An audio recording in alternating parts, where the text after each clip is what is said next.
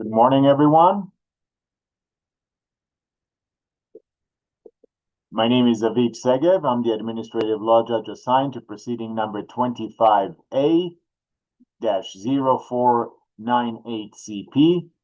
Today is May 8, 2026. It is now 9 a.m.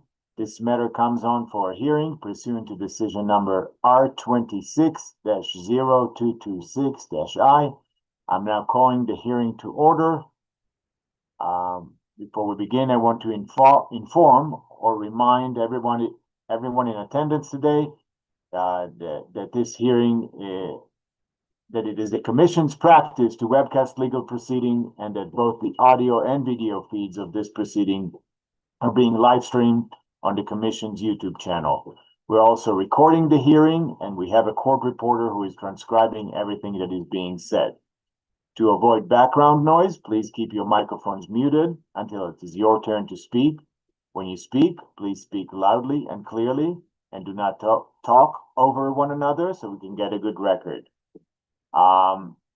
Let's start with entries of appearance. It appears we only have one party, so at least for now. Mr. Lysenko, would you please introduce yourself? I believe you're muted. Thank you, Yonar. Can you hear me? Yes, I can. Thank you. My name is Roman Lysenko. I can spell last name Lysenko, and I represent Epic Charter LLC, doing business as Red Rock Shuttle. Thank you very much for the entry of appearance. Given that there's nobody representing that the applicant does not appear to be here, at least not yet, nor anybody else on the applicant's behalf, I am inclined to take let's do a 15-minute recess, and reconvene. It's a little bit less than 15 minutes. Let's reconvene at 9:15 and see where we are and go from there. Right, sounds good. Thank you. So we'll be on recess until 9:15. Thank you. Thank you.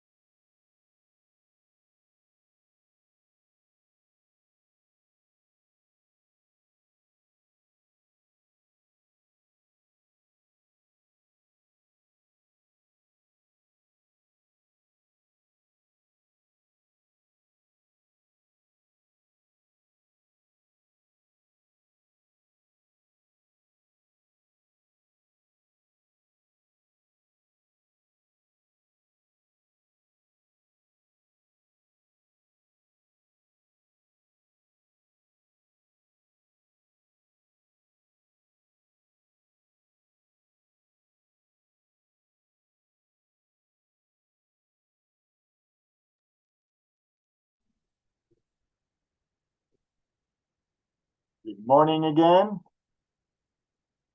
We're back on the record in proceeding number 25A-0498CP. I believe everybody that meant to join has now joined. So let me quickly repeat the reminder about this hearing being webcast on the Commission's YouTube channel, both the audio and video feeds. We are recording the hearing, and we have a court reporter who is transcribing everything that's being said. I'm reminding the parties that when you speak, I ask that you speak clearly and loudly and not talk over one another so we can get a good record. Mr. Rubani, would you please introduce yourself and enter your appearance? My name is Dale Rubani, and I represent Ezekiel Transportation. Okay, very good. I think we have, thank you. I think we have a few preliminary matters to discuss. First, Mr. Rubani and Mr. Lysenko, did you both upload all the documents you wish to present as exhibits today in accordance with the instructions you received from the legal assistants? Yes, Your Honor. Thank you. Mr. Rubani?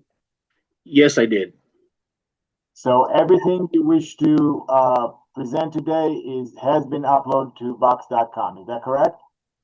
Yes, Your Honor. Very good. The next preliminary issues, as reflected in decision number R26-0283-I, certain rulings regarding applicants' supplemental filings have already been made. To the extent additional evidentiary or procedural issue arise during the hearing, including issues related to exhibit supplementation, I will address them as they present themselves if necessary in the evidentiary portion of the hearing.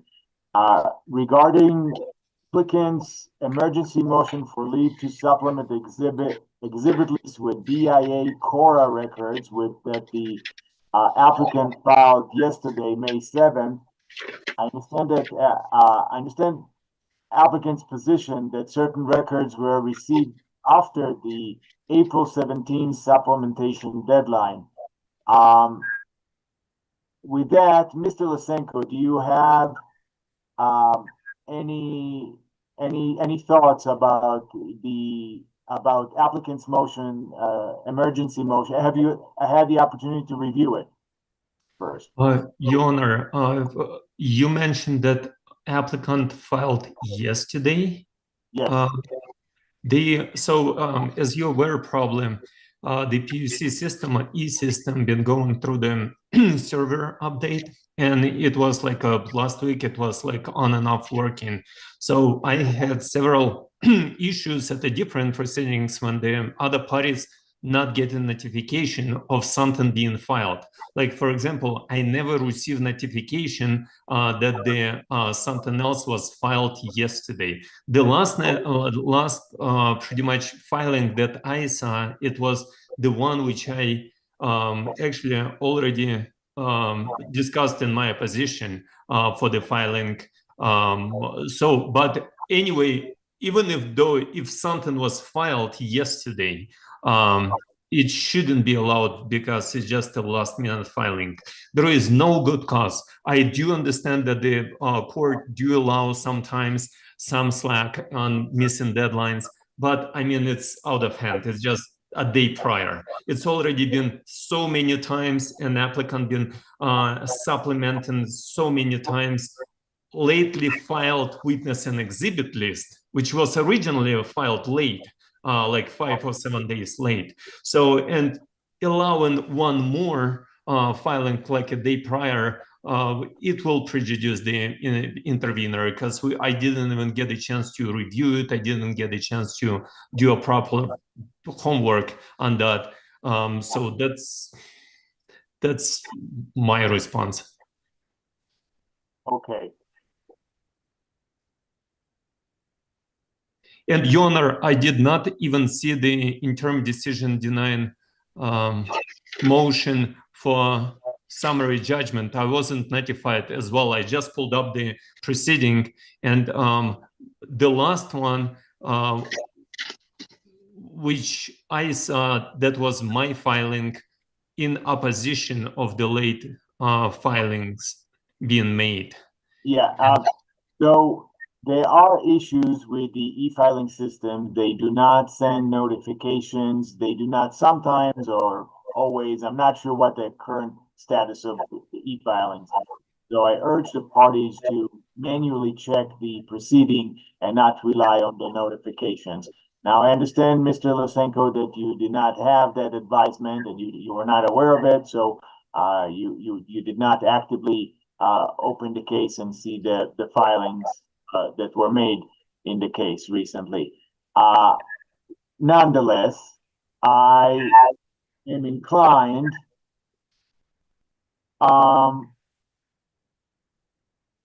let me just give me just one moment, please.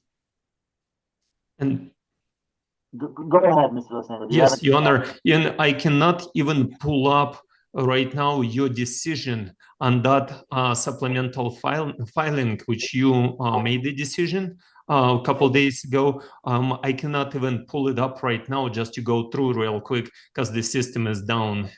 It does not allow me to pull it up. But maybe if you can just tell me, I don't need continuation or whatever. If you can just tell me what's been approved, what's not been approved moving forward, what exhibits and witnesses. Well, no document in any of my interim decisions have I allowed the admission of any document.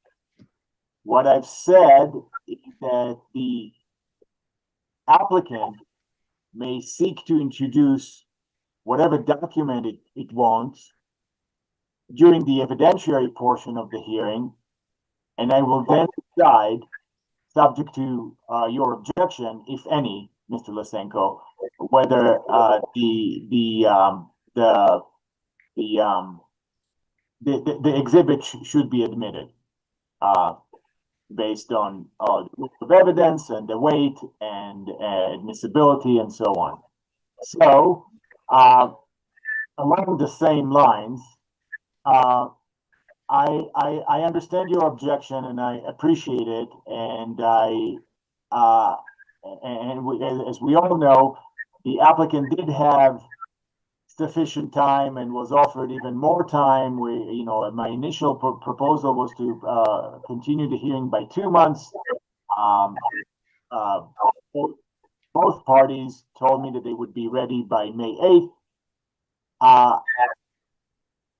With all that in mind, I will permit the applicant to seek admission, again, along the same line of my prior interim decision, of the exhibits it noted. I believe it's 128 and 129 in the emergency motion, subject to any objections regarding supplementation, admissibility, relevance, foundation, hearsay, prejudice, or evidentiary weight. I am not at this time making any blanket rulings regarding admissibility, evidentiary aid, or administrative notice of any category of proposed exhibits.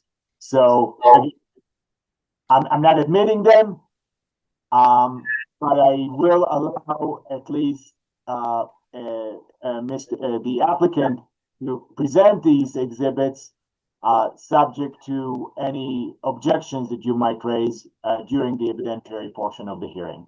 Is that understood? Yes, Your Honor. Mr. Rubani, is that understood? Yes, Your Honor. Thank you. Are there any other preliminary matters that the public wish to discuss?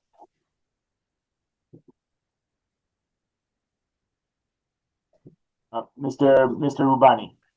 Your Honor, just to bring up the issue of the technical difficulties we had while logging on this morning. We're using an order link that was sent, and that did not work. And we did call the commission offices to seek technical assistance, and were provided another link. And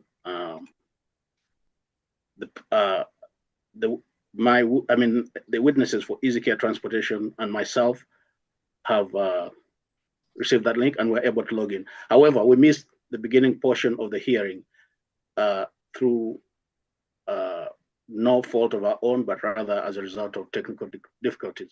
We therefore request a recap of what we missed while we're unable to join the meeting.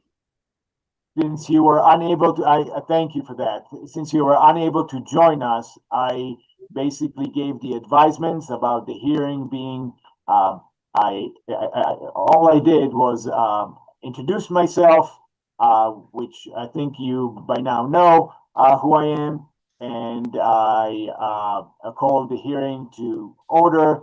I then gave the advisement about this hearing being live streamed. And then I took a recess because you were not present. So you did not miss anything, Mr. Rubani. Thank you, Your Honor. All right.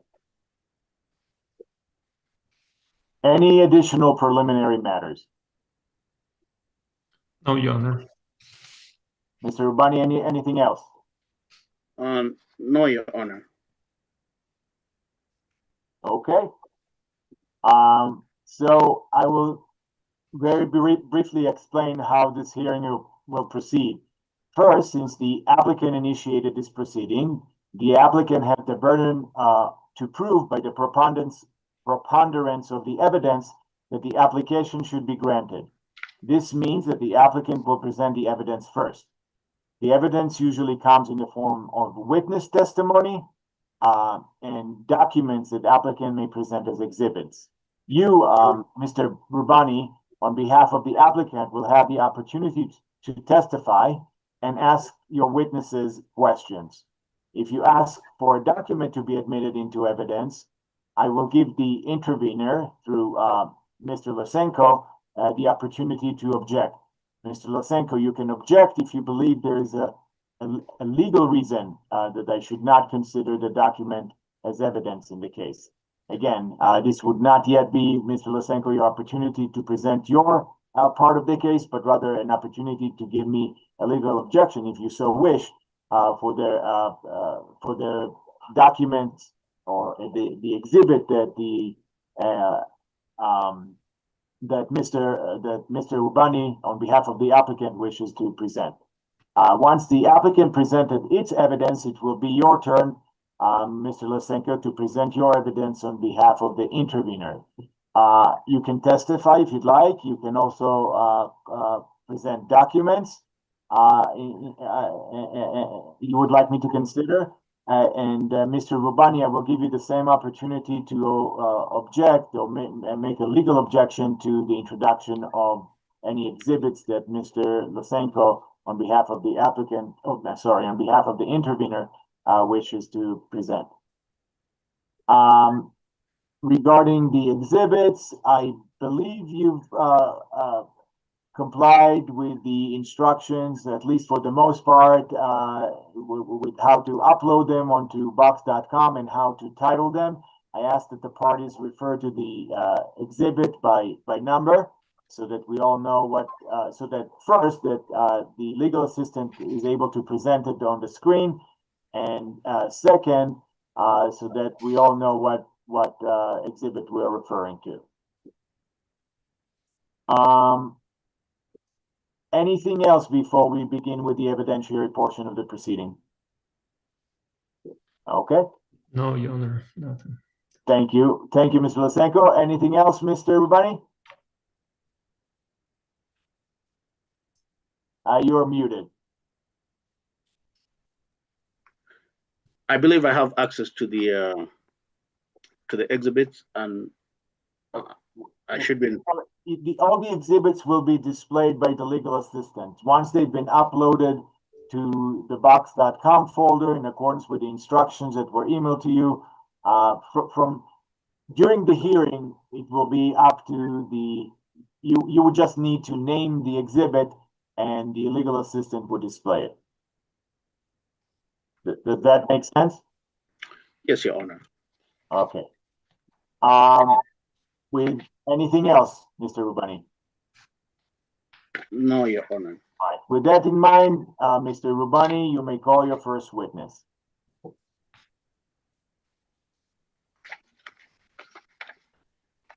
Your Honor, the first witness for Easy Care Transportation will be myself. Okay. Would you please raise your right hand?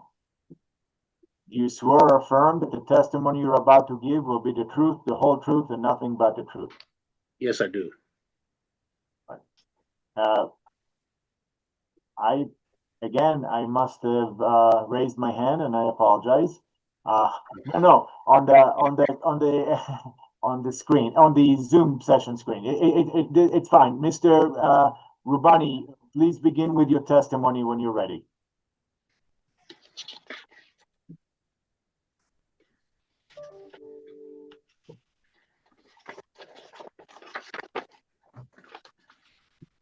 Your Honor, Easy Care Transportation has met all the requirements as required by the Commission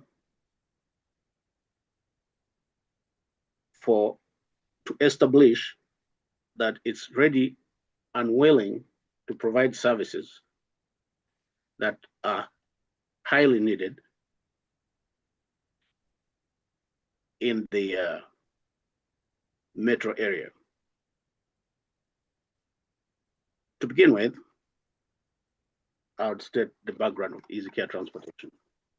To begin with, I'm sorry, I could not hear that. Okay, sorry. To begin with, I'll state the background of Easy Care Transportation. Easy Care Transportation has been in business for over a decade and has provided transportation services efficiently, has met all the requirements, has all the technical staff, has the financial backing, has the required insurance, and meets all the requirements of the Commission to be issued a certificate of operation.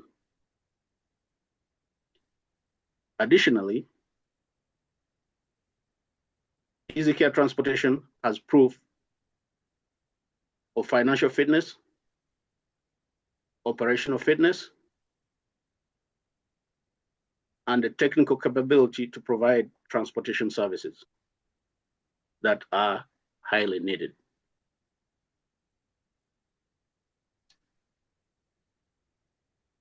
Therefore, there's no need, there's every reason that Easy Care Transportation should be granted a permit.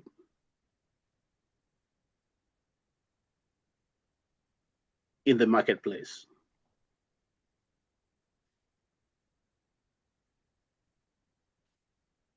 In support of that,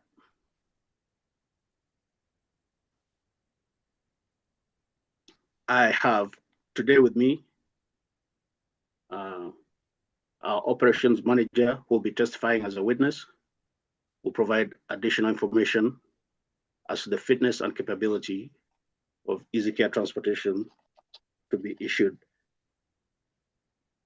a permit. There's been some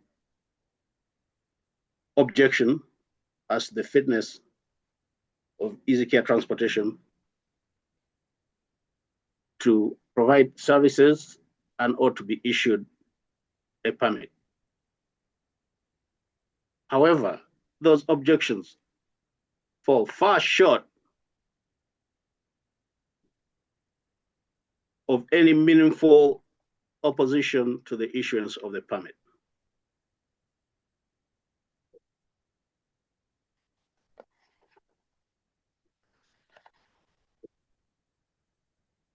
in support of this, I would like to request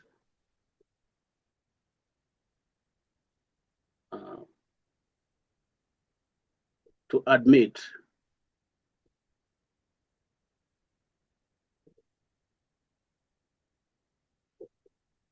our first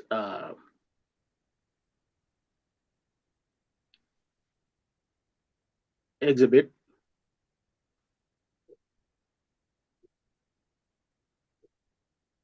What is the first exhibit you would like me to consider? It's going to be a financial statement that shows EasyCare's financial standing. Can you please give me the exhibit number?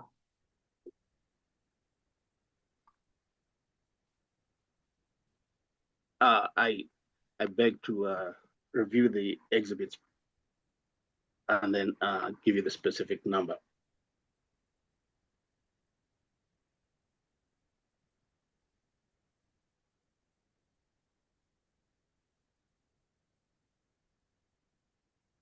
So it's going to be exhibit 106, hearing exhibit 106. That is divided into 2 pages. Did you want, I can only display one document at a time. Did you want to start with page 1 and then move to page 2?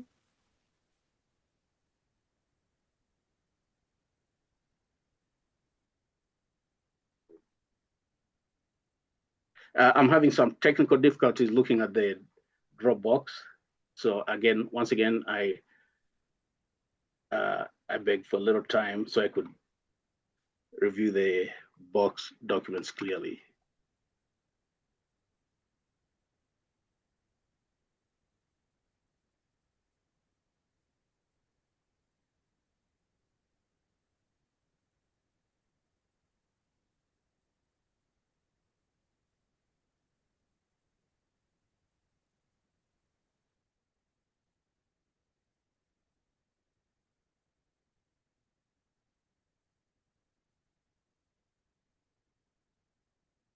Start with exhibit 106, page 2.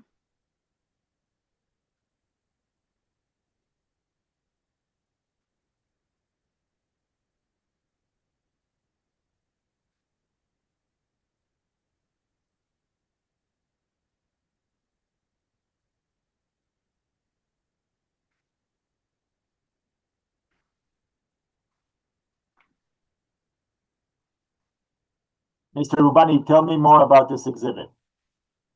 Your Honor, once again, I'm having technical difficulties accessing the. Well, look at the Zoom session screen. It's displayed on the screen. This is what we would consider.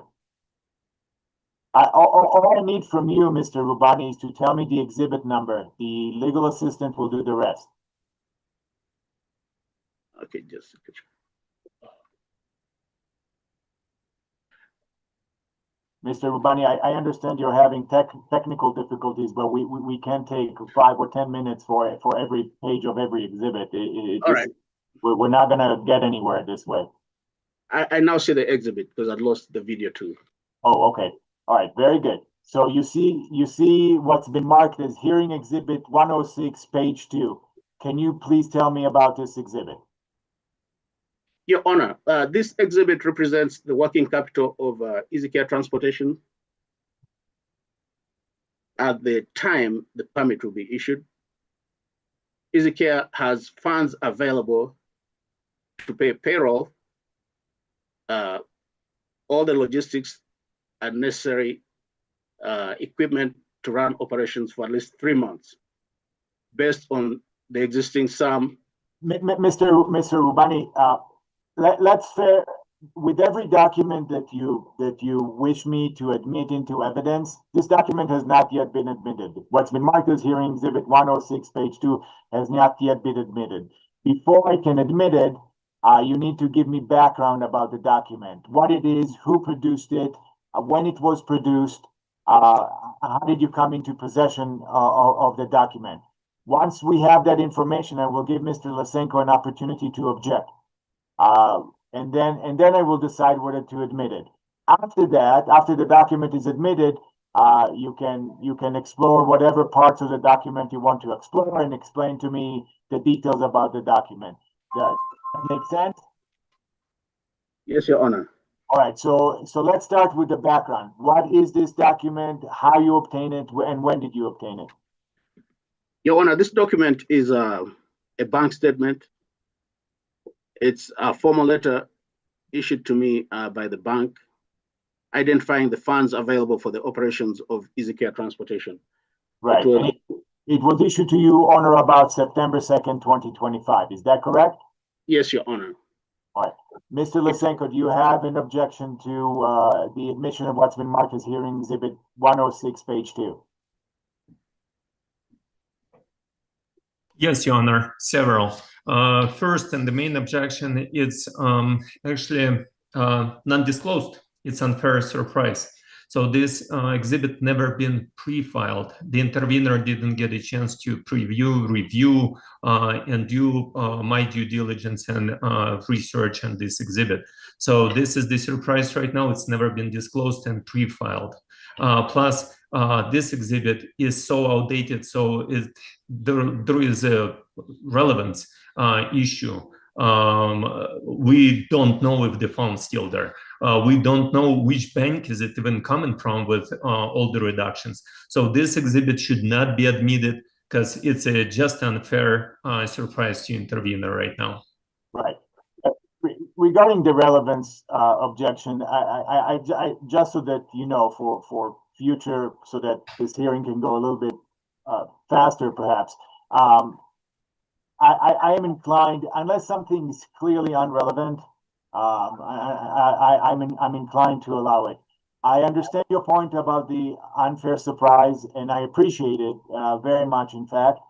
However, I don't believe that there's any material and prejudice that will be caused by the admission of this document.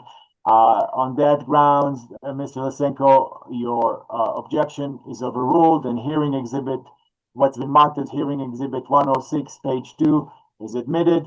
Mr. Rubani, tell me more. Tell me what you want me to know about hearing what's been marked as hearing exhibit 106, page 2. Your Honor, this is a bank statement that shows funds available at the time I submitted the application. These funds are still available and are available for use in the business. Since we have never been issued a permit, we haven't used these funds. We have saved them and kept them, and they're available for use for payroll operations, background checks, payment of licenses, insurance, and based on our current budget, it will take us for about 3 months. And this supports our financial fitness to operate when issued a permit. So it's very good proof of financial fitness because it's liquid and available immediately. And it will be used for those expenses,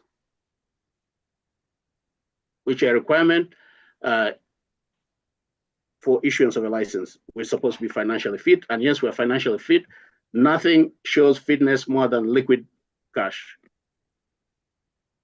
And that's what this statement shows. Okay. All right. Anything else on hearing exhibit 106, page 2? I request that it be admitted as proof of financial fitness. I already admitted it. Okay, sure, absolutely, and be considered as such. It will be considered as a part of the evidence that's being elicited here today. And let's move on to the next piece of testimony or exhibit, Mr. Rubani.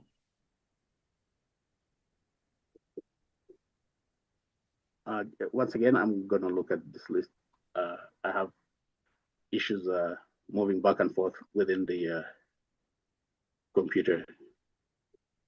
But I beg your pardon. All I'm asking, Mr. Rubani, is that you identify the hearing exhibit by name, and then you'll be able to see it on the screen. If we have any visibility issues, I think the legal assistant will be able to address them. So if you could just identify the hearing exhibit you wish me to consider by number, that would be sufficient. Your Honor, I'd like to request 5 minutes to get my computer in order so I could be able to access the things, because I think I'm having technical difficulties here. Because I'm losing the video when I'm moving between the box and the hearing. I need 5 minutes to straighten up this technical difficulty. Okay. I will allow this minute recess, but Mr. Ubani, you need to be ready to present your case. I'm ready, able, and willing to listen.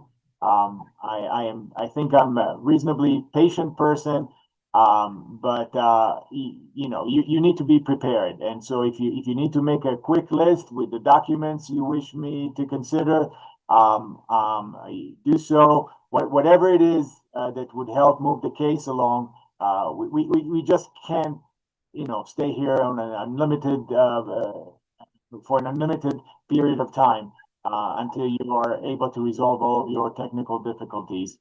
There have been already a couple here this morning. So, with all of that, we'll be on recess until 9:52. So that's 6 minutes.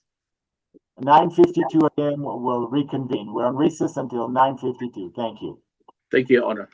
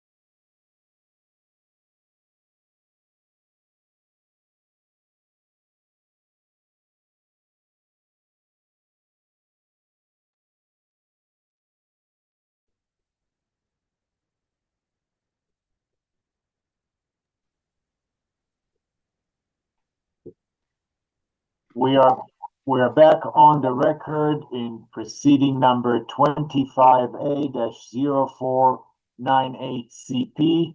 Mr. Rubani, do you have everything in order? Yes, Your Honor, I have everything in order now. Okay.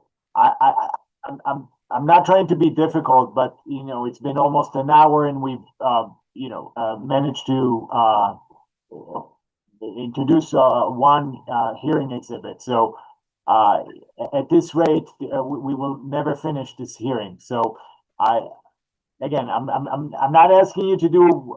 I'm just asking you to be prepared with the hearing exhibits and let me know about them as quickly and efficiently as you can, Mr. Rubani. All right, what is your next hearing exhibit you wish to present? Your Honor, my next hearing exhibit is going to be hearing exhibit 101, which is proof of good standing for Easy Care Transportation.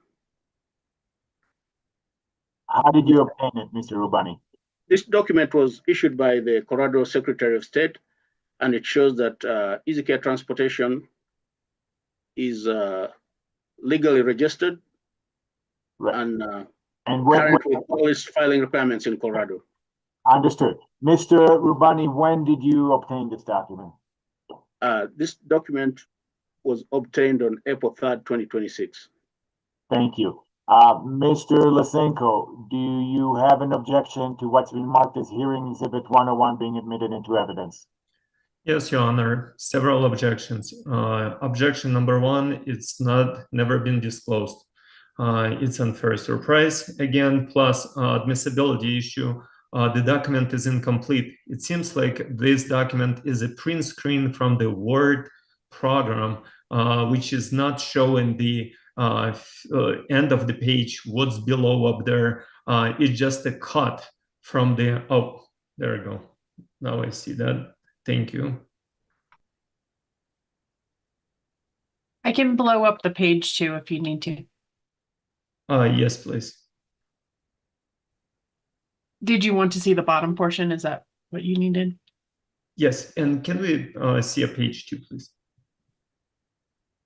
It's just a one-page document. Okay, got it.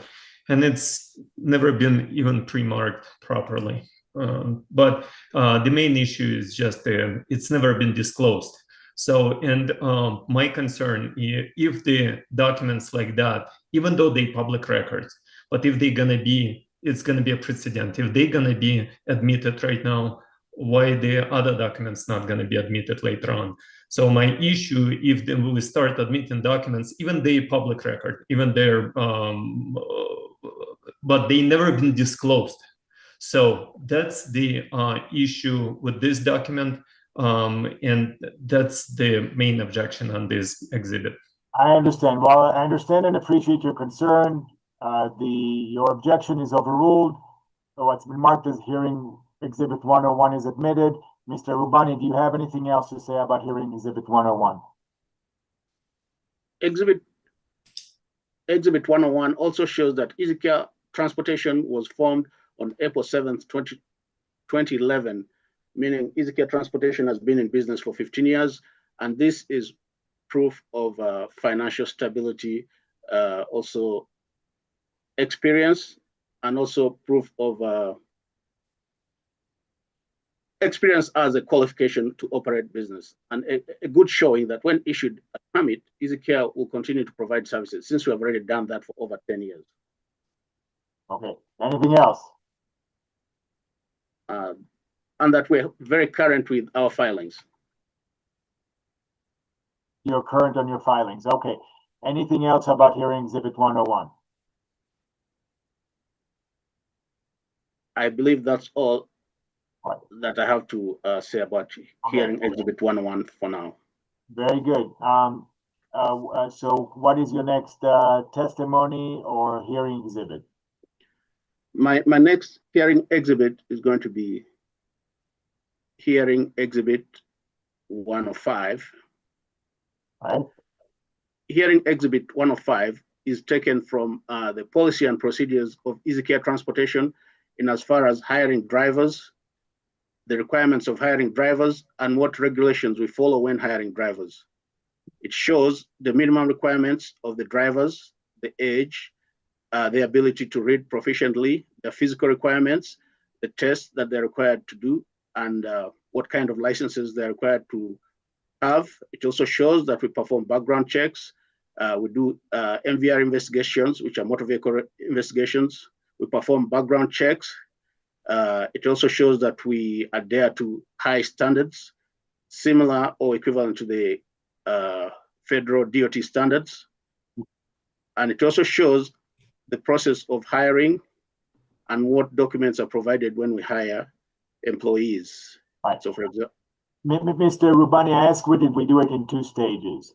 First, that you tell me about this document, like what it is, where it was taken from, when it was printed, who authored it. So that's the background for the document. Then I will give Lenko an opportunity to object to, or if he wishes, to the admission of the document. And then and then you can tell me more about the document. So you said that it's Easy Care Transportation LLC's procedure book or booklet, or where was this page taken from? This document is taken out of the policy and procedures of Easy Care Transportation. Easy Care Transportation has multiple policies and procedures, which are our standards that we follow in operation. This one specifically is effective January 2025.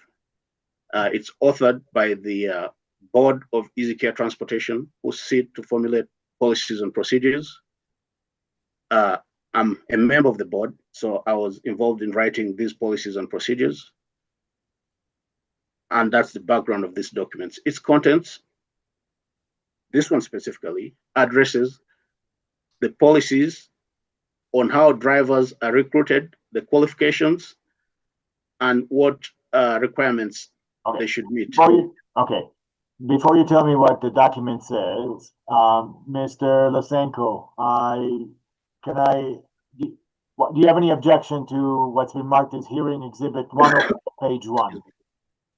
Yes, Your Honor. Again, it's never been disclosed. It's never been pre-filed. It's prejudicial to the intervener. If we would see this document, we would do a proper discovery. We would see if they really following those guidelines, which they provide right here. There are several steps we would do if we would see this document before. It's never been disclosed. It's never been pre-filed.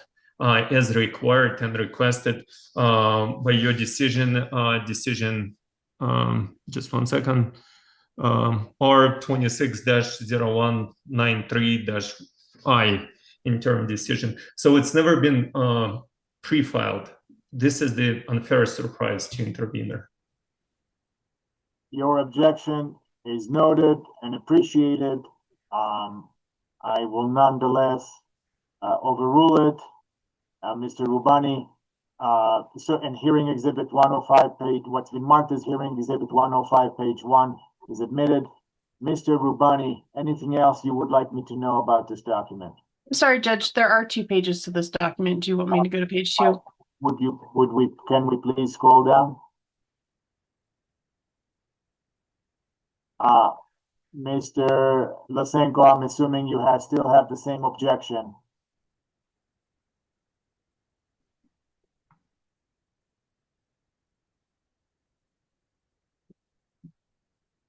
Mr. Lysenko? Yes, yes, Your Honor, same objection.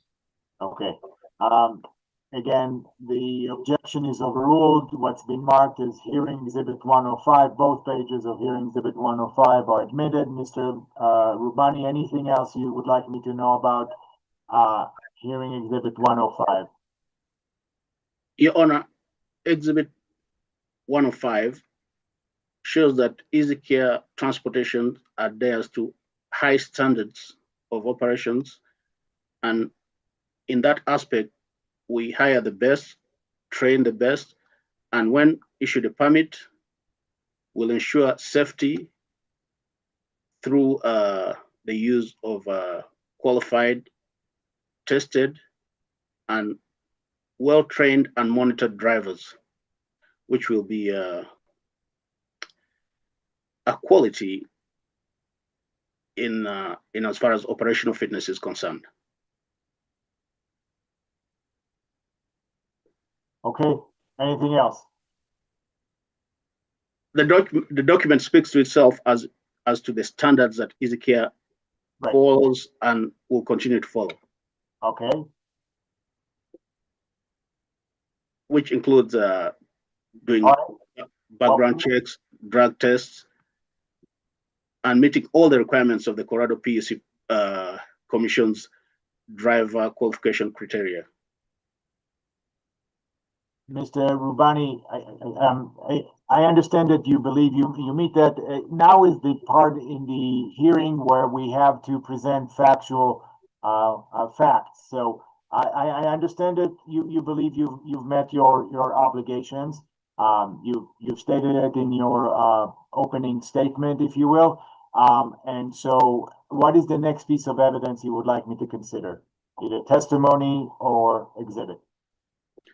The next piece of evidence is still going to be an exhibit. Okay, the number? And the next exhibit is going to be 106. Didn't we already introduce 106? I think I got it wrong. Hold on a second. Hearing. Judge, he has 106 page 1 and then just 106. You admitted 106 page 2, but there's Correct. 2 other documents titled 106 in his box. Okay, so which one is it, Mr. Rubani? It's going to be, just a second, please. It's going to be 106 page 1. It's titled EasyCare Transportation LLC 2025 annual budget. In light of the fact that the application was made in 2025, but this shows our annual budget that's backed by corresponding. Again, Mr. Before you tell me what's in the document, can you tell me what it is, when it was produced, and by whom? So again, this document is called the EasyCare Transportation 2025 annual budget, which covers a full year. This document was prepared by the board of directors of EasyCare Transportation, of which I'm one, and it outlines the planned use of resources as estimated, and it will be adjusted to indicate actual use of resources. When was this document prepared?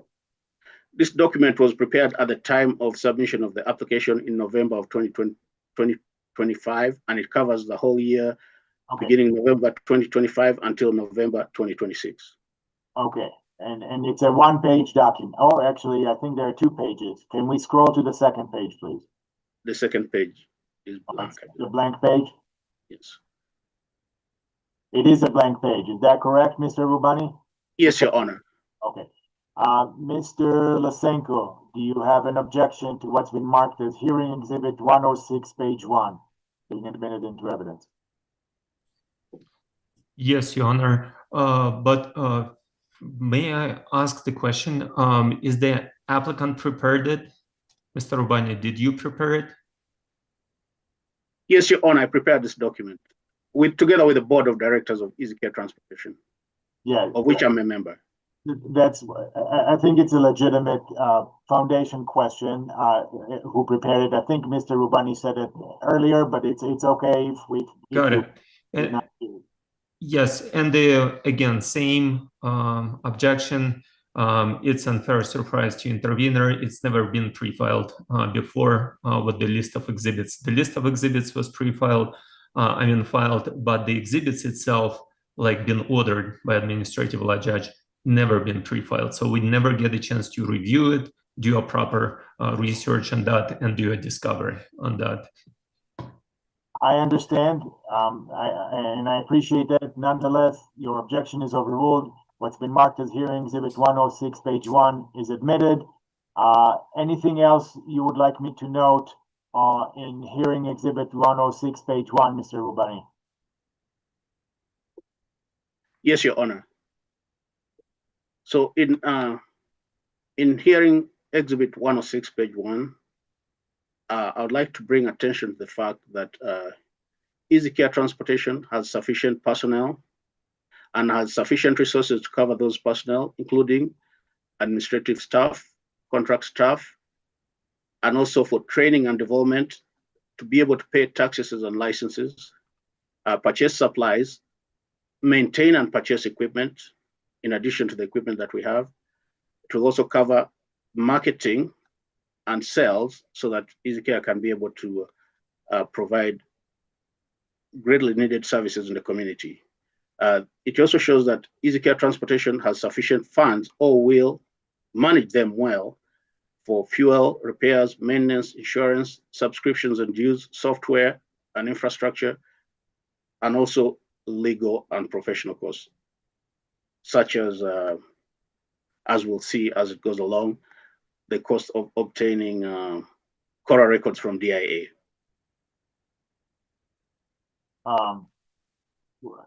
Okay. Anything else? So this shows our plan for the future, and it further emphasizes our operational, financial, and managerial fitness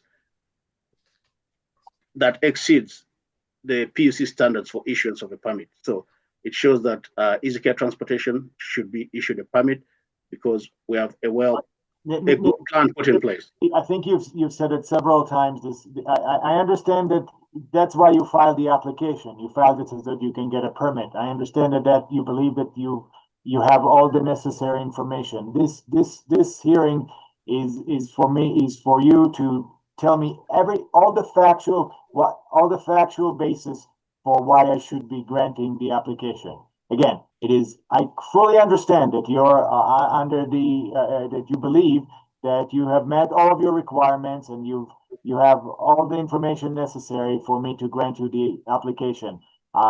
Now is the time for you to not continue repeating that, but rather show me the evidence for me to base my granting, if I so choose that it's appropriate to be granted for the application to be granted. So anything else about hearing exhibit 106, page 1? Your Honor, I apologize for interrupting. I just want to bring to your attention 106 exhibit was the financial statement, which was admitted first. So just want to let you know, this one is 106 also exhibit. So for clean record, just want to let you know. And yeah, well, the prior one was hearing exhibit 106, page 2.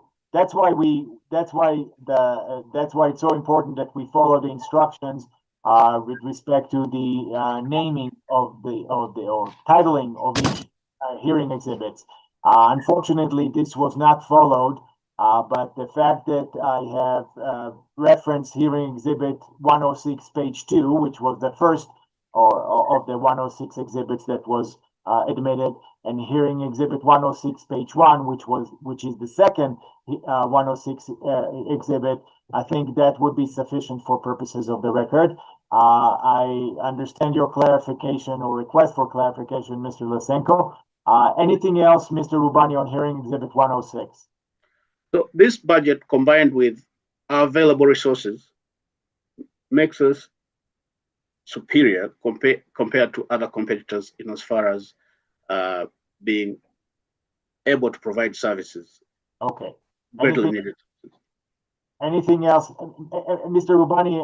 Again, you keep referencing conclusions. I understand your position. I need to hear evidence. Anything? Is there anything else about hearing exhibit 106, page 1 you would like me to note? No, Your Honor. That's it for now. All right. So, what is the next testimony or hearing exhibit you would like to present? Your Honor, next I'd like to present hearing exhibit 115.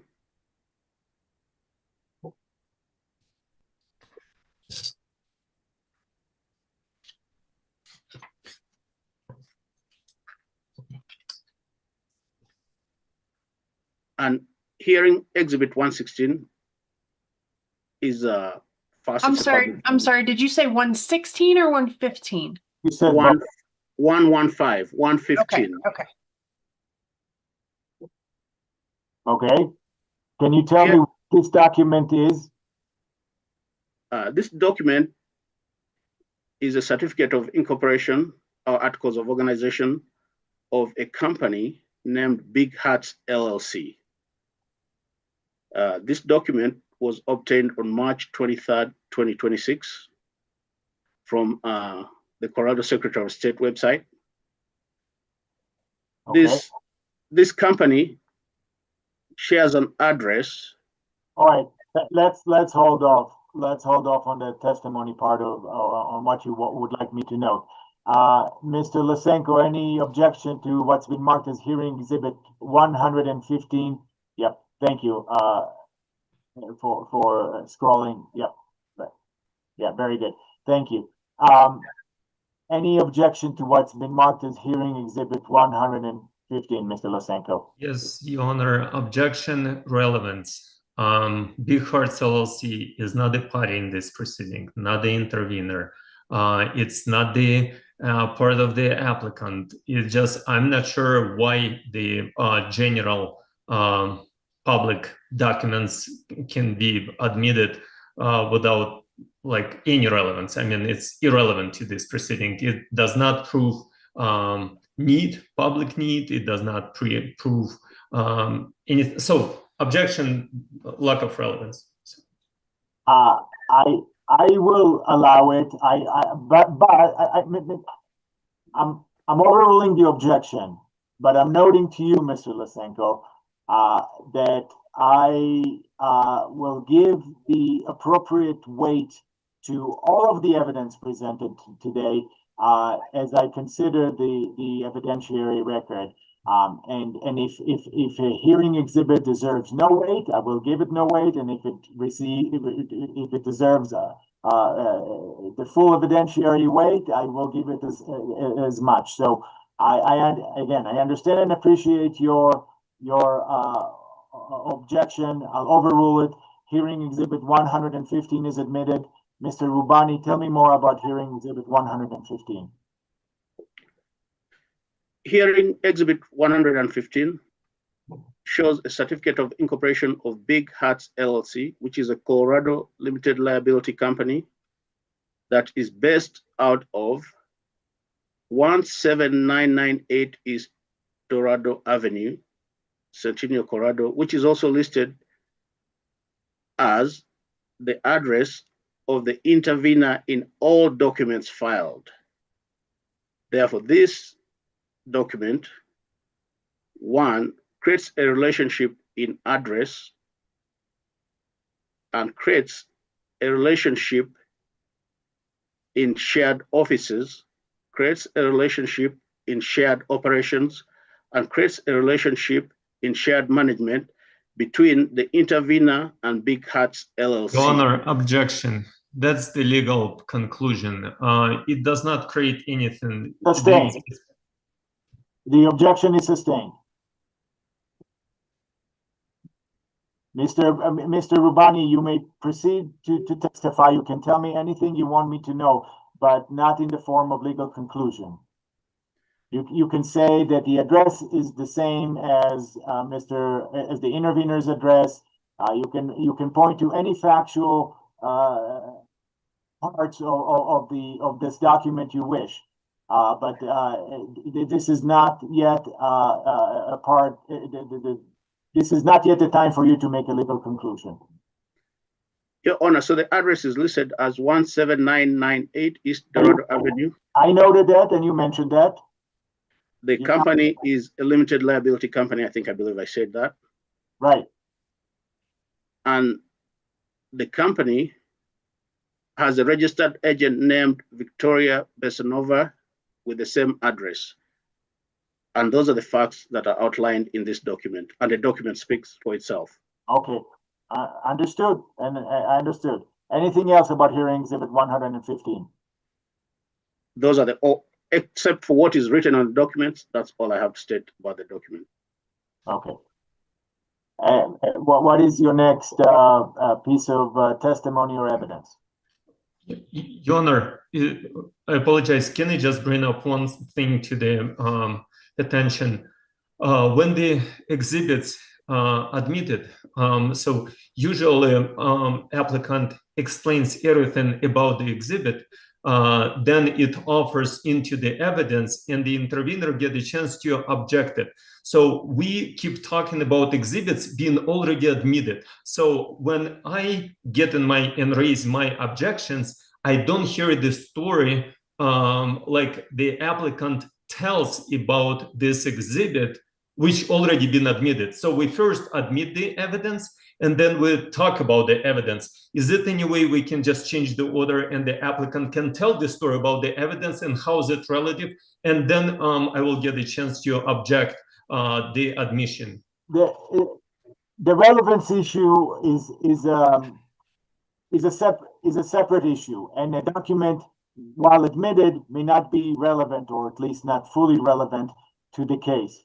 So you're most welcome to raise relevance objections, and I will, and of course, note them. And I would also, I also consider the relevance of all of the evidence presented in the case. However, it is, unless a document, and I've stated this at the beginning, is entirely irrelevant, unrelated. If you produce a cooking recipe that you would like me to consider, I will deny it based on relevance. But I am inclined to allow into the evidentiary record any document that is even remotely relevant. So you're right. You may not know what the relevance part of the document until the other party, the applicant in this case, talked about it. But on the other objections, other than relevance, you are able to make in advance. So I think we will keep it as is. We will set the foundation for the document. I will give you an opportunity to object. You may raise relevance objection, which I may or may not accept. In all likelihood, based on my parameters, I will probably overrule. And so we'll continue on in that way. But your point is well taken, Mr. Lysenko. However, I'm not going to change the order of presentation of hearing exhibits. Is that clear, Mr. Lysenko? Yes, Your Honor. Mr. Rubani, what is the next piece of testimony or piece of evidence you would like me to consider? Your Honor, the next piece of evidence that I request to be admitted is Exhibit 119.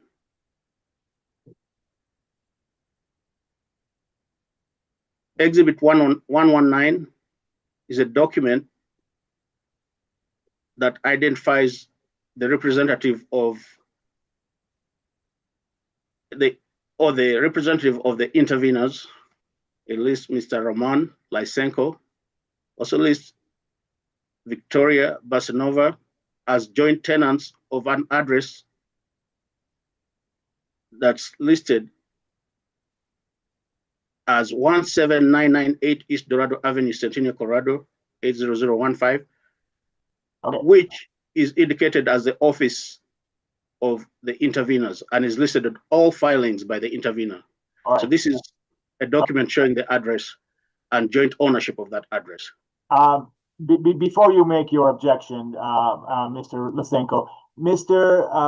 Rubani, can you tell me how this document is relevant to this proceeding? This document is relevant in showing the office address, the owner, the rental history of Epic Charter LLC, and who they rent from, offices, and where they operate their business. Okay, but how is it relevant to the application? You submitted an application. You want me to approve an application. How is what's been marked as hearing exhibit 119 relevant? This exhibit is necessary to show that interveners are not a closely held entity as they claim to be. And why is that important? for your That's application? important in as far as the interveners the representative of the interveners is not qualified to represent the interveners in this proceeding. Well, a decision on Mr. Lysenko's representation has been made by me early in the proceeding, and you made no objection to it. So if the sole purpose of this hearing exhibit is to contest Mr. Lysenko's, well, let me ask you, is the sole purpose of this exhibit and the prior admitted exhibit, which I believe was 115, for the sole purpose of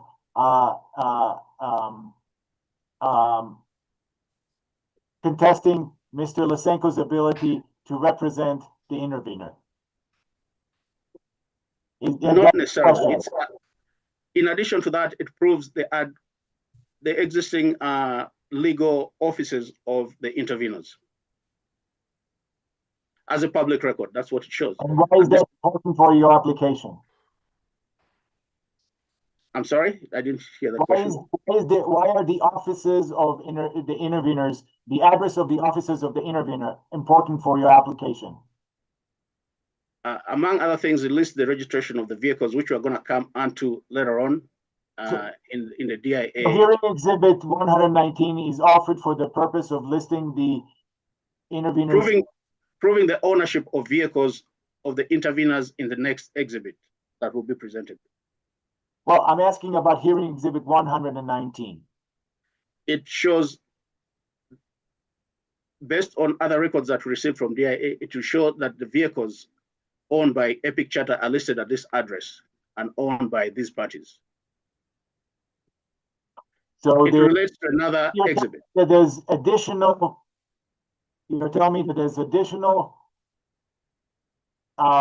hearing exhibits that you may wish to introduce and for me to admit that relates to what in this hearing exhibit 119?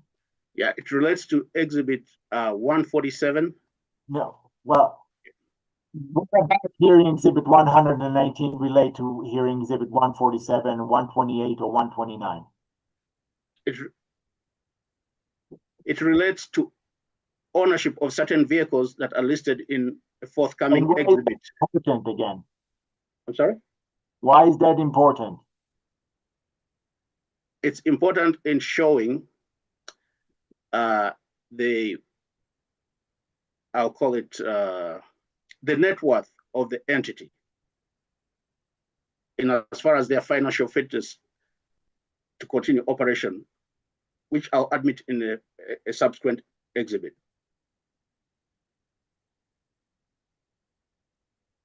Mr. Lysenko, any objection? Yes, Your Honor. It's irrelevant. Objection relevance, and especially the applicant did not show any relevance to in connection with the vehicles or registration. It's just a personal deed of trust, and those personal documents unrepresented party and the person who represents the company should not be admitted in the public proceedings. It just there is no need. They just irrelevant to the proceeding and to this matter. The objection is sustained. Hearing exhibit 1, what's been marked as hearing exhibit 119 is not admitted. Mr. Rubanik, would you please move on to the next piece of evidence you have? The next exhibit is exhibit 120.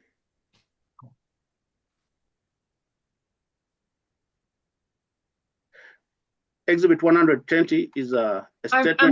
I'm sorry. There are many things titled as 120. There's 120, there's 120 page 0, 120 page 14, 120 page 11 and 12. So the next exhibit is exhibit 120 page 11. It says 11 and 12. Is that the one that you want? Yes, Your Honor. Yes.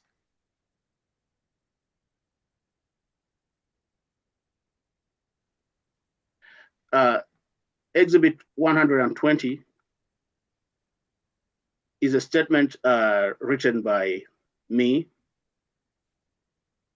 and addresses the need for the services, fact regarding public need for the services. This statement shows how Easy Care Transportation Services need to be, it shows why the request for service for the application by Easy Care Transportation should be approved. When was it authored? This document was authored by me in November 2025. Okay. As part of the application. Let's hold on. Let's hold on. Mr. Lysenko, any objection to what's been marked as hearing exhibit 120, page 11, and the second page is marked as, Stephanie, would you kindly scroll down? The second page is on the top right of the page, it shows exhibit 120, page 12.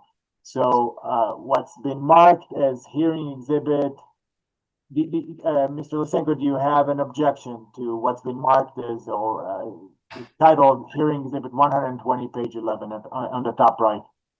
Yes, Your Honor. Yes, Your Honor.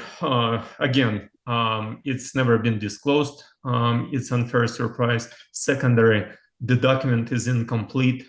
What's in between those pages in these documents? Is there like a page 3 or 4 or 5 somewhere? There are 2 pages, both were displayed, and now the legal assistant is scrolling again, so you can see the entirety of the document.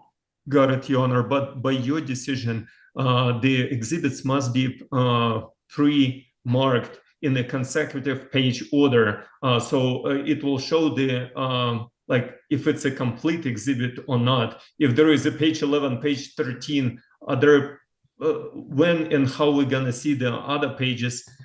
Secondary, it's duplicative, seems like. It's already been filed with the application in this proceeding, I guess, if I understood it correctly. So, and plus it sounds like hearsay. Your objections are understood and noted. The objections are overruled. What's been marked as hearing exhibit 120, page 11 on the top right portion of that exhibit is admitted. Mr. Rubani, anything else you want me to note about this exhibit? Yes, Your Honor, briefly. This document was submitted as part of the application, and it identifies why the services of Easy Care Transportation are needed. It also shows the model of operation, the methods, the market research that has been done, and our philosophy on how we're going to provide these services and the need, which I could otherwise read right here. However, if accepted, we could take the writing as my my recital of this document. Okay. Anything? What is your next piece of evidence or information that you would like me to consider?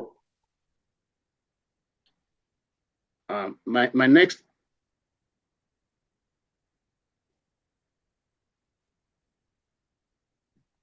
Just 1 second, please, while I open this.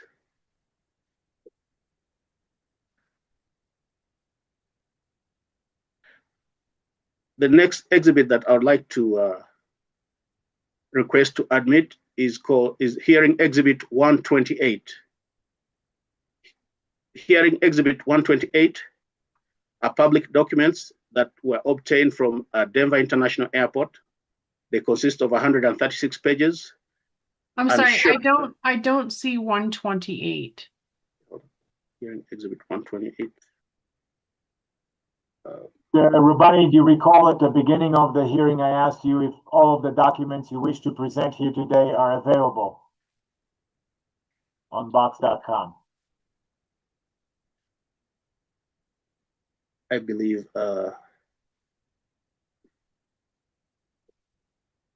I'd like to confer with my assistant who uploaded this document to see if It's a document they uploaded. I'll need at least 1 minute to confer.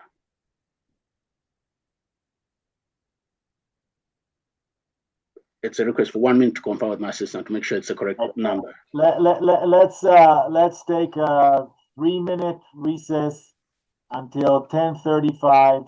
Mr. Rubani, I ask that you mute yourself if you're having a personal conversation. This hearing is still being live streamed, so I ask that you. So we'll be on recess until 10:35. Thank you. All right, thank you.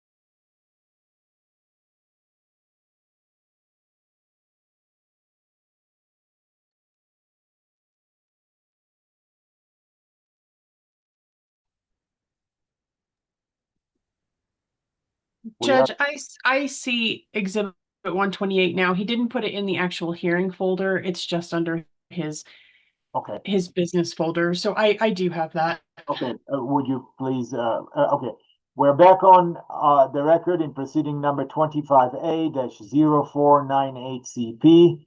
I understand that it was submitted, perhaps not in the correct folder. Stephanie, are you able to display it on the screen? Yes, and I do show 136 pages on this. 136 pages? Yes. Okay. Do you mind start scrolling down as just, yeah.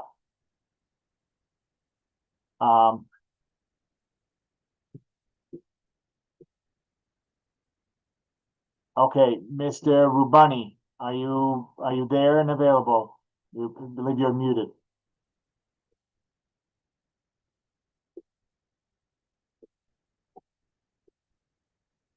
Mr. Rubani.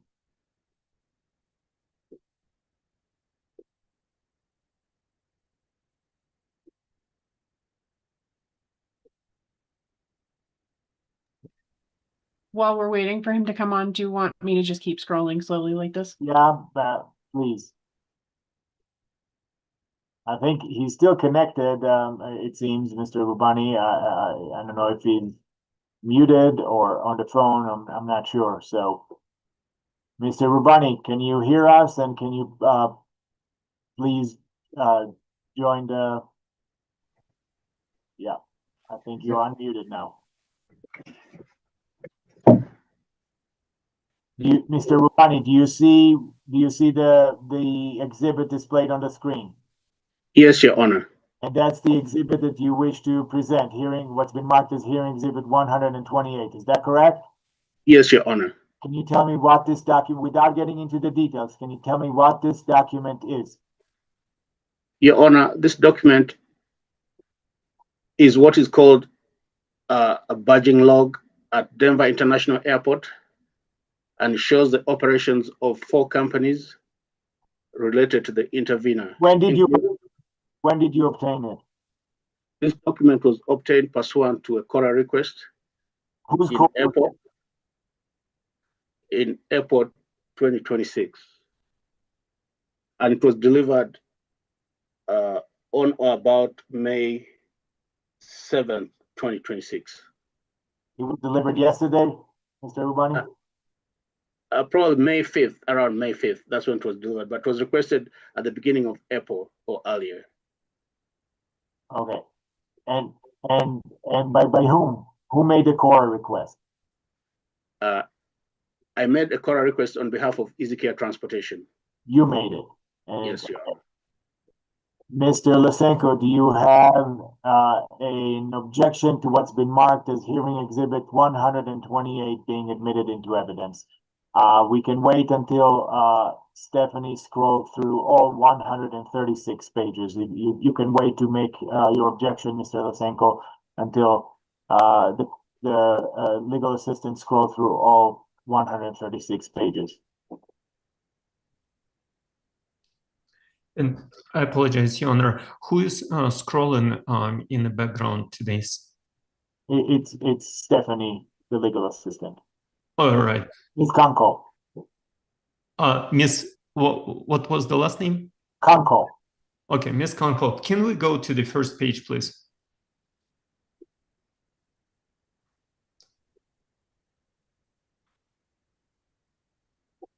All right. And can we go slowly down when we are gonna get to Mountain Star Transportation?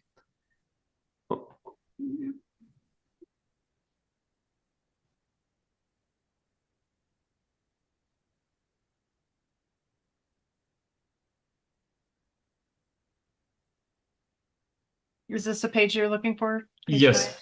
5? Thank you so much, Your Honor.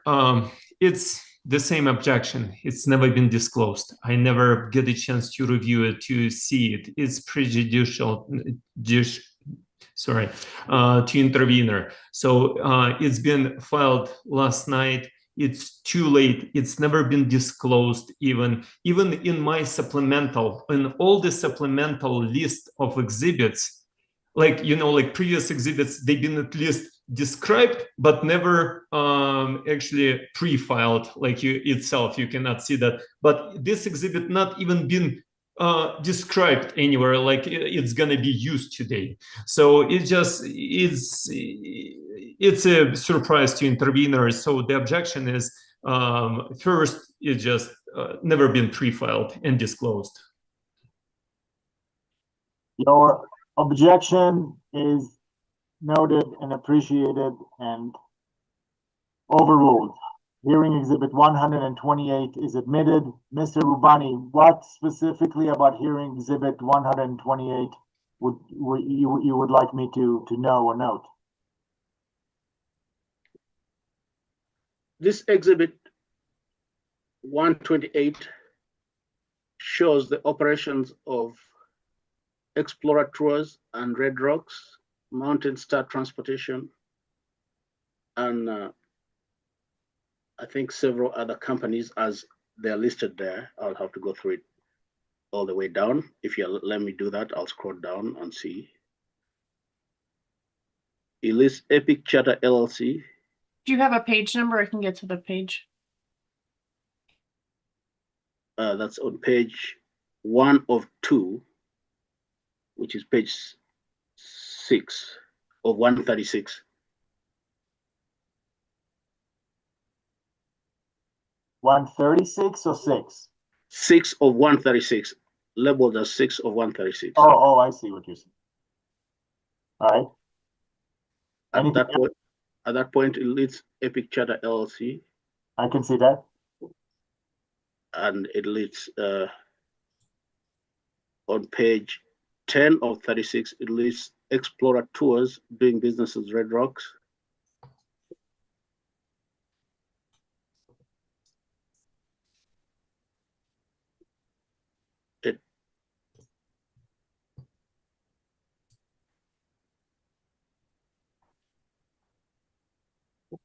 I'm scrolling down, so please bear with me. Just, again, give the page number to the legal assistant and we'll go there. On page 85 or 136, it lists Explorer Tours or Red Rocks Shuttle. Okay. What is the next entity these documents list?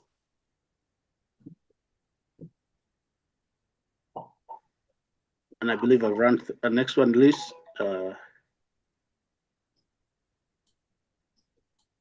Also lists Metro Taxi.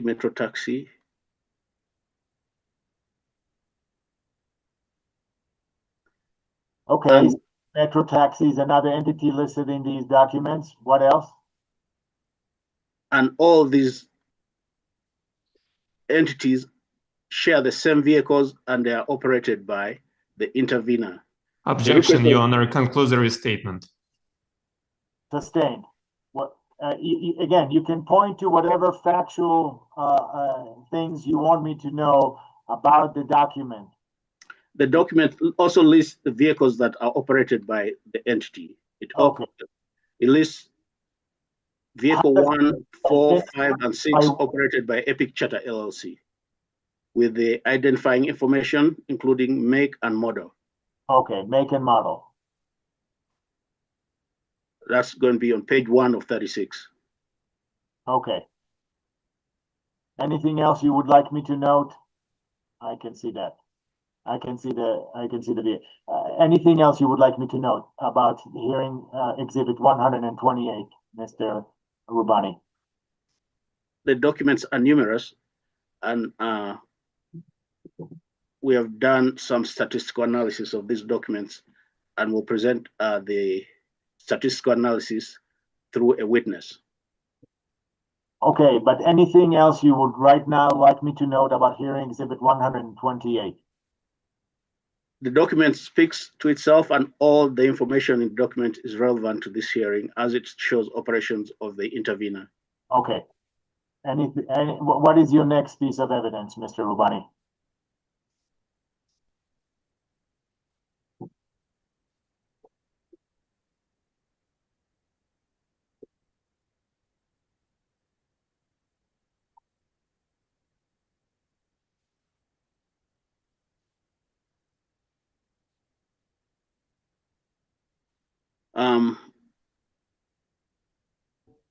My next piece of evidence is going to be exhibit 120. Sorry, exhibit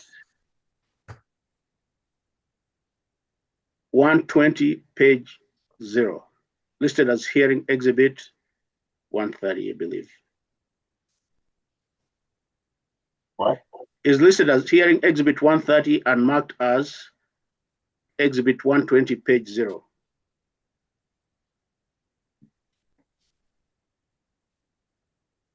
I will pull up what is marked as 120 page 0 and make sure that's what you need.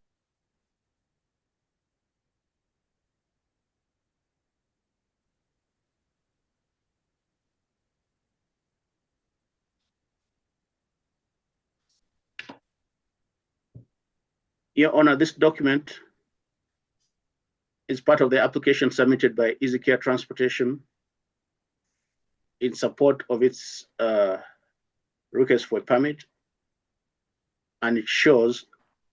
But before what it shows, who authored it and when?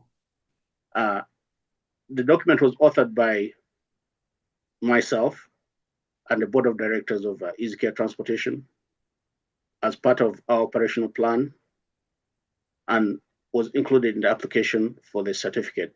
And it shows that EasyCare has a modern, well-maintained fleet. Okay. It describes. Mr. Rubani, hold on, please. Mr. Lysenko, do you have an objection to what's been marked as hearing exhibit 120? Yes, first of all, there are several conclusory What's been marked statements. as hearing exhibit 120, page 0, and I apologize for interrupting. I just want to make sure for the purposes of the record that we're talking about the same document. So again, hearing exhibit 120, page 0. I mean, Admissibility. It just the page 0. It's never been properly pre-marked. Then it's never been disclosed. It's never been pre-filed before. It's just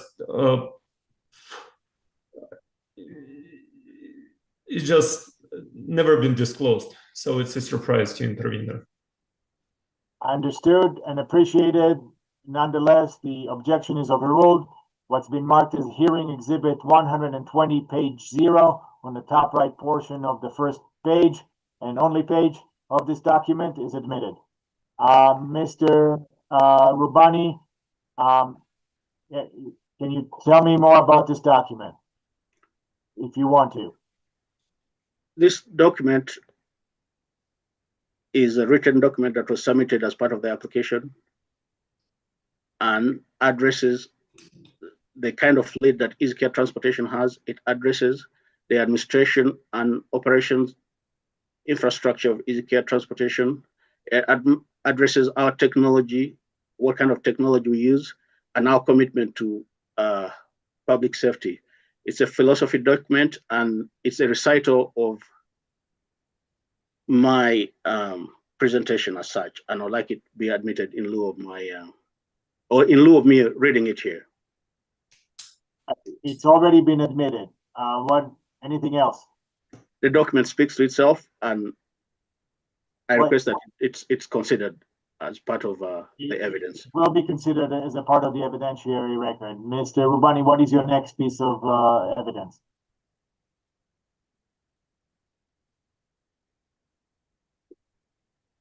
The next piece of evidence is Exhibit 120, page 14, listed as hearing Exhibit 134. I'm sorry, I'm getting confused when he says listed as. This is 120, page 14 that I'm going to share now. Exhibit 120, page 14.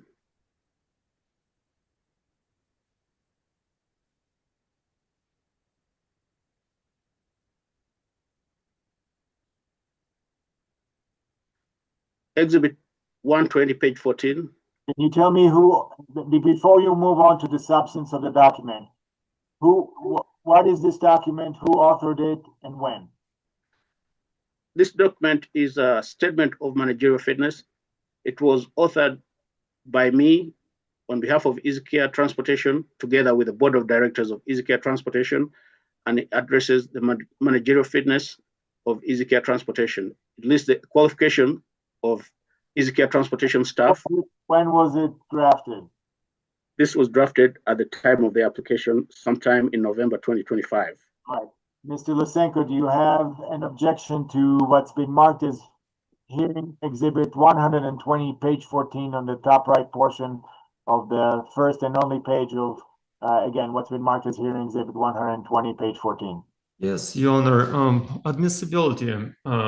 It just I'm not sure how the exhibit 120 can have not consistent pages, and we just pull in some pages, 14, 13, 18. What's in between those pages? Why these exhibits don't have a different exhibit number? Why it just under the same exhibit with the different pages, random pages? They're not even consecutive pages, random pages. There is a salad of the pages in the same exhibit number, which they not even, so page 14, can I see at least what's on the different pages of the exhibit 120, so I can see the whole exhibit 120, if it's admissible or not, and I can object on exhibit 120. It's just random pages we've been seeing. Okay. I understand your objection is overruled, Mr. Lysenko. What's been marked as hearing exhibit 120, page 14, on the top right portion of the first and only page of this exhibit is admitted.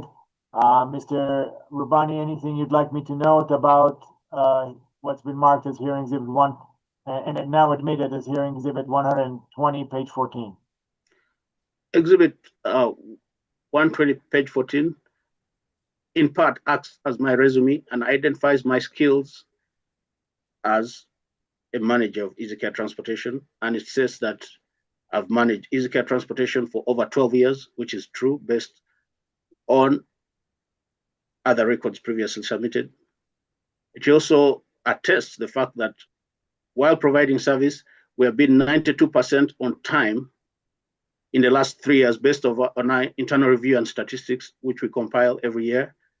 It also shows that in addition to being a manager of a transportation company, I'm also a very experienced accountant and will as such offer good managerial and accounting administration to EasyCare Transportation. Objection, conclusory statement. Sustained.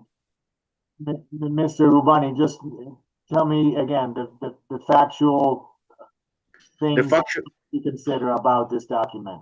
It lists my experience, my knowledge, and my managerial capacity. You do not need to repeat your testimony or explanation. If you're done talking about a document, you can also tell me right up front that it speaks for itself, and I will make note of it and read it carefully, as I'm already doing while you're presenting it. So, anything else you'd like me to note about what's been marked as hearing exhibit 120, page 14? Your Honor, the document speaks to itself, and I pray for the... It will be considered a part of the evidentiary record. Thank you very much. What is your next piece of evidence, Mr. Rubani? The next piece of evidence is... my apologies, that has been submitted before, sorry.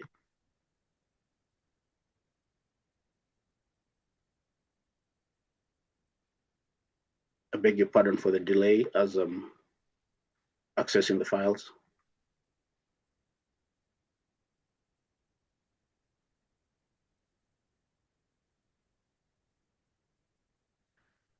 The next piece of evidence is hearing exhibit 139.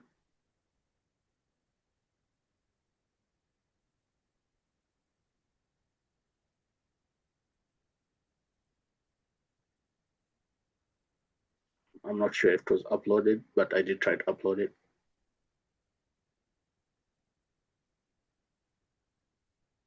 I'm just refreshing my screen. I don't see a 139. I'll double check.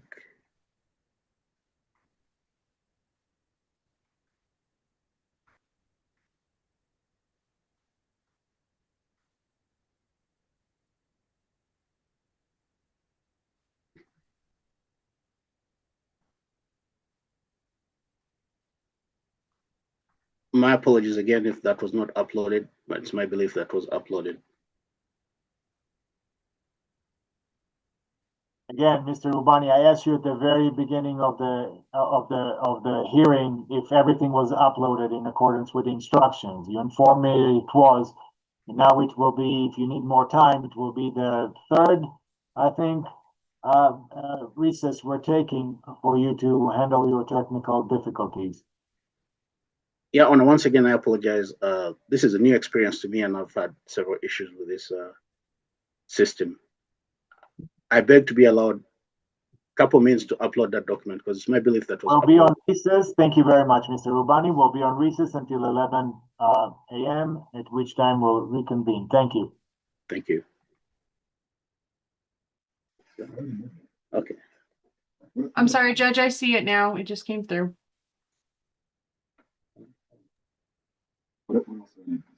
Okay. Then, Do you want me to share it or do you want to take a yes, break? yes, please. Yes, please. We're back on the record in proceeding number 25A-0498CP. Let's please try to present the next exhibit. Can we scroll to the top, please? Yeah, thank you. Mr. Rubani, is that the document you wanted to present? Your Honor, just a second, as I'm unable to access the screen. Just find the Zoom session screen, click on it, and you should be able to see what's been marked as hearing exhibit 139.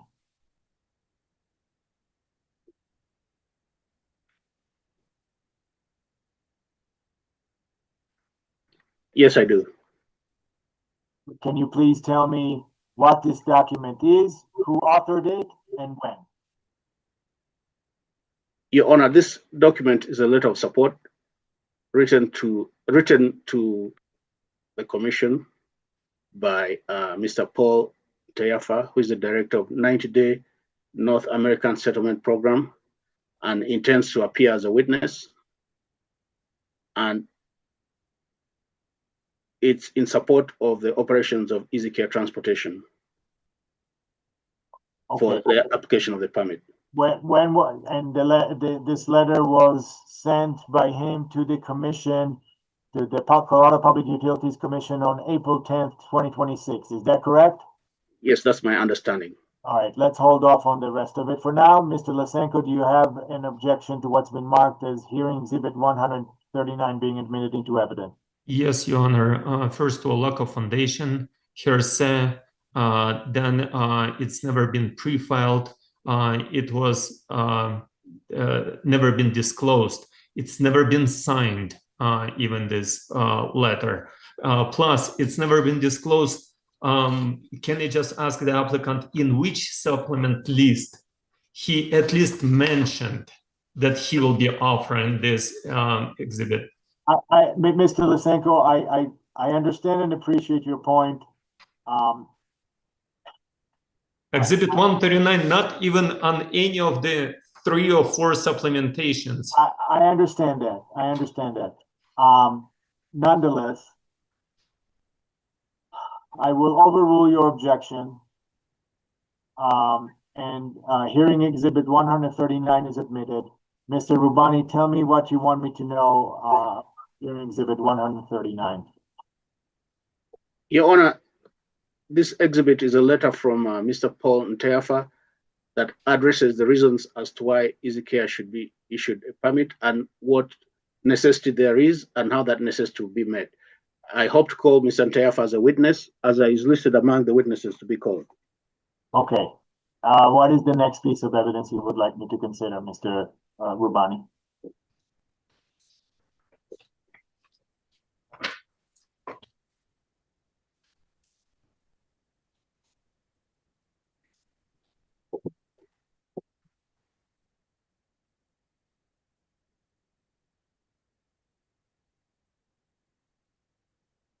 The next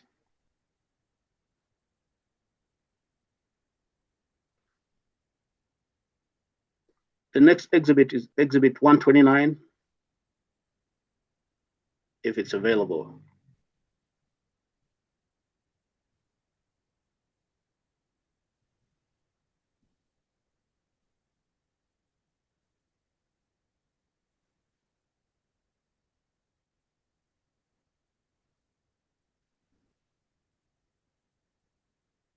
I refreshed my screen a number of times. It is not there. So we'll disregard exhibit 129 as it's does not have a lot of evidentiary value. Okay. And I believe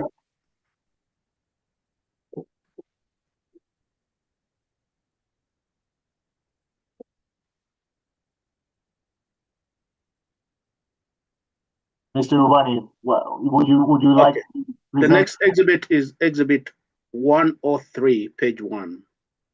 Thank you.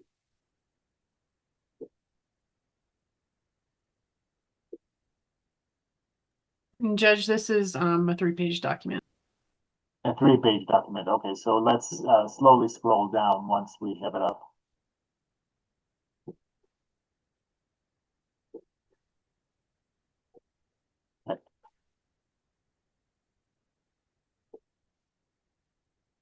Mr. Rubani, tell me what this document is, when and how you obtained it, and who authored this document. Let's please go to the first. Thank you.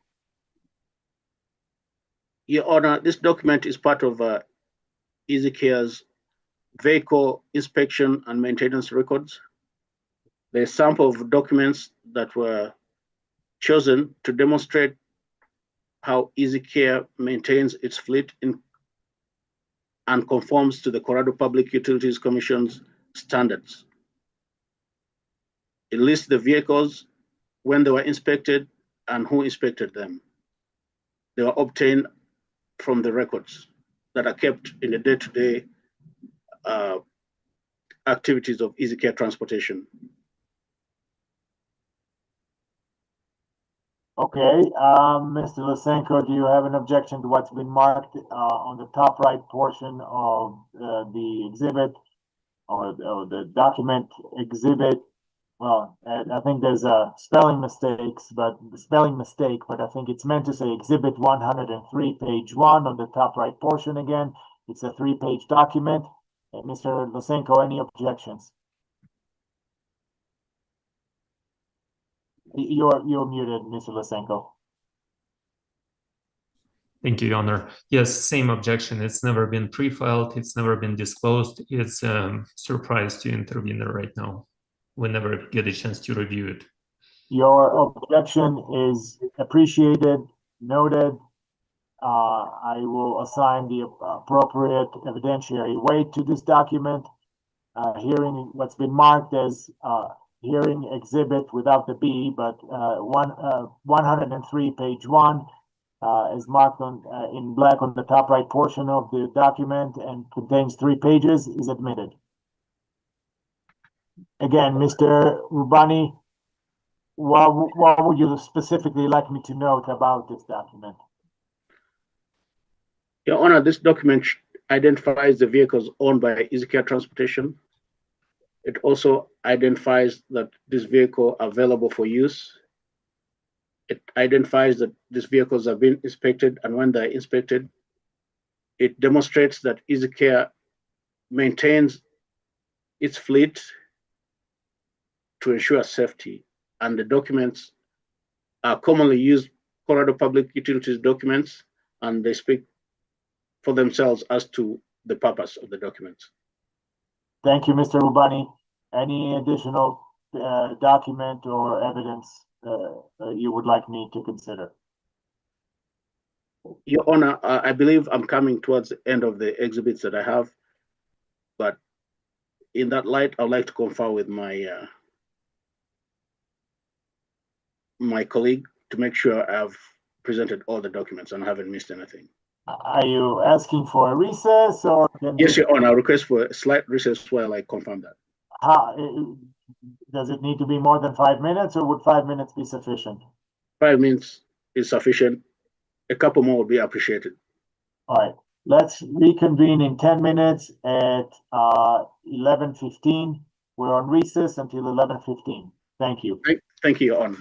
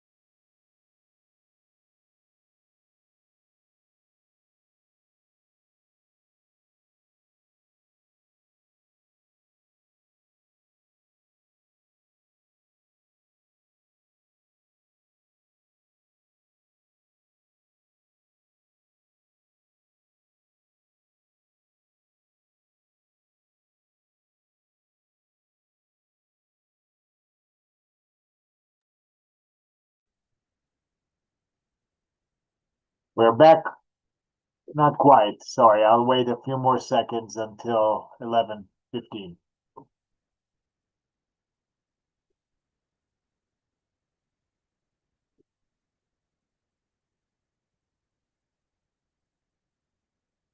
We're back on the record in proceeding number 25A-0598CP.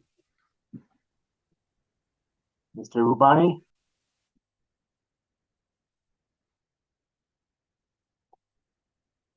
Mr. Rubani? Yes, Your Honor, I hear you. Yes, Your Honor. Please proceed with the evidentiary portion of your case. Would you like to call your next witness? Your Honor, I still have one exhibit that I need to. All right. What is that exhibit? The exhibit is 129. Did you mention that it did not have much of an evidentiary value? No, it has just been uploaded. Okay.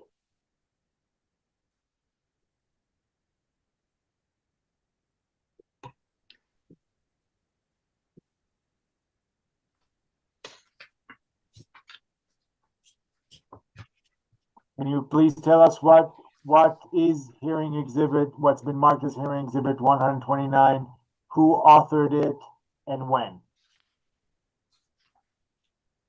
Your Honor, exhibit 129 is a summary of the direct testimony of my first witness, who is going to be Nelson Jeroge, who will be testifying on behalf of the applicant, Ezekiel Transportation. It details what will be his testimony based on. Okay. Mr. Lysenko, do you have an objection to what's been Yes, marked? objection, Your Honor. Hearsay, it's never been disclosed. And can we scroll down, please? Can you just see the exhibit?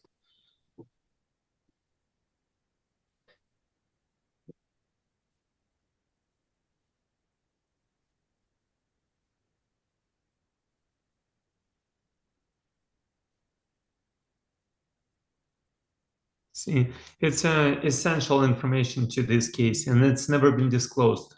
We did not get a chance to go over even and prepare. Can we just keep going, please, to the last page?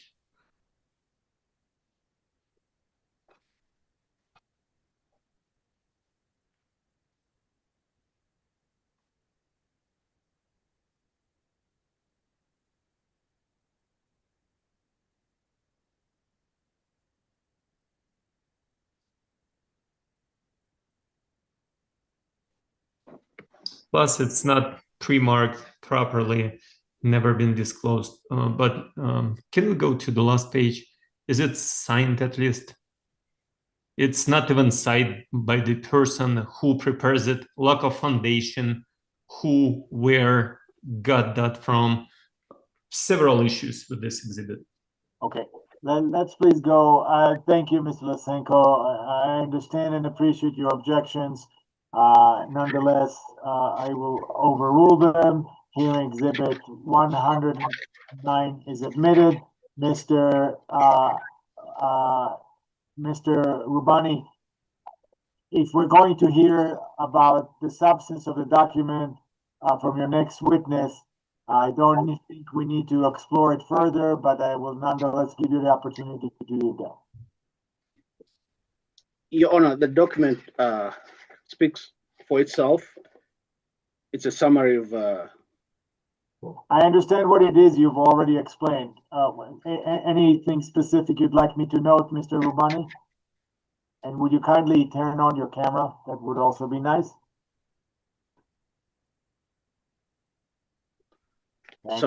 Sorry about that. That's fine.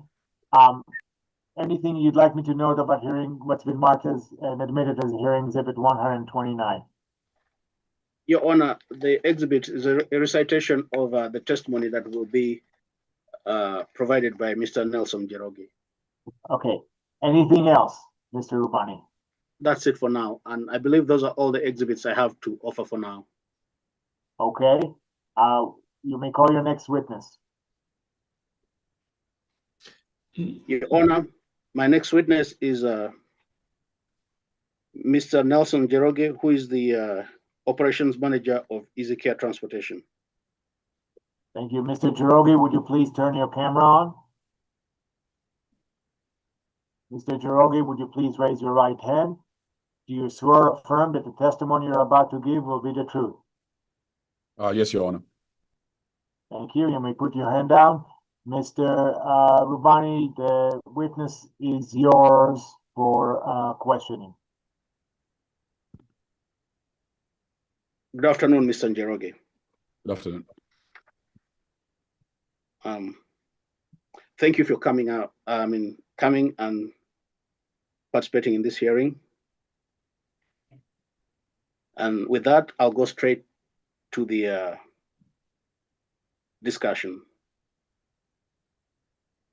So first, Mr. Jeroge, could you tell us your name so that everybody knows who you are? My name's Nelson Jeroge.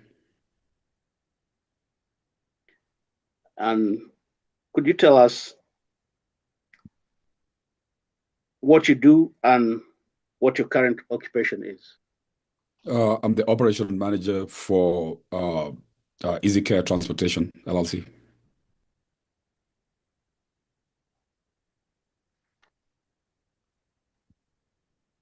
And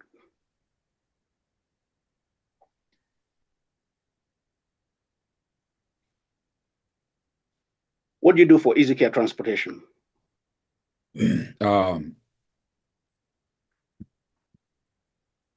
I'm the person who kind of creates and operates all the transportation for Easy Care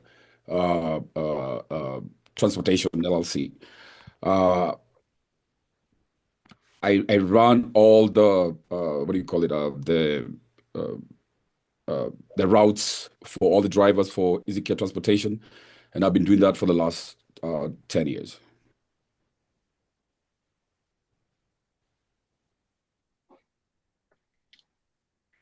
What is your professional background and your educational background?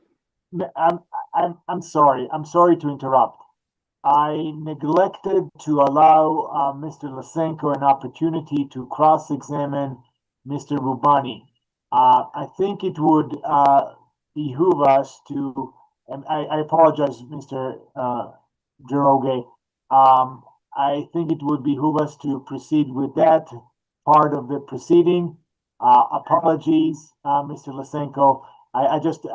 We could do it also after, but I think it makes more sense to do it now while it's fresh in everybody's, while Mr. Rubani's testimony is fresh in everybody's recollection. With that said, again, let's pause Mr. Jeroge's testimony. Mr. Lysenko, do you have any cross-examination questions for Mr. Rubani? Yes, definitely, Your Honor. Thank you. Mr. Rubani, I've got a couple questions for you. Can you please specify what kind of services you will be providing if application is granted?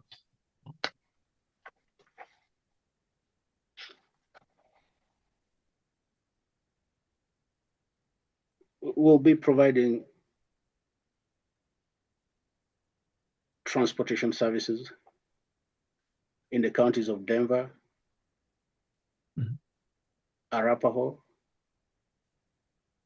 Adams,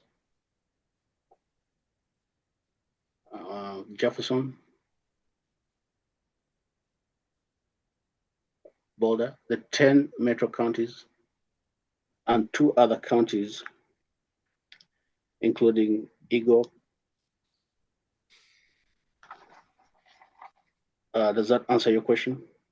No, it does not. What type of transportation services will you be providing in those counties? We'll be providing the transportation services listed on our application. Have you had a chance to review our application? Yes, I did. I am asking you a question. Can you please tell me what services, what types of transportation services you will be providing? I beg to refresh my memory, so I'm going to read from the application.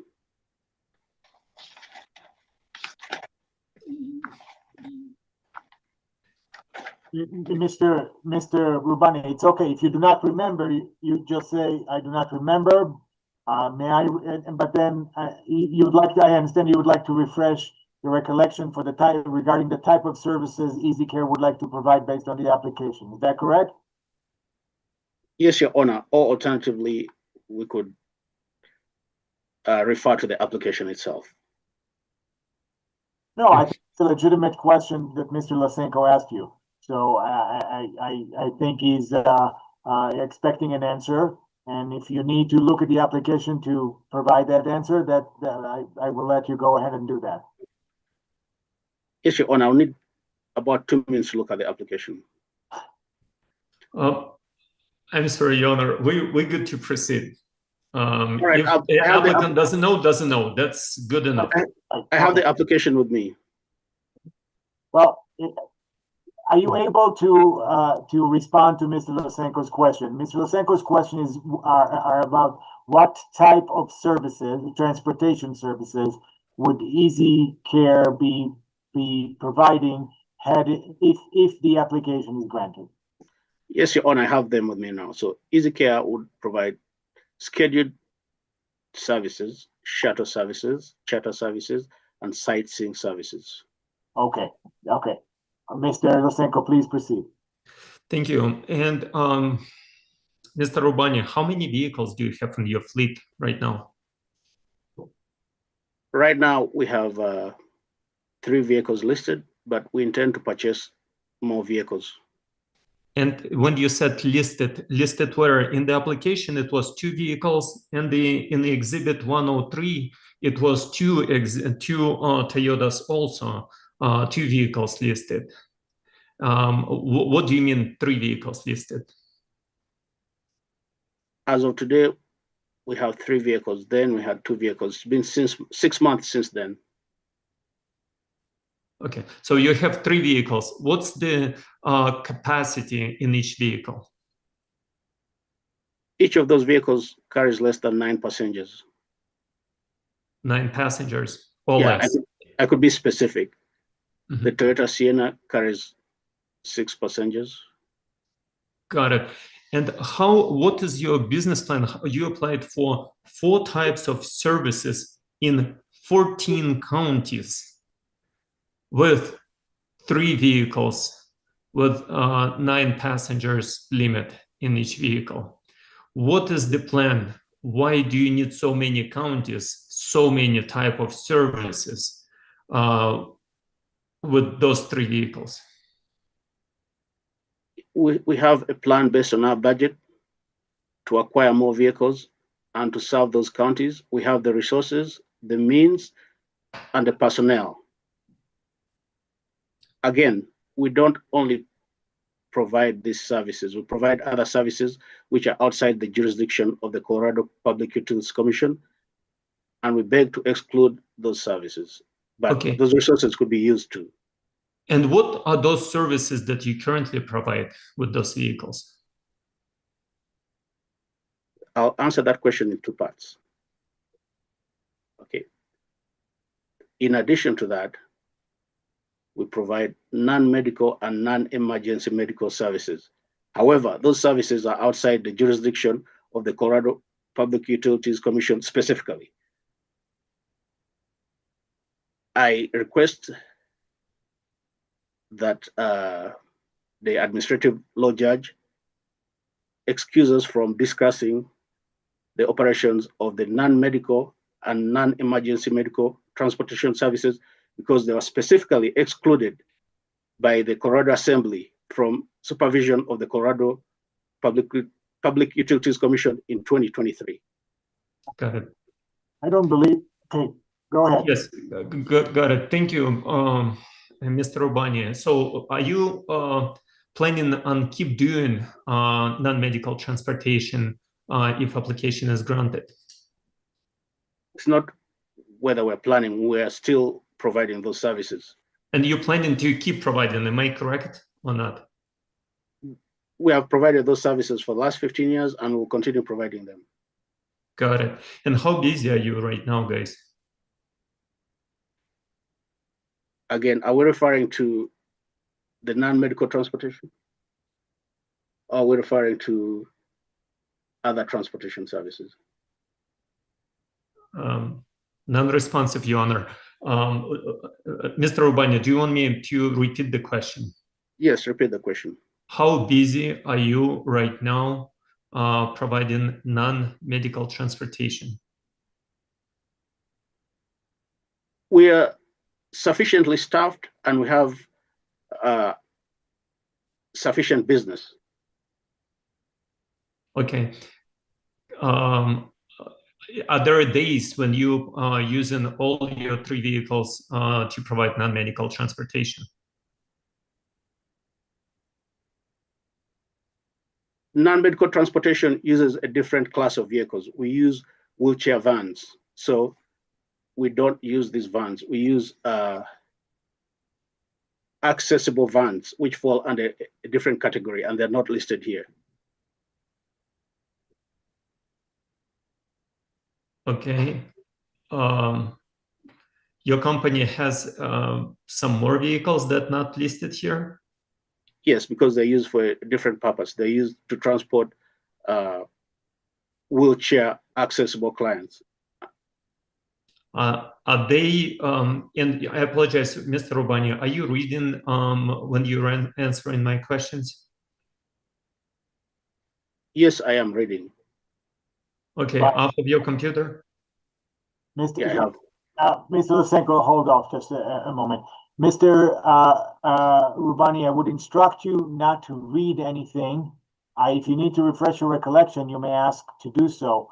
But when you answer Mr. Lysenko's questions, I ask that you answer from memory. If you don't remember something, that is perfectly fine. Just let Mr. Lysenko know that you don't remember.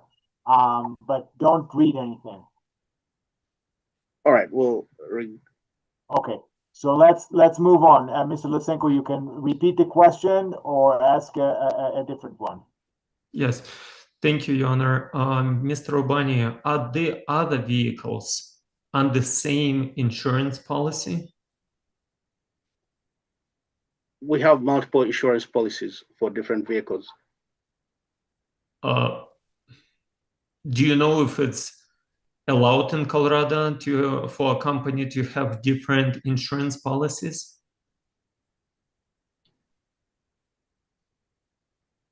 I do not know that aspect of it.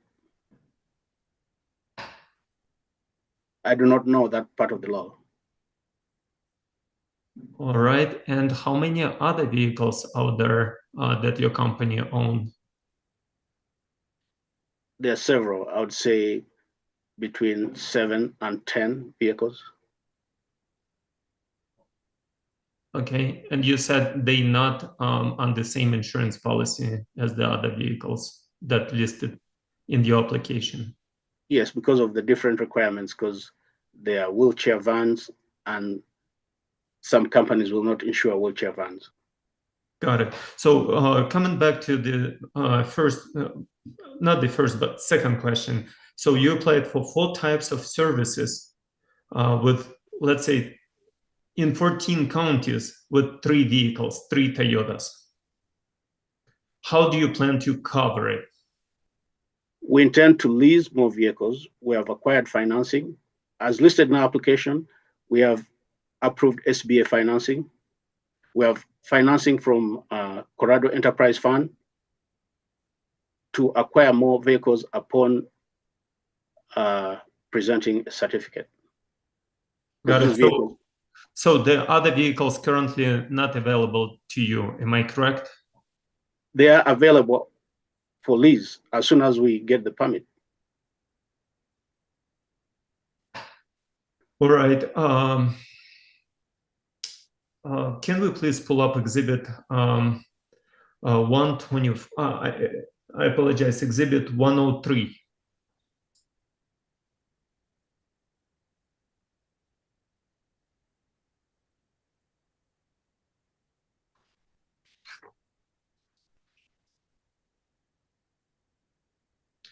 All right, and Mr. Rubani, do you recognize this exhibit? Yes, I do. And can you just see if this, who is the mechanic, who inspected this vehicle? The name of the mechanic is listed on the document. All right. Do you see there is a line that says inspector must meet the qualification requirements? So the actually the mechanic must be ASE certified mechanic to do the annual inspection, and he needs to mark that form to make this inspection eligible.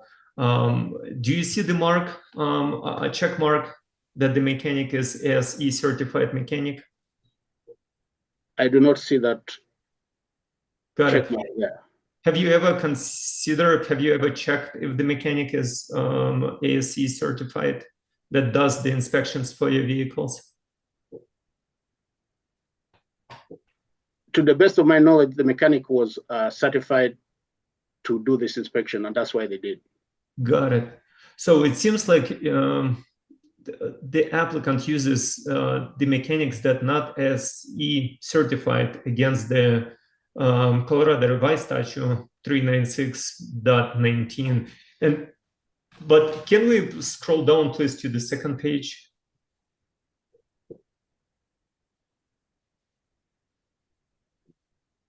Second page. And can we go down to the third, to the last page? And Mr. Rubani, I saw only 2 vehicles.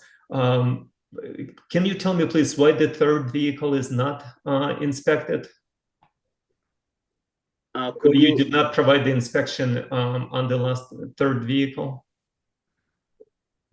Again, these documents were submitted as samples. We did not get all the documents. They are samples to show the process of how our vehicles are inspected. So all vehicles are inspected.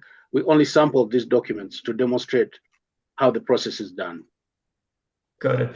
And can we go to the second page, please, just to see if, yep, thank you so much. I'm just checking if the second,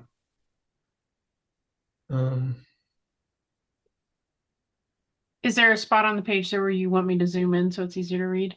yeah, actually, no, thank you so much.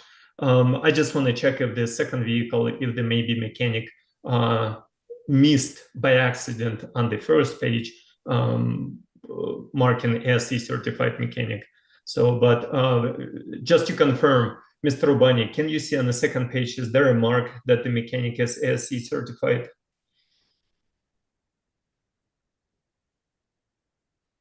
I do not see that mark, and I do not know what that mark is.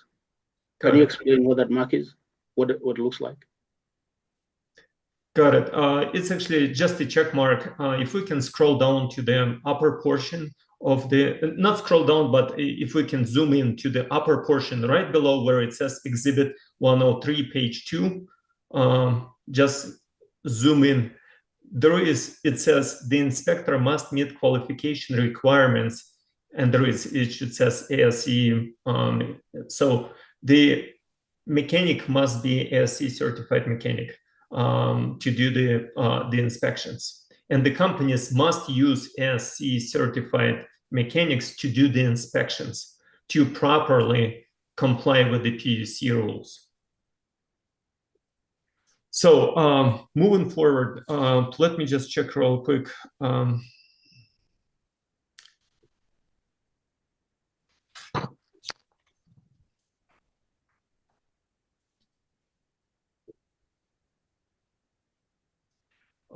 Can we pull the exhibit? I've got a couple more questions about the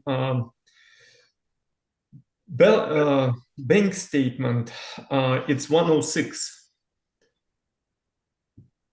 Do you know which one it was? We have page 1 or page 2? 106, page 2, I believe. Okay.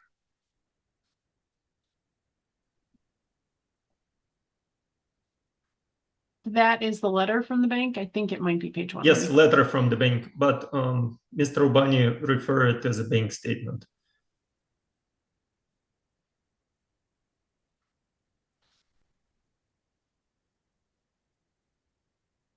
Okay. Mr. Ubani, who redacted this document? I redacted those documents and filed a motion requesting that they be admitted as such. Mm-hmm. The original document is available for inspection upon request. Okay. Are the funds still there? Yes, they are. Is the amount still the same? It's actually more than that.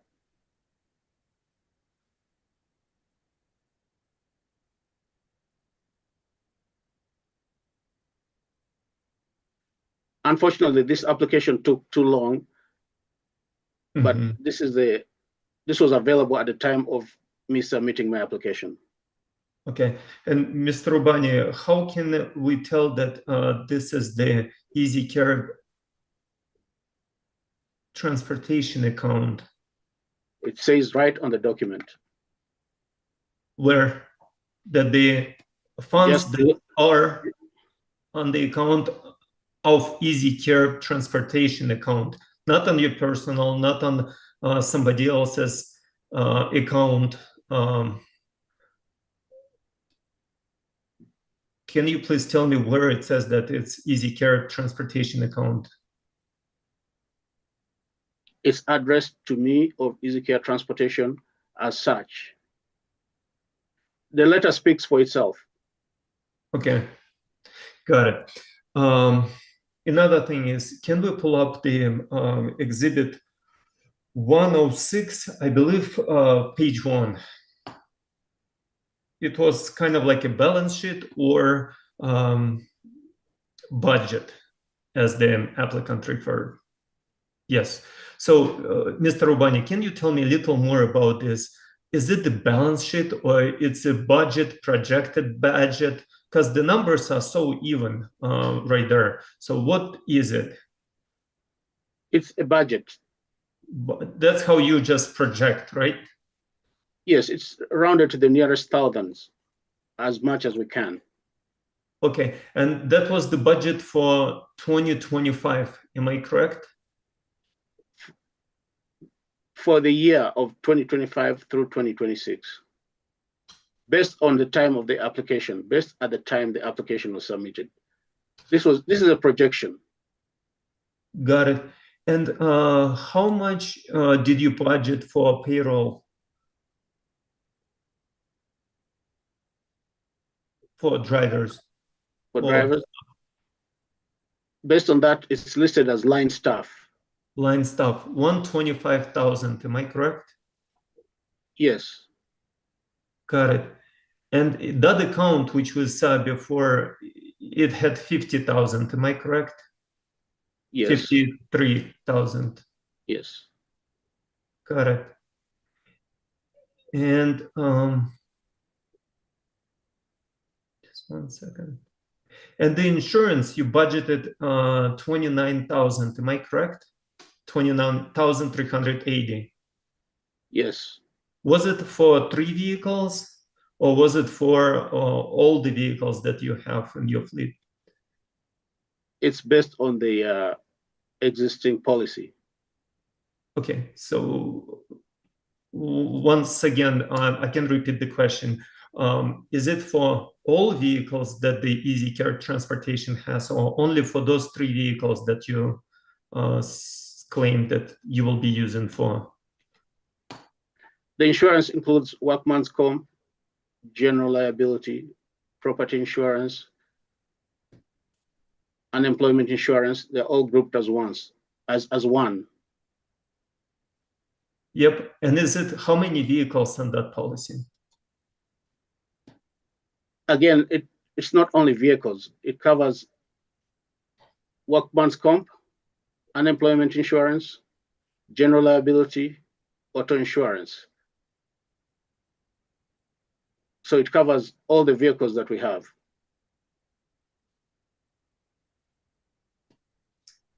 Got it.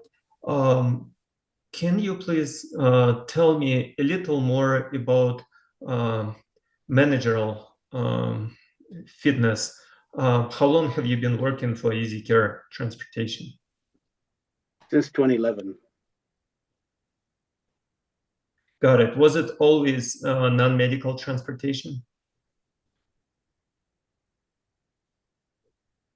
For the majority of the time, it was.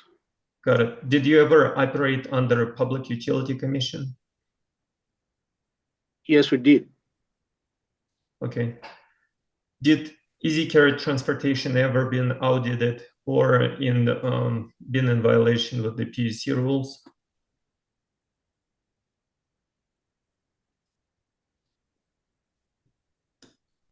I do not recall, but there was annual inspections. I do not remember the results of the annual inspections, but the last one I believe was in 2012. Annual inspection. What was the issue with the annual inspection? It was a mandatory annual inspection.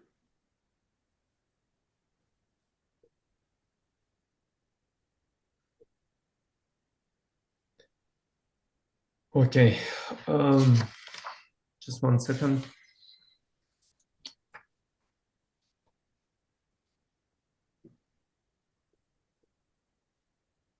Can you please, just 1 second.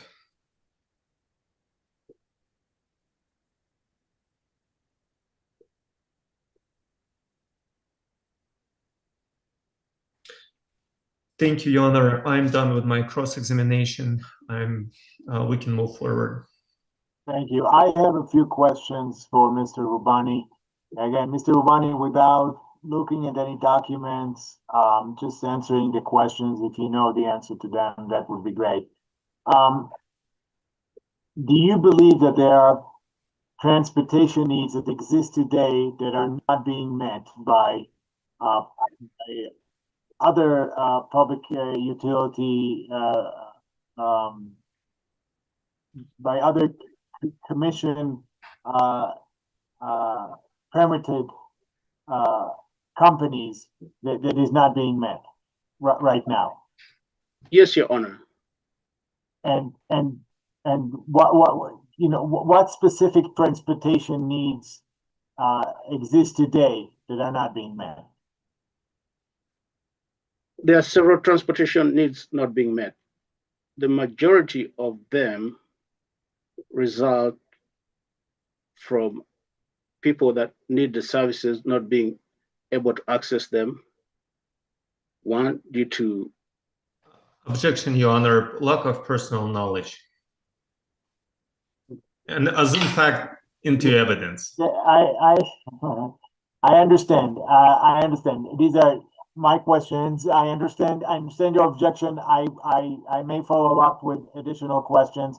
I'll let Mr. Rubani finish his thought, though, or at least attempt to answer my question.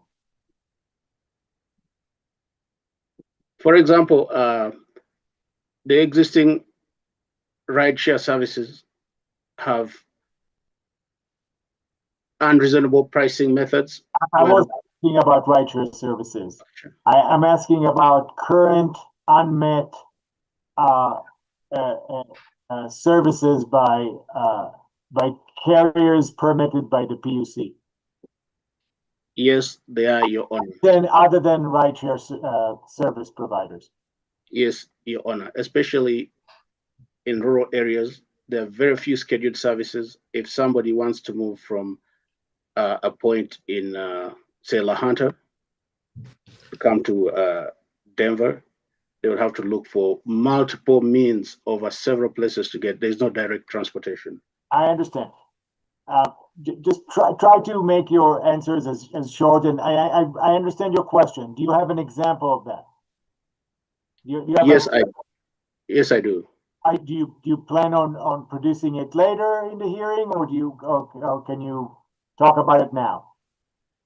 Okay, we have referred to, during our submissions, we have referred to several studies. I don't recall the specific name, but I have referred to those studies that have indicated that there's a shortage of transportation services in rural areas, also in urban areas where the elderly and some disadvantaged people cannot afford the services that are currently there, that are being provided by the existing services. Okay. Reference to studies. So based on those studies that you referenced, what is your understanding of the services currently provided by the intervener, Epic Charter, and other carriers regarding these alleged met services requests? Could you repeat that question again? I didn't get it.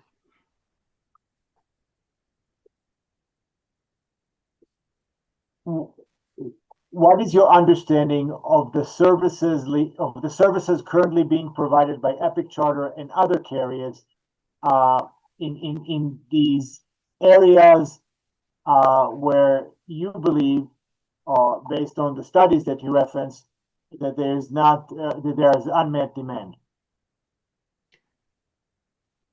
My understanding of the services, I'll specifically refer to Epic Charter, is that it offers scheduled services from downtown to Your understanding, I'm asking if you know, like, how is the intervener and other permittees of the Colorado Public Commission, Public Utilities Commission, how are they not meeting the need? They're not meeting the need by failing to provide services throughout the day. Okay, they provide limited services. Their services are overpriced. The vehicles they use are excessively large. Your Honor, conclusory statement, lack of personal knowledge, objection. Mr. Rubani, you don't need to object to the responses. I will note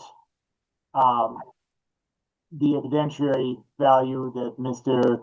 Rubani's responses have, if any, and consider them as such, Mr. Lysenko.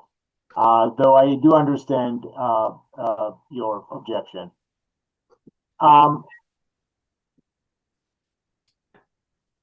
Do you have any examples, specific examples of unmet demand for current permittees of the Colorado Public Utilities Commission? Yes, I do.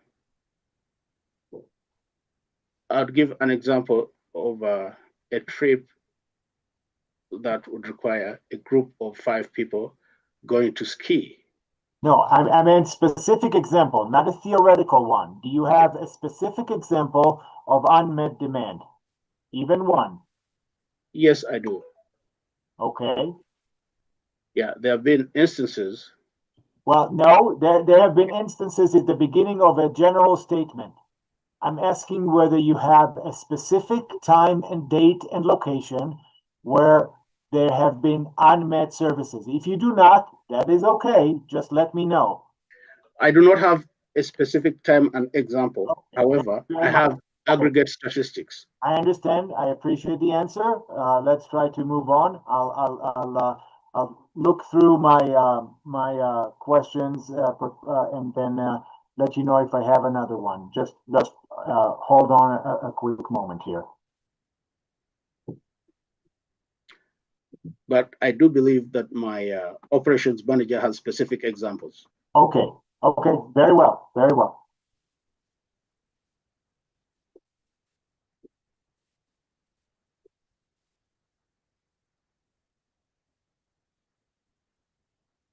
Again, what county or counties, I think you've identified, is it 13 counties that you seek to provide services in?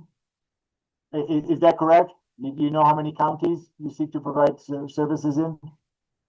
I do not have an exact number. I believe there are more than 9. More than 9, okay.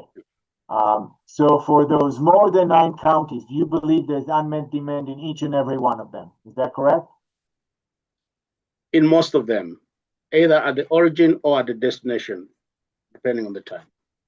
So in which ones are the ones that don't have unmet demand? What counties do not have unmet demand? Yes. I believe all counties still have demand. The least demand is. You just stated that it wasn't in all of them. So some have an issue with destination, some have an issue with origin. So for example, Denver County does not have an issue with origin because there are always vehicles. If you want to take a taxi from Denver, you always get one.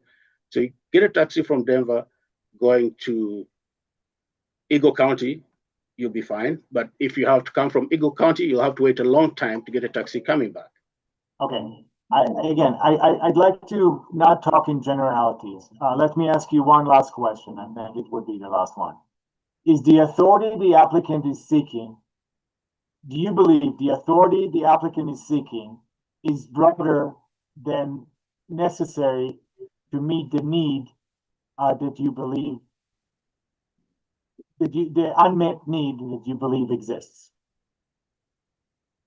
I can repeat the question if you need.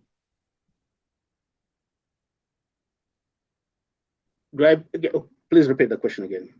Is the authority the applicant is seeking through the application broader than necessary to meet the unmet demand that you believe exists? No, I don't believe that. And the reason is because we're already operating in a majority of these counties under the non-medical transportation. So therefore, we'll supplement that very easily because, for example, we serve all the 9 counties in Denver under NEMT. We have vehicles operating there. So we'll have sufficient availability to cover that. And we have experience to do that. We already provide service in most of the counties. Have you contacted any Colorado Public Utilities Commission permittees to determine whether they have the ability or willingness to respond to unmet need? Yes, I have contacted Blue Shuttle, and they said during the winter month, they barely have enough transportation to go up to the mountains. Meaning they don't have the vehicle capacity? Is that what you said? Yeah, both vehicles and drivers. Vehicles and drivers. Yeah, okay. I did consult. I consulted 2 companies. I consulted Blue Shuttle.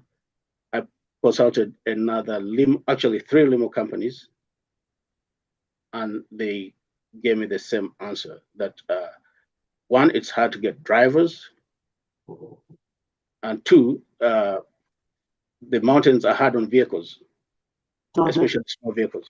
So during the winter month. And they told me that the trip up the mountain during the winter time takes 4 hours. And most people are late for their rides to the airport in the winter months. So all 4 permittees you contacted, the 3 limo companies and Blue Shuttle, all 4 of them, have you contacted anybody else? Those are the 4 that I reached out to. Your Honor, I know you told me so, but I have to do it for the record. I do object. It's a hearsay.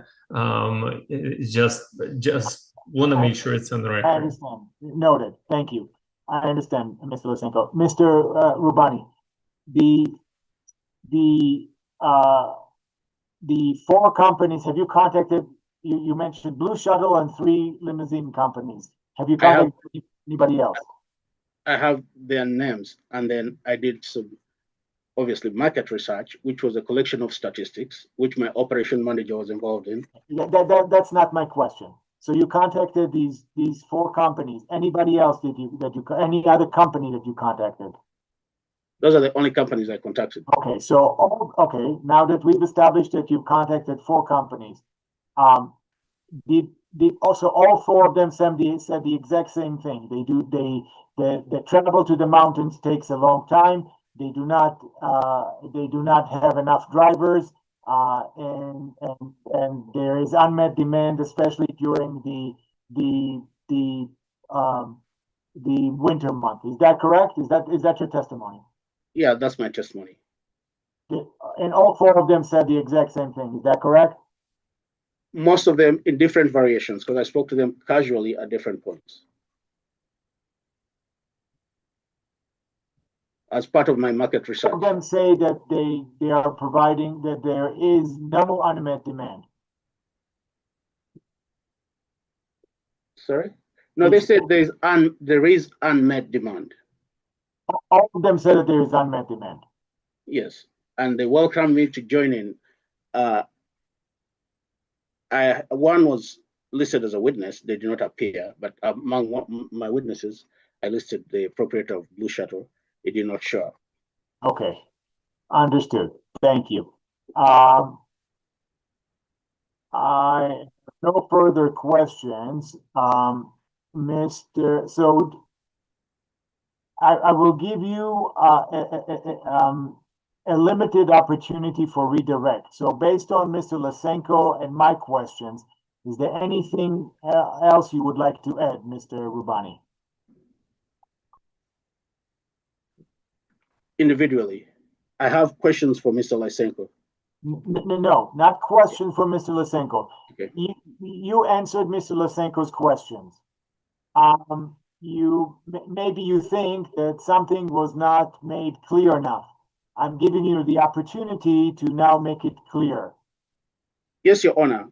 I'd like to make it clear that the service EasyCare Transportation intends to provide is a very unique and limited service, whereby we use small vehicles that provide rapid transportation without waiting for mass fill-up of vehicles. So we're going to provide scheduled transportation whereby we can operate with a minimum of 2 people in a vehicle by using efficient electric and smaller vehicles to provide the same service, which is not currently provided. So if we had a scheduled service, we used an electric vehicle that moved 2 people instead of waiting for 8, you'd have many trips. But because we're using electric vehicles, we have lower fuel costs, will be more efficient, and will provide services to different areas on demand. So we could have 4 vehicles going to 5 counties using small vehicles, very efficient, and integrating our other assets to cut costs. So for example, we're not going to hire new drivers. We'll just get the downtimes among our drivers and allocate those drivers to the new service. So we already have drivers operating in the non-medical transportation. They go to those counties empty. Now, instead of going empty, they'll have people in those vehicles to provide a complementary service. So instead of running empty, we're going to utilize those spots with small, efficient vehicles. Everybody is using bigger buses. That's why we limit our service to 9 vehicles. So we can take one client, if it's scheduled to leave at 5, it will leave at 5 with 1 or none, because we have the return trip covered. That's our model. It's an efficient model. And we'll integrate our technology, which we already use, to make sure we have no dead miles, and let the community be able to use the dead miles. Okay. So that's our new and efficient model. Okay. With time, hopefully, as technology changes, we'll incorporate robotic vehicles without drivers, which are available on the market. They're being tested. Okay, understood. With respect to my line of questions, do you have anything you wish to clarify or elaborate on? I would like to clarify that whereas I did not speak to individual drivers, individual companies. One, those companies are our competitors. Competitors are not inclined to give us direct information because we're already competitors in the market. So doing research by direct interrogation of competitors does not produce results. So we rely more on independent market research. Okay, So that's why, whereas you asked me if I'd spoken to other companies, it's very difficult for me to go and ask my competitors direct questions because, one, they do not want me in the market. They're not going to give me accurate information. The best information is from audited market research or commissioned market research. So that's what we rely on. understood. Anything else?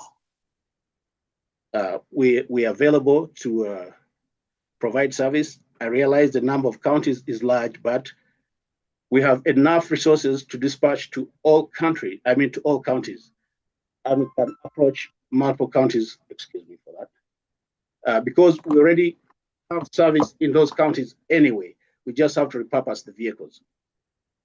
We're licensed, like in terms of Medicaid, that is the medical transportation. We're licensed in all the 10 metro counties. We do operate there. An addition of 3 more counties, which we do service to, is not going to limit our ability to serve because we're already serving anyway. Okay. All right. Although I minimize the information from, I minimize submitting information about Medicaid because during the course of my application, I was specifically advised by the commission staff that the commission does not license non-medical and non-emergency medical I did not transportation. ask a question about it, and I don't believe Mr. Lysenko did either. But I understand your explanation. Anything else with respect to Mr. Lysenko or my questions? I have answered your questions the best that I could as I understood them. Thank you. I believe I answered Mr. Lysenko's questions, but I'm relying. My operations manager has more information than me because he's directly involved in this. Then if you're done with your redirect examination of yourself, then I think we're prepared to move on to Mr. Jiroge. So may we do so? Sure, Your Honor. Having spoken a lot, I would like to request time for a break so I could take a drink of water.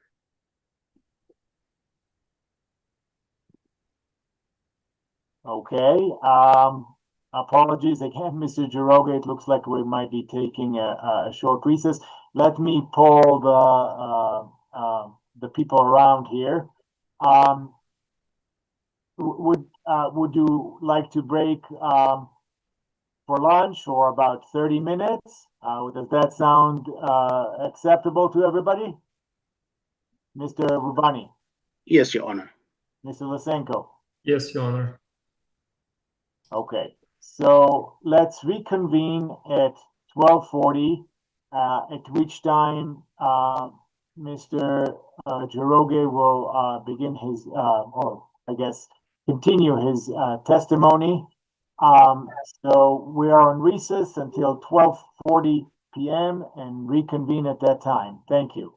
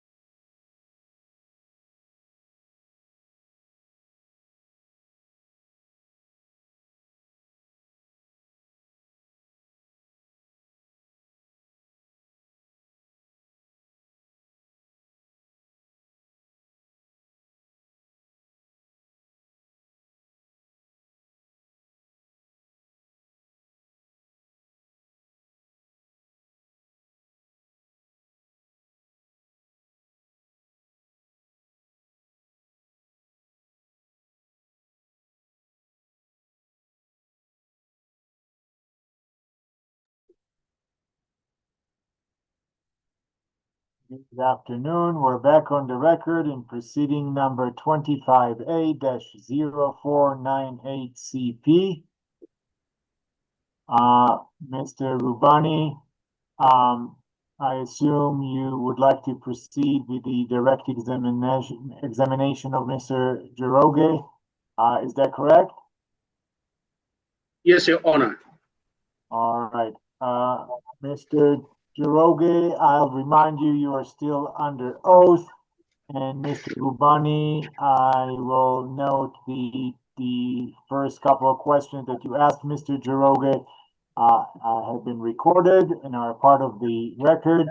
I would like to apologize to Mr. Jiroge for having cut his testimony short, but we're now continuing it. Thank you. Go ahead, Mr. Rubani.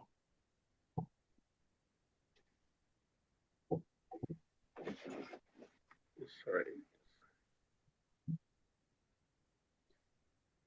Just 1 second while I stop interference.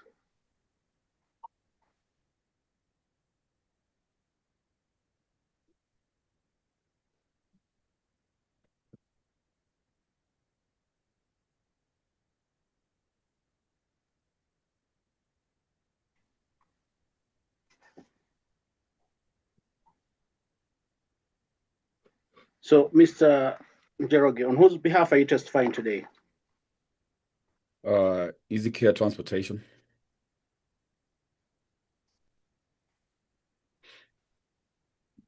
Have you reviewed the application that Easy Care Transportation submitted to the commission? Yes. Please summarize what you know about the application.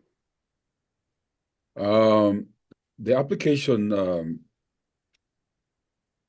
is for proposed authority to get a permit to be able to do a small passenger transportation between the Denver corridor. So pretty much the 9 counties that we serve here with our EMT, plus an additional 4 counties that we're trying to add into our service. Do you know how many counties we serve currently? Yes, we serve about 10 counties. So Denver County, Arapahoe County, Jefferson County, Adams County, Broomfield, Boulder, El Paso, Larimer County, Weld County.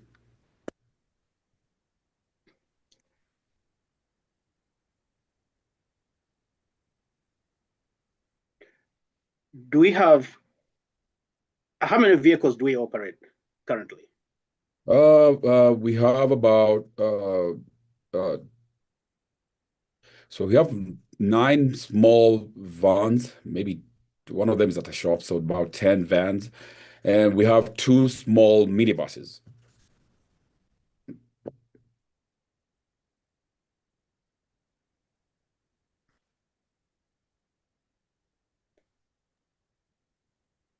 Do you know of any other vehicles we operate or intend to operate?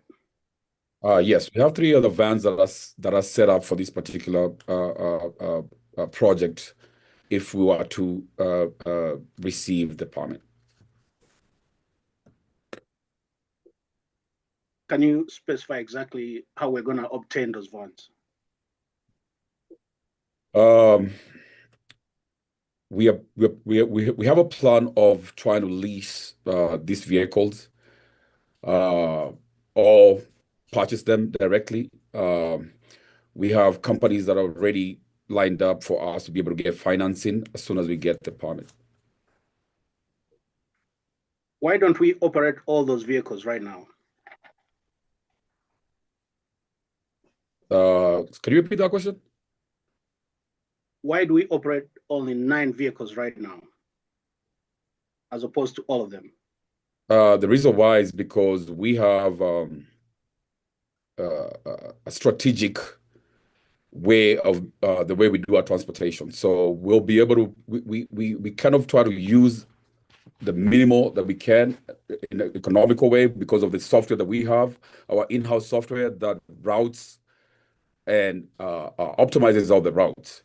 So we are able to use less vehicles efficiently. All right, so I'll go to the next set of questions.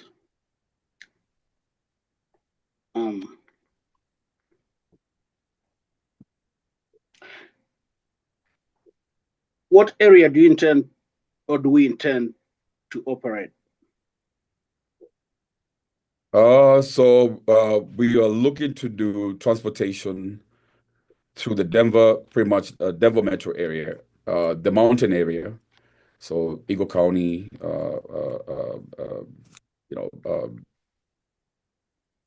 Pitkin counties. We're trying to kind of expand our, our reach, and plus DIA to those farther places where most people either can't, reach, easily and economically. Can you clarify that in regard to the operations or the existing operations at Denver International Airport? For example, most of the people who do transportation to those areas don't offer transportation to, in small vehicles. And if they do, they're very, very expensive. So it's very hard to be able to get somebody who, most of the transportation that goes to the mountains are all, either bigger buses or bigger buses or mini buses that have to be filled up to a certain point, and they're not that economical.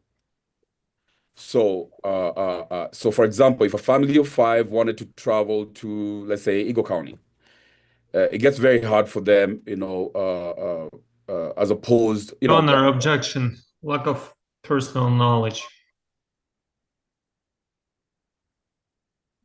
Sustained. Mr.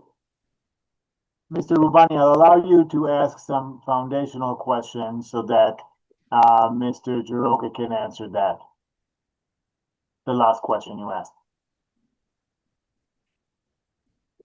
Your Honor, I didn't get that again. Could you say that again? I will.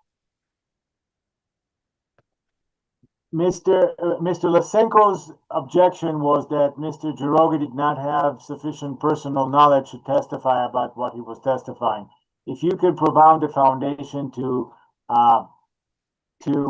show me that he does, I will allow Mr. Jiroga to complete his response to you. Mr. Njeroge, do you have any prior knowledge regarding Ezekiel's, regarding Mountain Star Transport operations at Denver International Airport?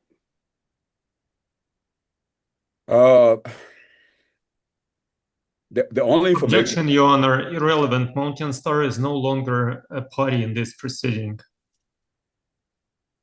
Sustained. Mr. Rubani, I'll let you rephrase the question if you so wish to do. Mr. Njeroge, do you have any knowledge regarding Red Rock Shuttle's operations at Denver International Airport? Yeah, this information, I guess, comes from the. I went through some information from the PUC. Your Honor, a call for speculation, and it's speculation. Overruled. You may complete your response, Mr. Jiroge. Yeah, I read some information from a POC CORA request, and I know that they do transportation to Red Rocks, and I know that they had filed. I guess somebody else, or a different company, tried to transport, or I don't know if it was a competitor or try to transport people to Red Rocks, and the Red Rocks, the DBA, I think, filed something with the PUC. So this conversation, notes that I've read from the CORA report, the PUC CORA report. PUC Core report, and it sounds like maybe also active or prior commission cases. Is that what? Yeah. Yes. Yeah. Yes.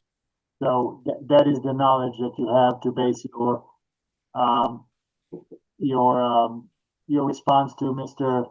Rubani's not last but second to last question. Is that what you're saying? Yes. And Mr. Rubani, can you repeat that question again if you still wish to ask it? So, Mr. Njoroge, can you explain how EasyCare's proposed transportation model will be different from the one used by Red Rock Shuttle at Denver International Airport? We offer less than 9 passenger transportation, so our passengers would not be over 9 passengers, including the driver, which is completely different from what Epic and Red Rocks offer. They have buses that have passengers over 9. Your Honor, again, lack of personal knowledge. It's a speculation.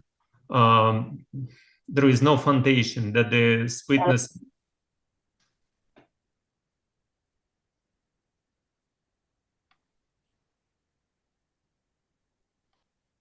Sustained. Mr. Njoroge, if you're familiar with the permit that the intervener has, or permits that intervener has or may have, you're more than welcome to speak to that and how they're different from the authority that EasyCare Transportation is seeking. So again, if it's information, unless you show me that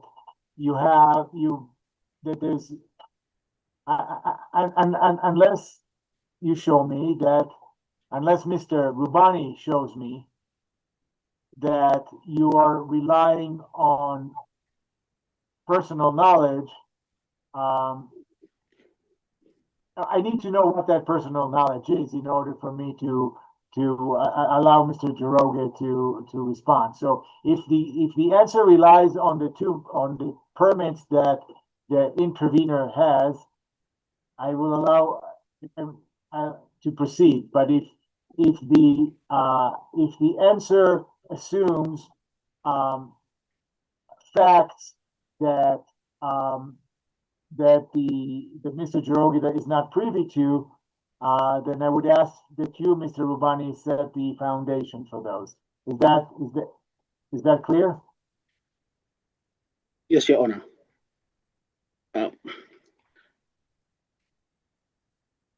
Mr. Njoroge. Go ahead. Have you had a look at hearing exhibit 128? Yes. Could you describe what hearing exhibit 128 is? And I would ask if hearing exhibit 128 could be brought up, please.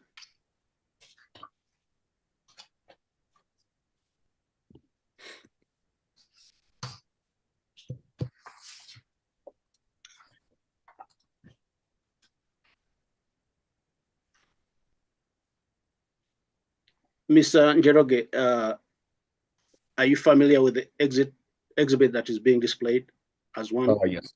Yes. Could you identify the vehicles listed as 1456?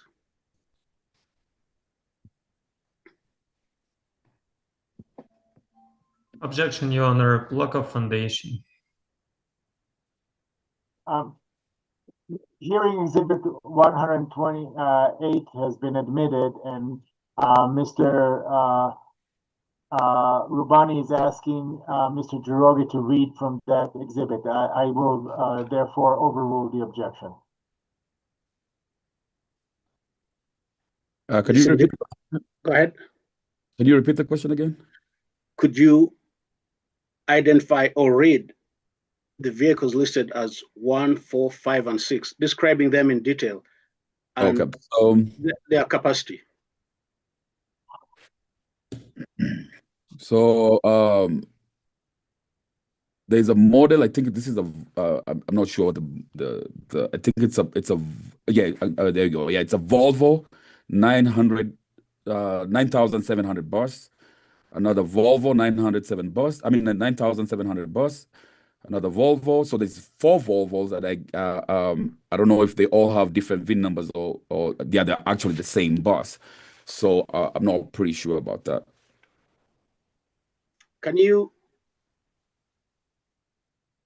Do you know the capacity of these buses, or can you give us Objection, Your Honor. Call for speculation. Overruled. The capacity about 45 to 57 passengers.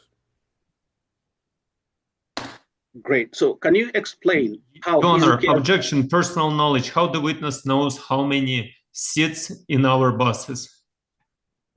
It's common knowledge. It's public record. What if we rebuild these seats and there is less or more?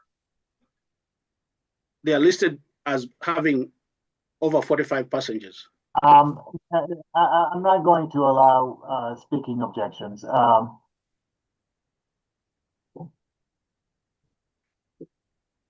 I agree with you, Mr. Lysenko, that all right. Okay. I will sustain the objection, Mr. Rubani. I think there's a way for you to ask the question and get the answer you wish without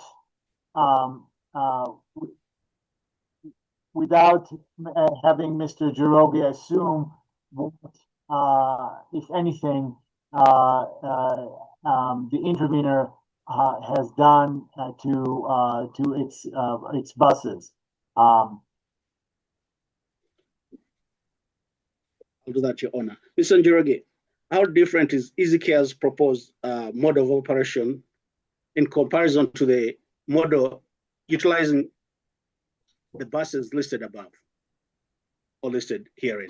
So our EasyCare's proposal is for 9 or fewer passengers,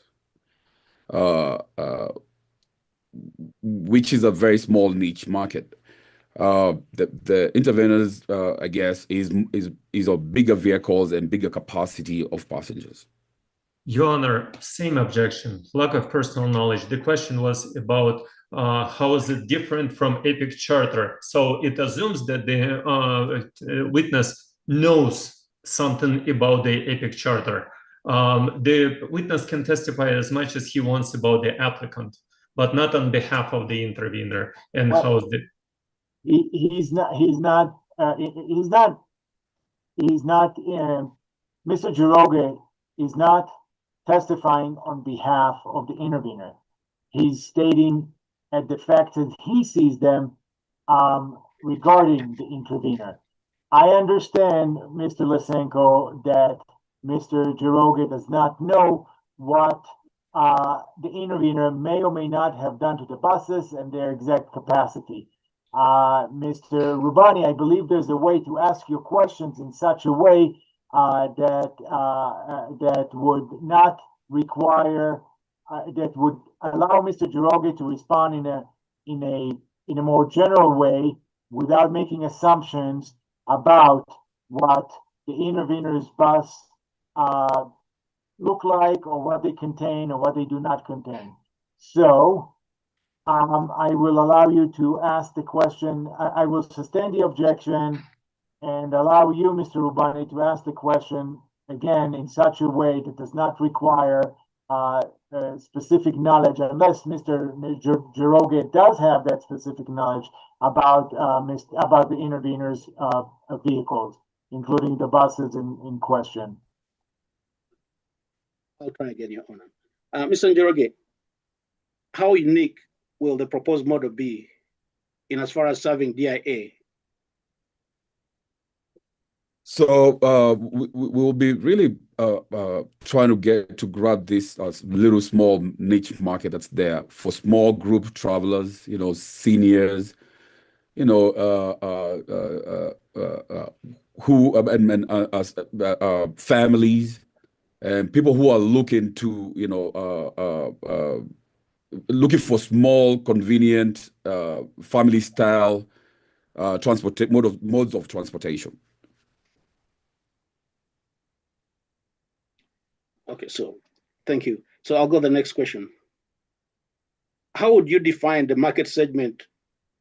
If you can't, you could refer to question 11. How would you define the market segment that EasyCare proposes to serve in general terms? Well, Your Honor, again, call for speculation, lack of personal knowledge, and then lack of foundation. We don't know why this witness can speak about the public need and what he knows about the public. Sustained. Mr. Rubani, I'll let you provide a foundation for that knowledge that Mr. Jirogi may or may not possess.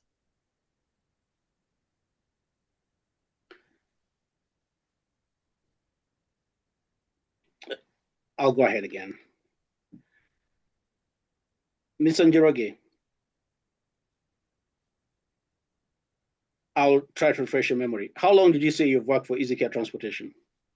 10 plus years.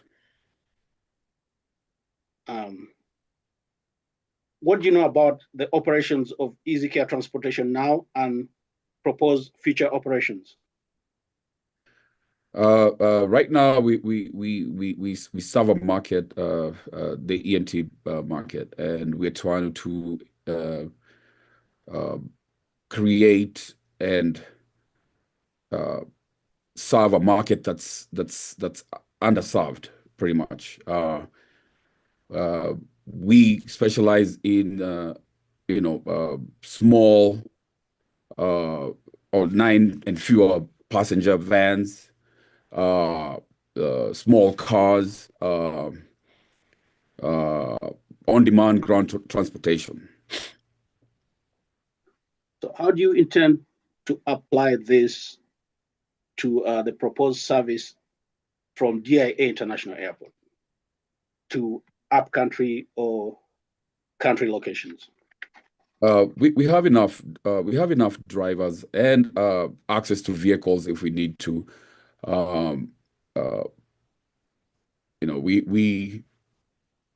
We have drive. So normally on our regular basis, of the stuff that the EMT stuff that we do is we have people who work in shifts. So as soon as the morning shift is done, we can always get into the market of move our drivers instead of them having to sit down and wait for other for the EMT passengers to be able to come in and to be picked up. There we can be able to fill the void of on-demand ground transportation through the metro and the 10 counties or more that we are proposing to get into. Thank you. That explains what I asked. I'll go to the next question.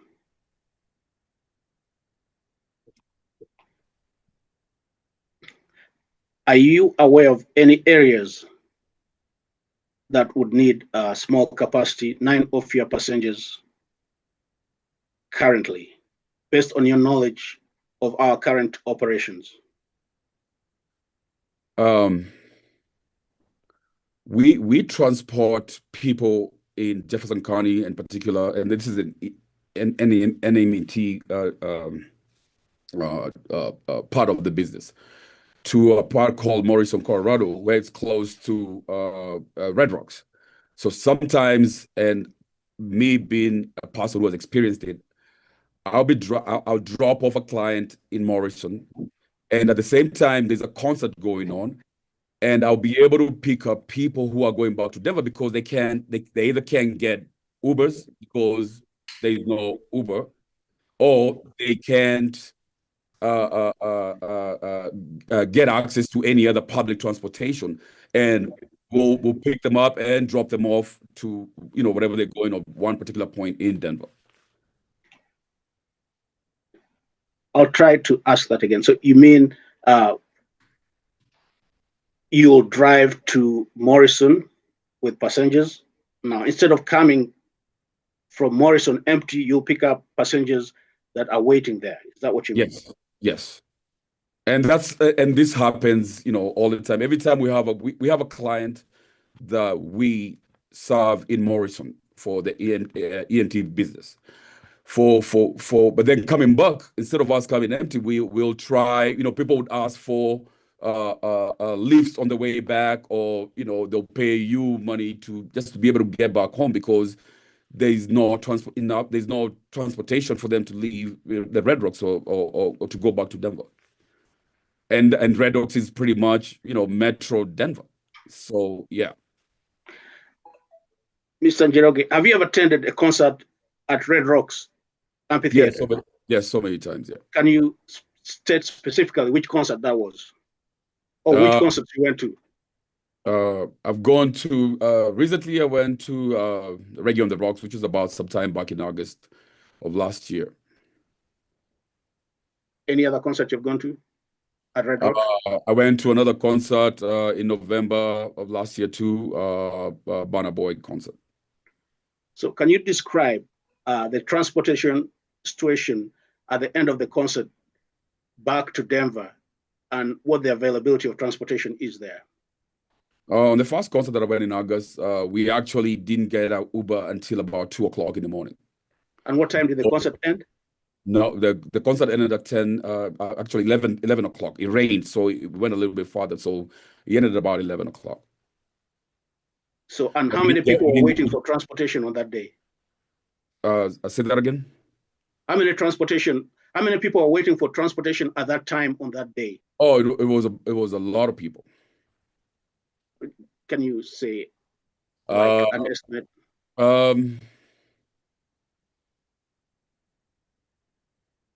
Maybe just 50, 60 people, you know.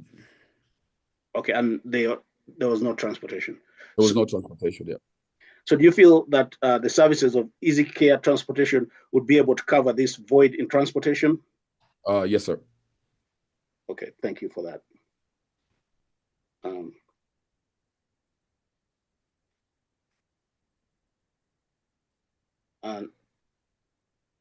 Next question, I would like you to refer to question 15. Can you describe how the small vehicle transportation, based on your experience working with Easy Care, and after taking a look at our fleet, could you describe how this service would be able to apply on the Denver Eagle and Denver Pitkins corridors? They have, so that particular part of town or corridor has a lot of tourists, and it's throughout the year. So be it snow season, spring, fall, summer. And most of those people who come there are very small groups and small families. Not small groups or families.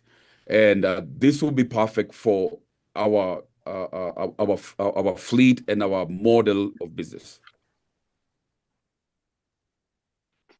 So just to clarify, so you mean that the small and flexible ground transportation services that we intend to offer will cover the need for individual travelers, business travelers, and resort guests who require point-to-point service within some kind of fixed schedule. Is that what you mean?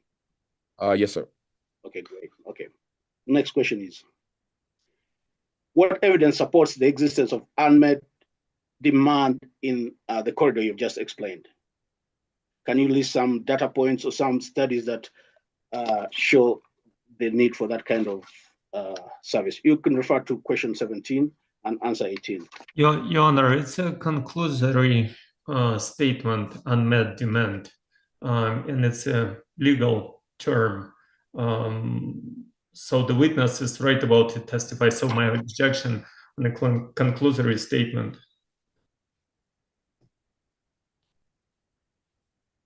Understood and appreciate. Overruled. I'll allow Mr. Unless you finished, Mr. Njoroge. Did you complete your response? No, Your Honor. So, and I think maybe this is something that we kind of went through. I've looked at projections and articles from the Denver International Airport, the things that I've read, and there's a huge need for transportation to mountain areas. And if we look at the shuttle service that is being offered in those parts of town, it only happens during peak period. So meaning, let's say, for example, in the winter when there's a ski season. So that's when you normally see those services being offered. But then when it comes to summertime or fall or spring, those services are not there. And that's why I think there's a huge demand for it. Are you aware of any studies, or have you reviewed any studies that lists the traffic from Denver International Airport? And if so, what number do you think travels to and from Denver International Airport? So I guess through the studies, they say that— Objection, Your Honor. Call for speculation. The answer, the witness answer starts with the "I guess." Even it's actually the lack of personal knowledge. It just—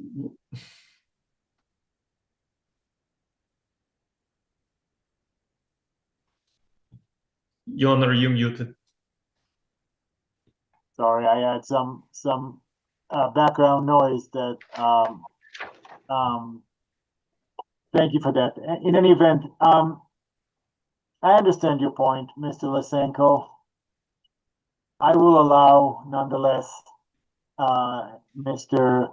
Giroga to respond, and I will continue to remind you that I'll assign the appropriate weight to the evidence as I consider the evidentiary record before issuing a recommended decision. So, Mr. Giroga, proceed, please, with your response. So according to the stuff that I've read and reports that I've read, they say DIA has about 82 million passengers last year in 2025. Most of these passengers come here for to go up in the mountains, to mountain resorts, to ski, to different activities up in the mountain, to sightsee. So there's a huge gap in the ground transportation for that particular market. Your Honor, I'd like to request administrative notice of Denver International Airport as one of the fourth largest airports in the world and one of the largest airports in the United States. I don't see the value in this. To identify it as having one of the highest traffic,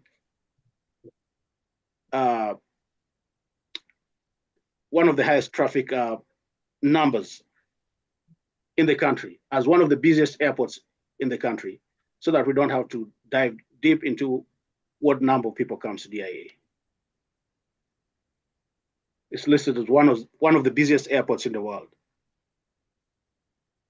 Your Honor, objection. Your Honor, in my position, I would like to say that administrative notice usually takes on undisputed facts. This one, I'm not sure how come and what the applicant proved that it's undisputed fact, where that fact comes from. Is just— Okay, I understood. Thank you for that, Mr. Lysenko. I understand your request, Mr. Rubani. Under the present circumstances, I believe it is more appropriate to address whatever substance you want me to address through questions and answers, which you are doing right now, and the exhibits which you did before. If you're willing, if you want to introduce another exhibit, I'm willing to consider that as well. But I don't even think that Mr. Lysenko will argue with the fact that DIA is a large airport, one of the largest. But that doesn't tell us anything specific about traffic patterns and availability of carriers. So your request is denied. Again, I'm willing to consider whatever factual basis you want to provide for transportation routes and availability and need. But I'm not going to take any administrative notice of the size of DIA's airport, as I believe it is not relevant or appropriate to do at this time. Thank you, Your Honor. I'll go to the next question.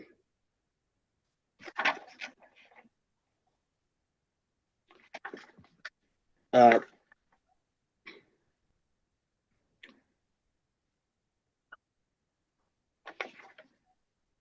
Njoroge, have you reviewed any information about the current or the potential competitors in regard to the services we intend to provide?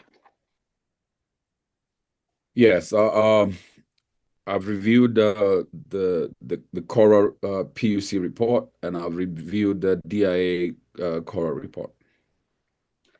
Could you identify any of our potential competitors? Yes, Mountain Star and Epic.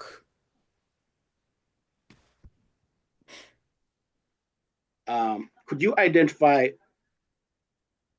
what authority Epic Charter has, specifically what certificate number?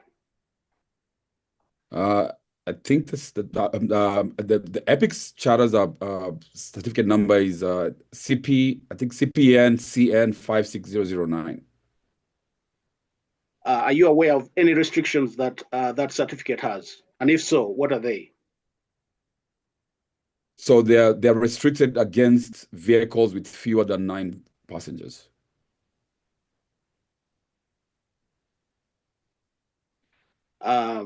Are you aware of any other information in regard to that certificate?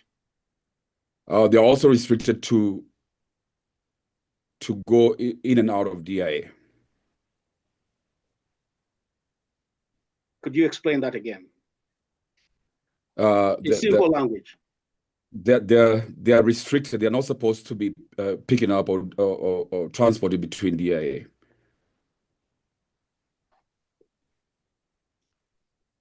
Okay, thank you. Now I'd like you to look at Exhibit 128 again.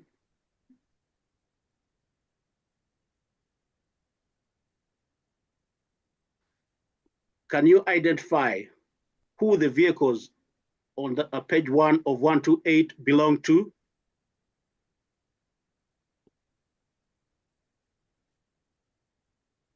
Epic Charter. And Your Honor, what does that objection, document- lack of foundation and personal knowledge.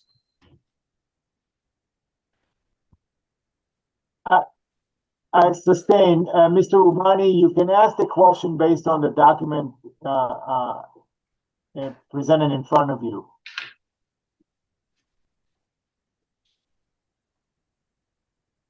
I'm sorry, I didn't get that question, the response. You can ask a very similar question based on what on the first page of hearing exhibit 128.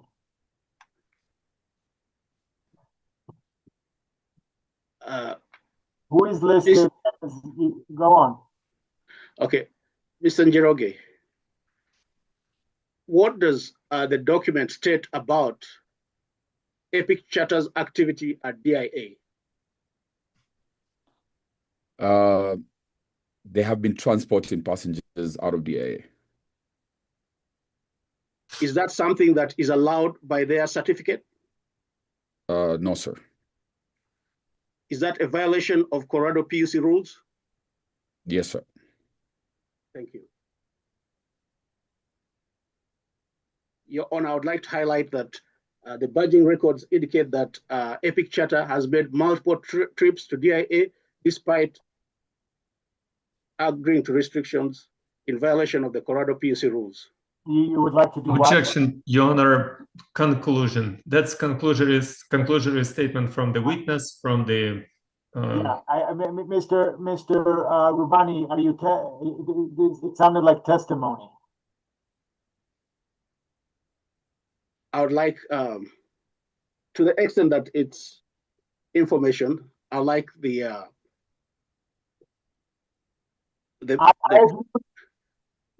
be noted in hearing exhibit 128, and I have carefully listened. Judge, you cut out at the beginning of your statement there. Could you start again? Of course. I noted everything that needs to be noted about hearing exhibit 128, and I've carefully listened to Mr. Jaroge's testimony. It is, you can, if you want to ask Mr. Jaroge a question, you're welcome to do that. But it sounded like you want to make some sort of a closing argument, which I may give you the opportunity to do at the end of the evidentiary portion of the hearing. But again, you can rest assured that I've paid careful attention to both the testimony and the hearing exhibit, Mr. Rubani. Mr. Njoroge, can you identify badging activity related to Epic Charter in this exhibit 128? If so, could you specifically show one? I didn't understand the question. What was the question? Could you identify a badging activity, meaning an incident in which an Epic Charter vehicle was listed as having gone to DIA in exhibit 128? Okay. Go ahead. I can't. I have to zoom it in, so because it's so the words are so tiny. 1 second, Your Honor. Let me see if I can be able to zoom it in. Hello. Is there a page that you're looking at that you want me to zoom in? Yes, page 3 of 136. And where on the pages are you looking at? We'll start with October 26, 2025 at 7:10 a.m.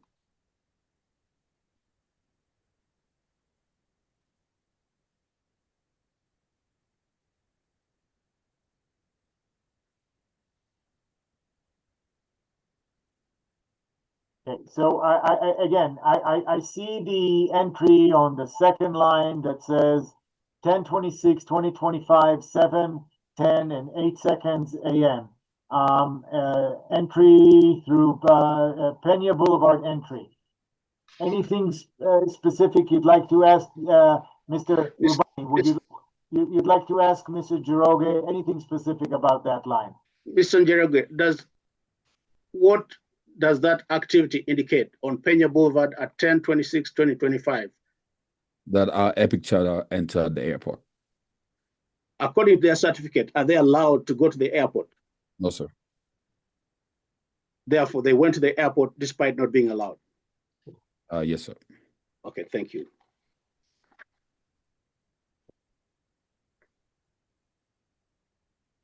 Now, next question. I'd like to talk a little more about the Red Rocks corridor. I know you've spoken a little more, but let's refer to question 19. Please describe the service gap in the Red Rocks shuttle corridor. You may refer to question 19. So Red Rocks has to be one of the biggest,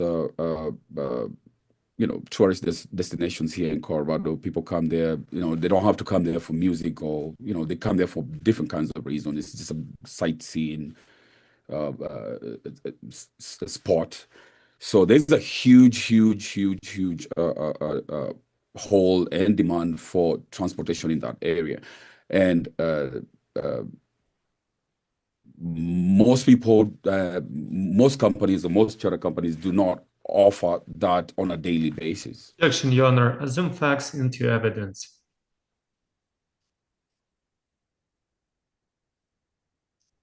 I'll overrule, and again, I'll note that I'll assign the testimony the appropriate way when I consider the evidentiary record. Mr. Njiroga, you may proceed. So, Go ahead.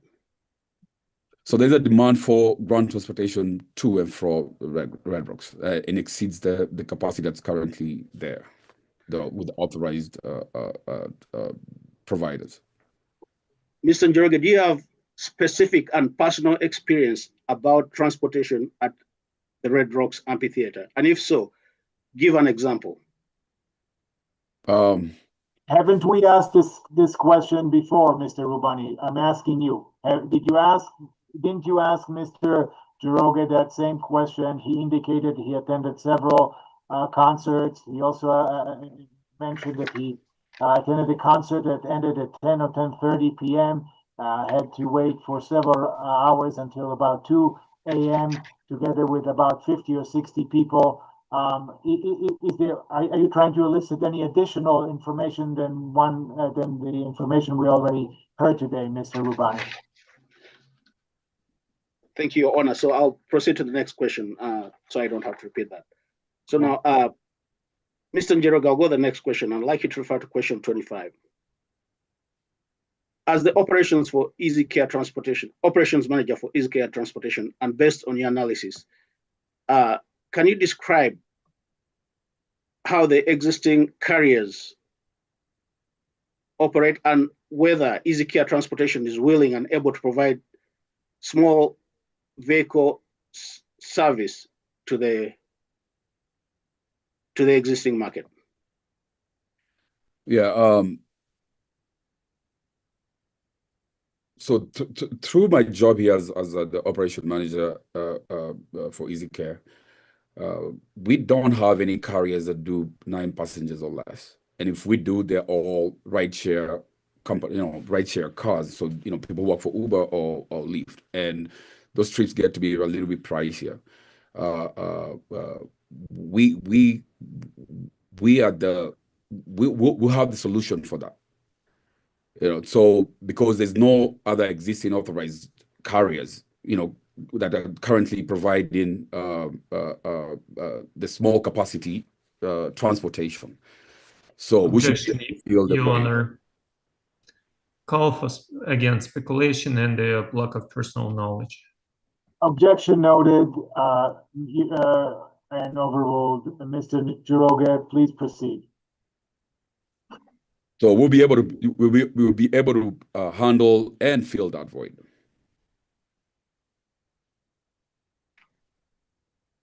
So what records did you analyze in coming to this conclusion?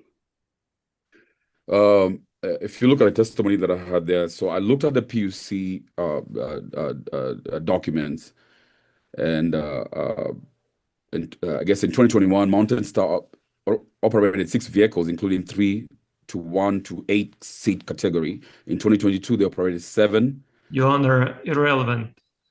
Mountain Star is no longer a part of this proceeding. I understand. I will, for the sake of overruled. Mr. Njiroga, please proceed.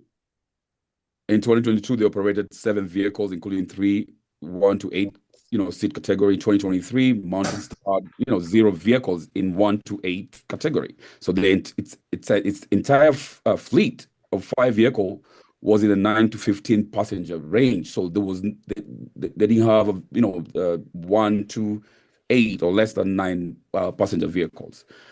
So they grew the fleet to about 10 vehicles and continue to operate in a larger capacity range instead of a small market, small passenger vehicles. So which creates a void, and which we'll be able to fill. Can you summarize that in simple terms? So there's really no authorized carriers to be able to fill that void, who transport, 1 to 9, less than 9 passenger, who offer less than 9 passenger transportation. So we'll be able to fill that void. Okay, again, based on your research, can you tell us about the similar market size in as far as its operations at DIA, refer to question 29. So again, so Mountain Star, had about 148 trips. This is according to the DIA Cora that I read over the reporting, period. All conducted using Class 1 either limo and shuttle services. 4 Chevy Suburbans and 2 Ford Transits, which are bigger vehicles. This confirms that. Your Honor, objection. Is it possible to repeat the question? I believe the question is vague and ambiguous. Is it possible to repeat the question once again? Mr. Rubani, repeat your question, please. Mr. Njoroge, in your role as the operations manager of EasyCare Transportation, and based on your market research and data analysis, could you explain how the EasyCare model will work in comparison to the competitors you have reviewed? We will be providing small passenger. Mr. Njoroge, thank you. Just hold on. Mr. Lysenko, I believe that question was not vague. Do you disagree? Yes. Again, it's a compound question and vague and ambiguous. Question. Yes. But I will allow it. I will overrule the objection and allow the proceeding to move forward. Mr. Njoroge, please respond to the question. We our whole model in this business and us trying to get a permit is to be able to fill the void that's already been created by competitors who offer who don't offer the service that we're trying to offer, which is less than 9 passenger mode of ground on-demand ground transportation. All right. Okay. I'll ask one more question.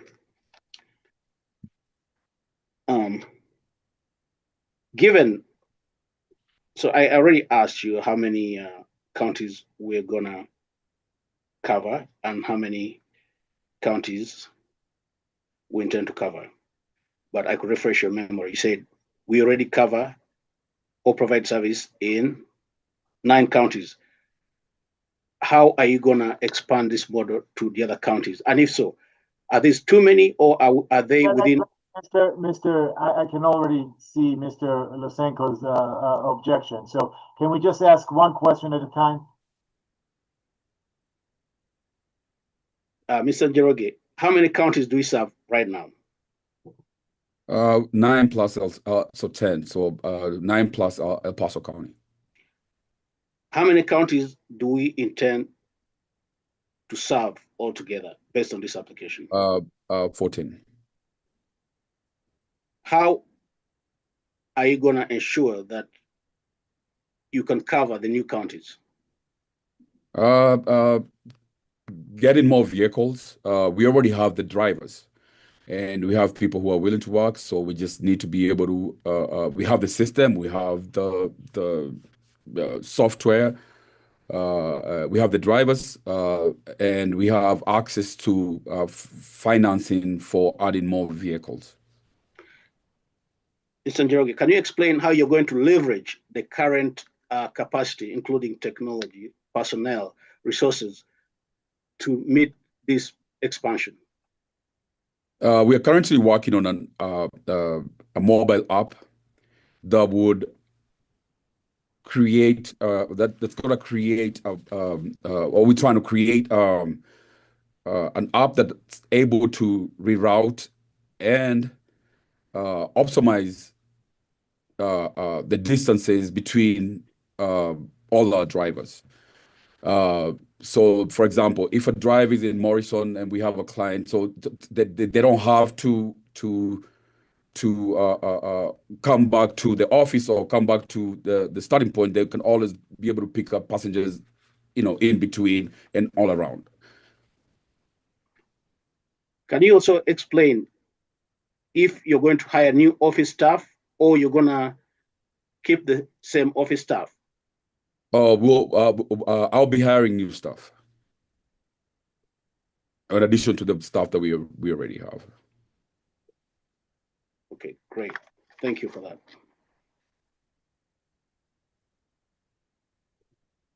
So in reference to question 31,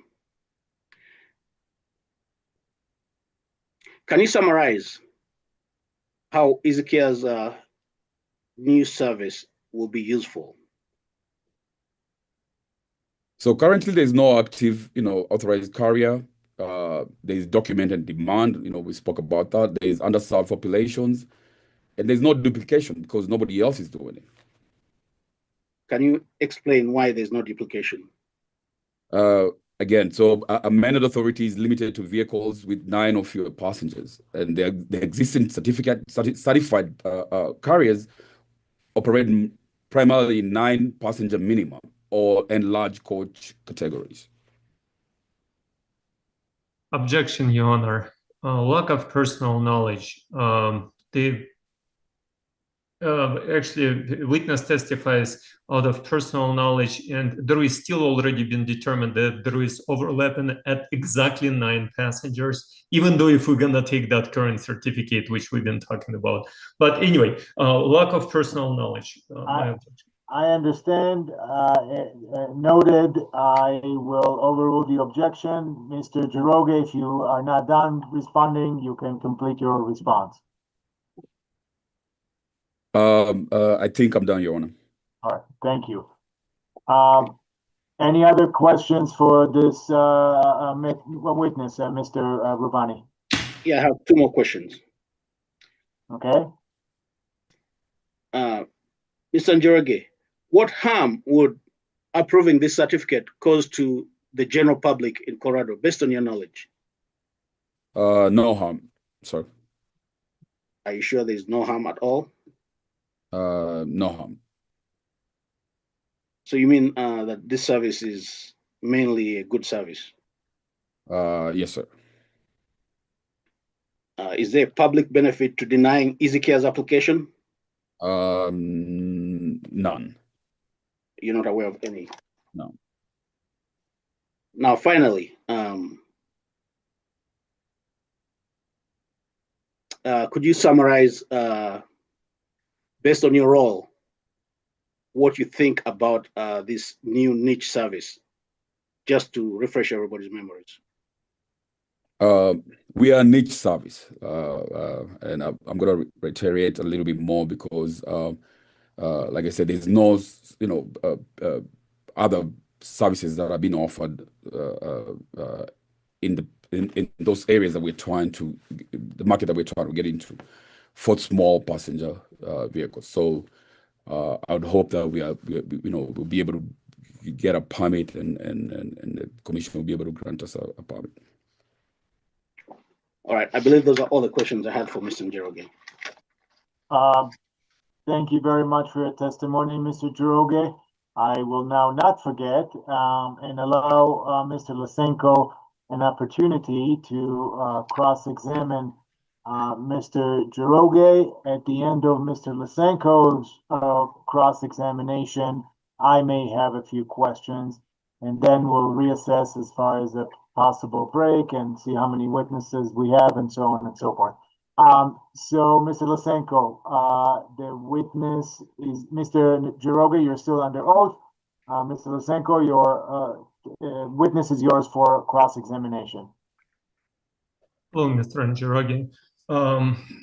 I've got a couple of questions. So, first of all, can you please state any familial friendship or other relationships with Mr. Rubani?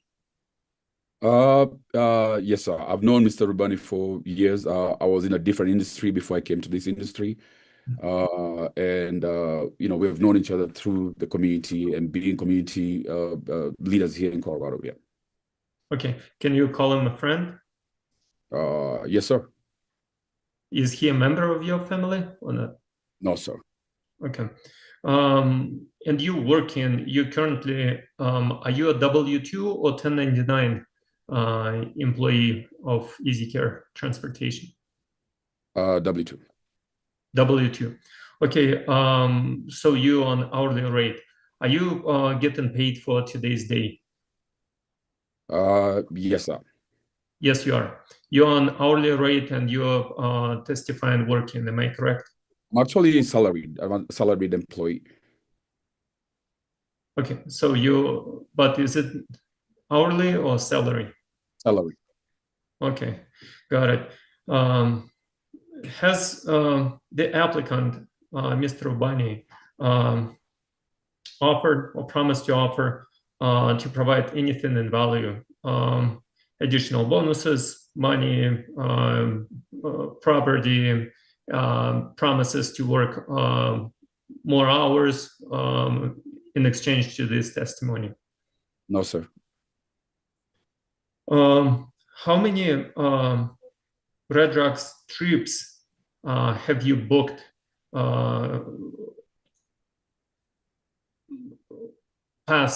in the past 3 years?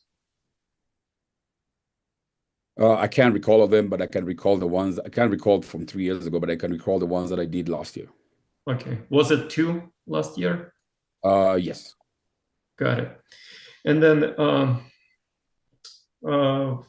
few things, just real quick step back about, I got a couple questions about the vehicles. You've heard Mr. Urbania testify that you guys have 3 vehicles.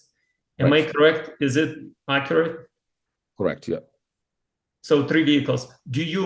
Does EasyCare Transportation owns those 3 Toyota vans? If EasyCare owns them? Owns them, yes. Yes. Not leases, am I correct? Oh, no, they're all owned, yeah. Got it. But you trying for additional vehicles, you're trying to lease them in the future, am I correct? Yeah, so it might be leasing, it might be buying. So both ways, like I said, we have financial opportunities and ways to be able to buy and lease, yes. Got it.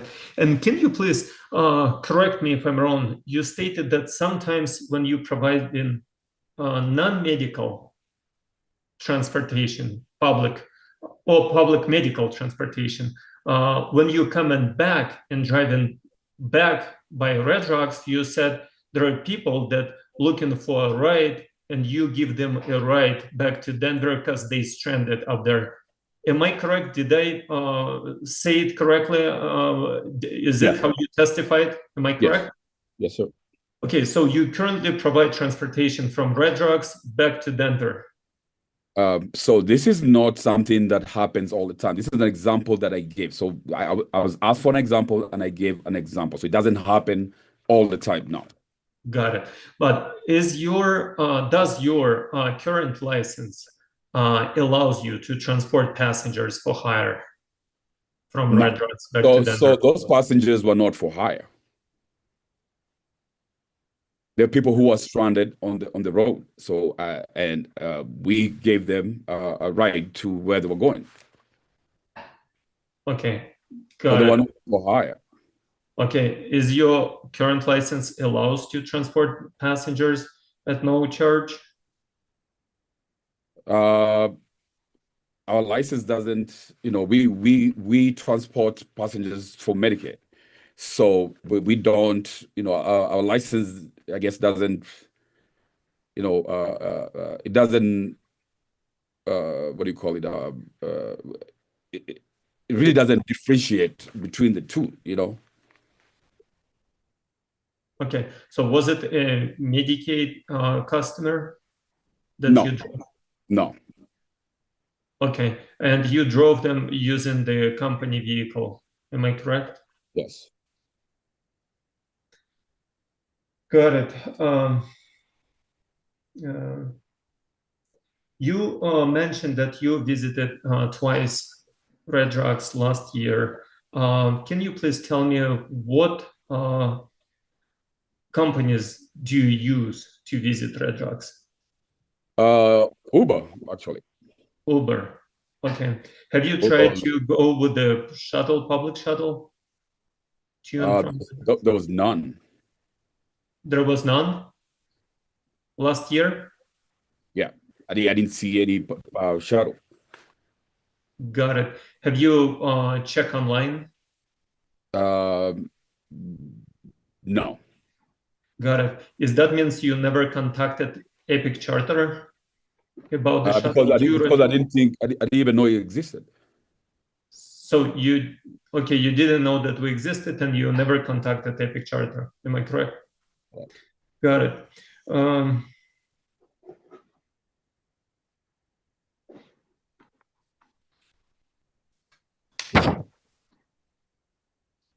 All right. Are you aware of any other permits that Epic Charter has? Because you named one permit in your testimony. Any other permits that you're aware of? I have to go back to my notes. I know I have them somewhere on my computer, but I can't. I have to look them up. And this is from what I read on the DIA Cora request. Got it. Can you guess that there can be other certificates that Epic Absolutely, Charter yes. has? Yes. And can you just guess maybe the Epic Charter allowed to transport passengers to Denver Airport under other certificates? That might be possible. All right.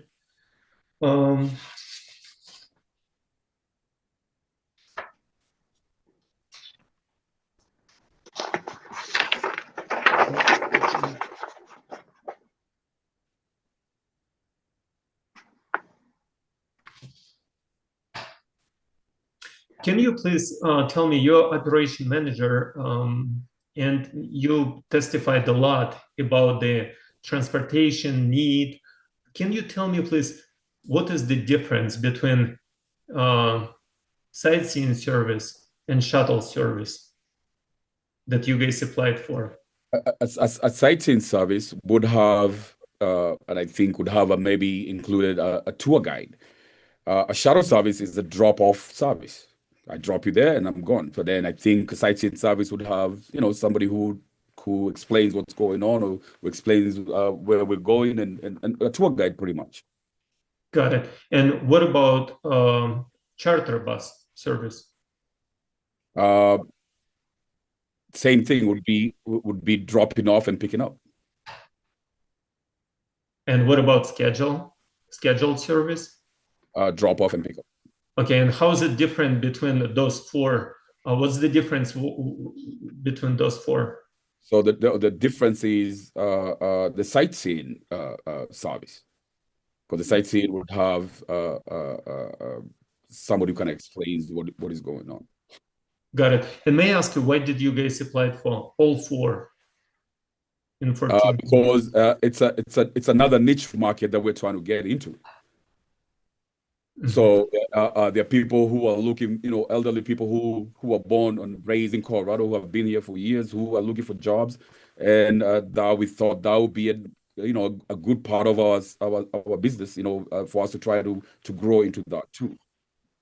Got it. And just the last question: have you considered applying for luxury limousine license? Say that again. Have you ever considered applying for luxury limousine license? No. Okay. Thank you, Your Honor. That's all my questions. Thank you very much. Mr. Drogi, I do have a few questions. You mentioned to Mr. Lysenko that Easy Care transported, I believe you named them as stranded passengers from Red Rocks, at least on one occasion, perhaps more. Can you share more about the circumstances under which this occurrence took place? We dropped a client in Morrison, and on our way back, there were stranded passengers on the road looking for rides. And that's how we ended up transporting them. All right. Did EasyCare collect compensation for that? No, sir. But the driver got a tip. Okay. All right. All right. I do have I think a couple additional questions. If you hold, just bear with me for a moment, please. Okay. You mentioned several times that there's unmet demand. You also said, I believe, and correct me if I'm wrong, that you are relying, at least in part, on some market reports. Can you not hear me? Am I not speaking loud enough? Oh, I can hear you now. Yeah, I can hear you now. All right, I'll try to speak louder. So my question is, how do you distinguish between unmet need and general market demand? Most of my analysis that I've that I've looked at is publications that I've read through, between, like, for example, whatever is going on by Colfax, whatever they're building. So I've been reading, and the population and the people who move here and things like that. So they'll all be analysis that I've made through reading articles and things like that.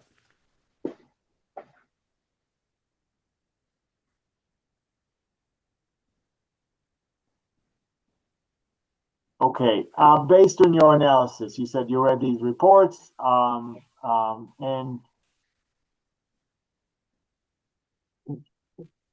are you able to distinguish between unmet need in particular area or counties, or is it, in your opinion, high all across the board? All across the I'm sorry, I think I need to state this more carefully, because all across the counties and communities that the application seeks to serve. That EasyCare seeks to serve through the application. Yep. So there's a difference, and I'll say the difference is this: most of these counties that we're trying to get into the market of. So I'll talk about a little bit about let's say Metro Denver. Metro Denver has a lot of options. People have options, but this is just in Metro Denver. So transportation from, let's say, the airport. Most people don't have too many options. Rural areas, same thing. We find that a lot of people, and especially the business that we are in now, have issues even getting Ubers to go up there, to pick them up. And I'll give you an example, like, let's say Arapahoe County, all the way close to Kiowa, or Douglas County, the places where Uber doesn't go. And those people feel that there's demand that's there that doesn't affect the people who live in metro areas. I don't know if that answers the question, but yeah. That would be sufficient.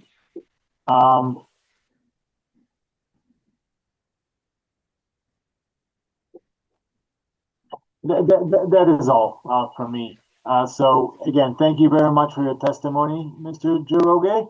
Thank you. You may remain connected or continue to watch on the Commission's YouTube channel. Either way is fine.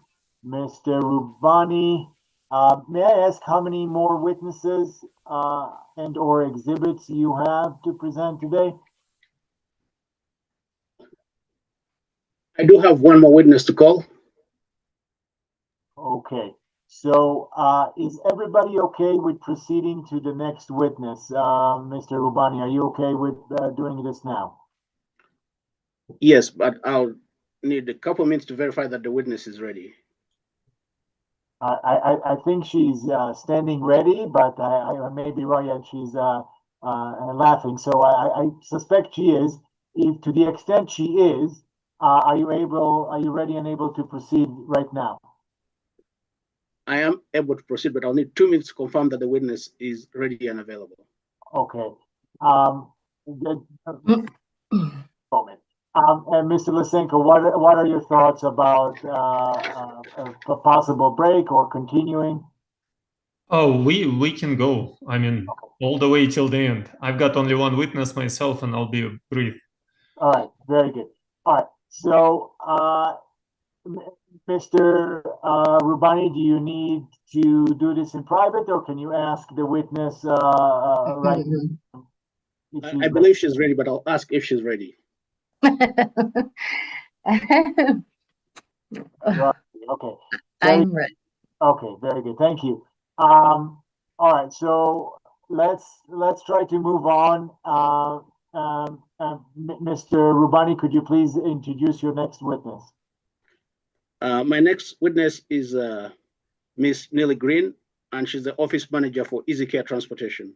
All right, Ms. Green, can you please raise your right hand? Do you swear or affirm that the testimony you're about to give will be the truth, the whole truth, and nothing but the truth? Yes, I do. Very good. Mr. Rubani, you may proceed with your questions for Ms. Green.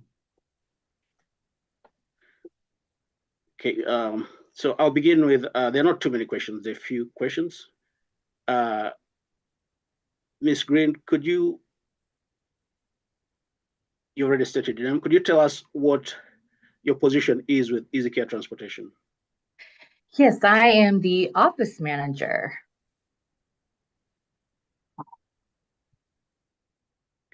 And among your duties as office manager, are you familiar with the hiring,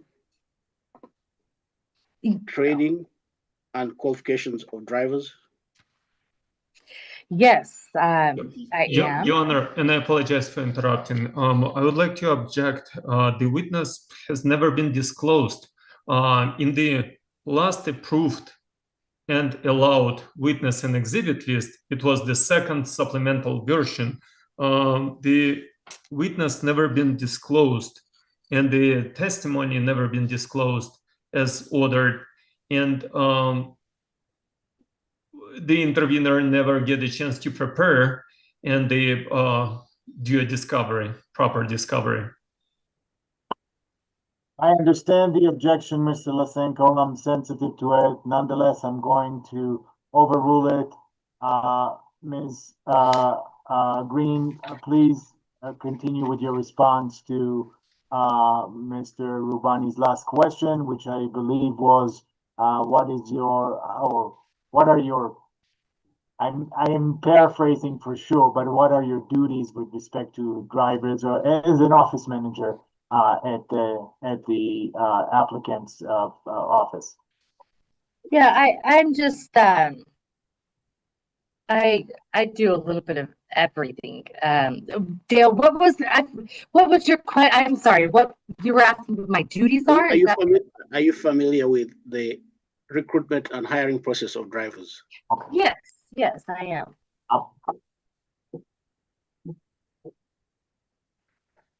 So the next question would be, what are the minimum qualifications of drivers that are hired at Easy Care Transportation?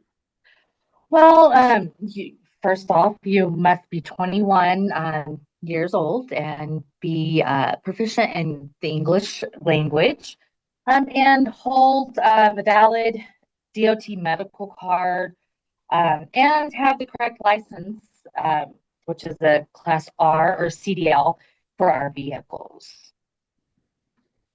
Thank you. Next thing, what's your pre-hiring process or screening? What does it involve? Well, we've got to do a background check within the 10 days of hire. We have them do a fingerprinting through the good moral character and ensure that no Class 1 or 2 felonies exist with the potential, with the person we're looking to hire. What else do you look for while hiring drivers? What offenses disqualify a driver? Well, I felt like I just mentioned, you cannot have any felonies or class 1 or 2 felonies on your record, and we do a background check of that. Yeah. All right. And then what documents are contained in a driver file? Oh, wow. And I guess I should have brought in a file here. But you know, every folder Excuse me, contains. Ms. Green. Yeah. Hold off, just hold on. I see that you're holding papers. Again, are you not able to hear me?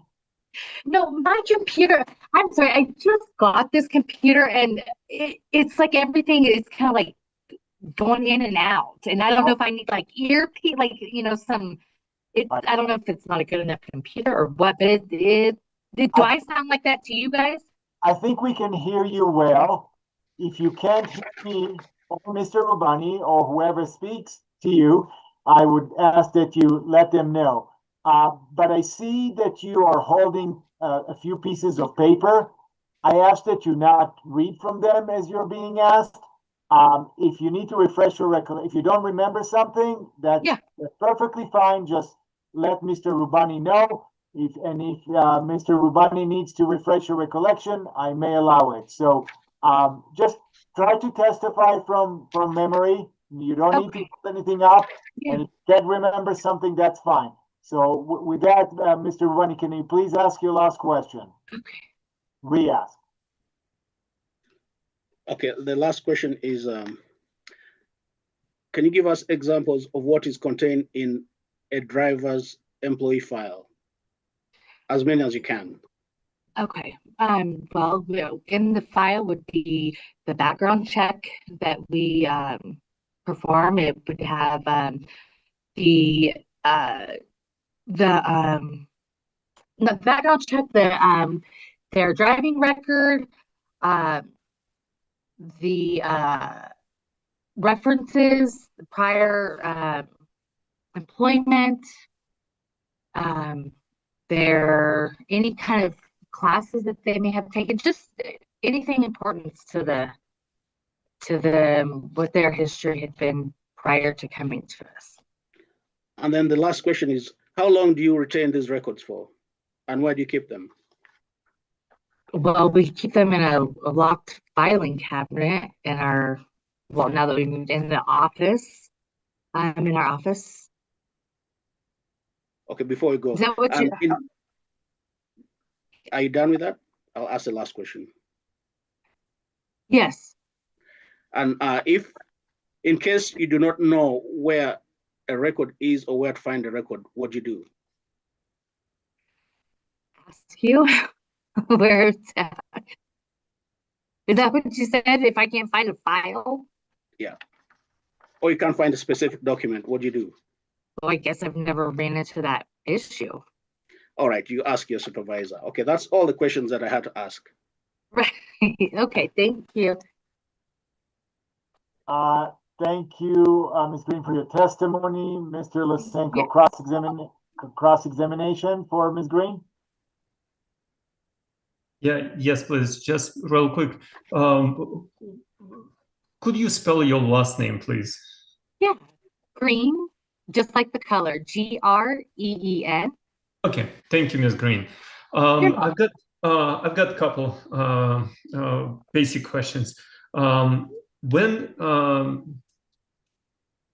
did you discover with Mr. Rubani that you will be testifying today? Maybe 2 days ago. 2 days ago. Yeah. Okay, got it. Did you ever discuss what you will be testifying? No. I mean, I knew that he was applying for licensing and to expand his company, but not specifically. Got it. Are you a 1099 or W-2 employee W2. of EasyCare? W-2. Uh-huh. Okay. Is it the hourly rate? Yes. Got it. Are you getting paid for today's date? I hope so. Got it. Yeah. Can you state any familiar just 1 second. I'm sorry. I'm sorry, I missed the joke. No, there is no joke. I apologize. That's Okay. my thing. So anyway, can you please state any familial, friendship, or other relationships with Mr. Rubani? He's my boss, and that's about it. Okay. We don't hang out outside of work. If we see each other at work, and that's about it. I mean, Got but it. we're of course, if I was to see him, I would say hello. We're not, but yeah, he's a good guy. Got it. Makes sense. And have you ever contacted Epic Charter or Red Rock Shuttle? Are you aware of such a company? I've heard of you guys, but no, I've never contacted you guys. Got it. Makes sense. And 1 second. Have you ever booked a service to Red Rocks? Have you ever visited Red Rocks before? Many years ago, but I don't frequent there. Okay, got it. What about going to Denver International Airport? Do you use other services or do you mainly use your car? I definitely don't use my car because I'm not going to pay for the parking out there. Yeah. But I would use an Uber or our service. I mean, if I would ask for a ride, I wouldn't take my own car and pay for parking out there. That makes sense. Well, thank you so much. That's all my questions. Yeah, you're welcome. All right, I have only one question for you, Ms. Green. How long have you worked for Easy Care Transportation LLC? Well, on and on, I started in 2022, and then I just took a little break, and I came back within the last year and a half, probably. And he has a healthcare agency too that I help out with. Understood. Thank you. That's all I have. It seems like that's all Mr. Rubani and Mr. Lysenko have. So thank you very much for your testimony. You're excused, Ms. Green. You Yes, may sir. online or listen to us on the Commission's YouTube channel. Either way is fine. Okay. And Have a good day. thank you very much. Mr. Rubani, do you have any additional evidence to present today? Not in the form of exhibits, but I hope I'll have a chance to examine Mr. Lysenko. Well, after Mr. Lysenko will testify, we'll give you the same opportunity to cross-examine him as I have given Mr. Lysenko for you and the witnesses you called today, Mr. Rubani. So it's not quite the time for that yet. I'm asking if you have any additional evidence you would like me to consider, whether it's testimony or exhibits. Well, I have additional testimony. I mean, like to summarize everything. Well, that would be a closing argument, which I may or may not allow. I'll consider this at the end. But you have evidence. Evidence is different than argument. Evidence are facts that you would like me to know that would support your application. Yes, Your Honor. I pray that items that were spelled out and recited in some of my motions be considered as part of the testimony. I mean, it's part of the evidence. Like what?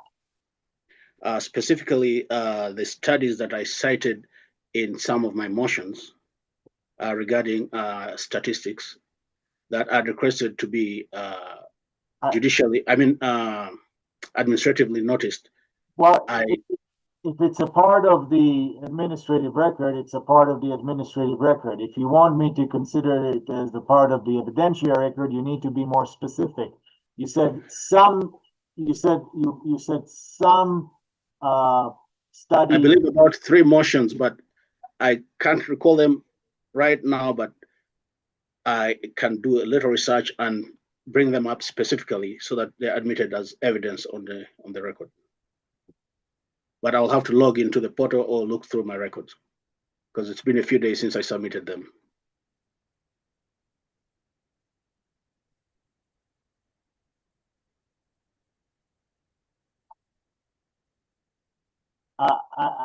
You know,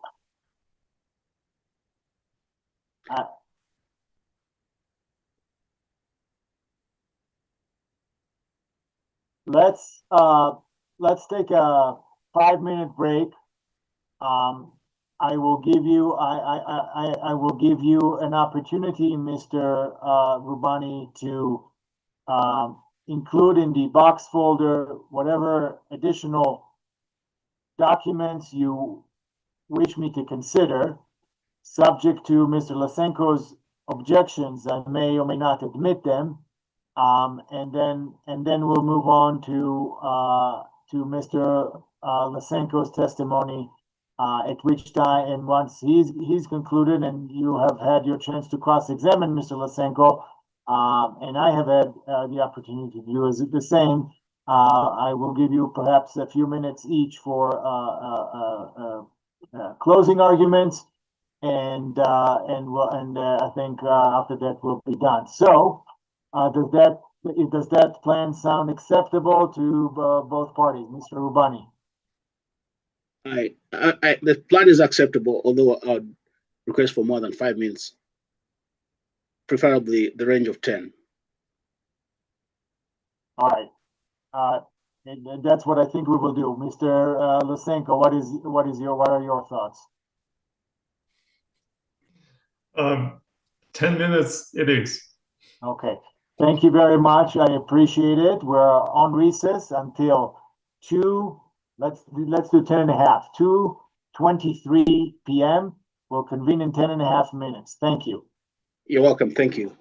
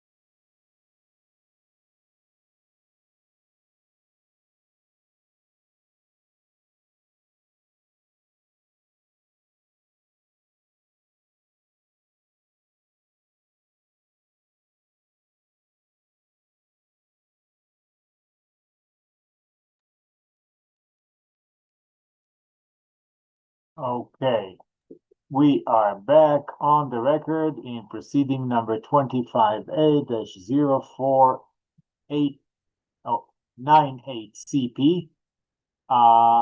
Mr. Rubani, have you had the opportunity to upload whatever documents you want me to consider as evidence?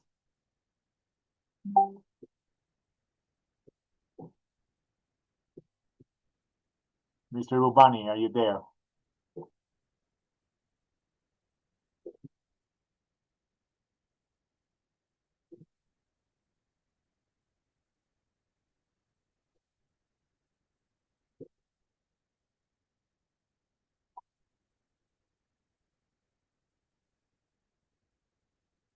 Mr. Rubani?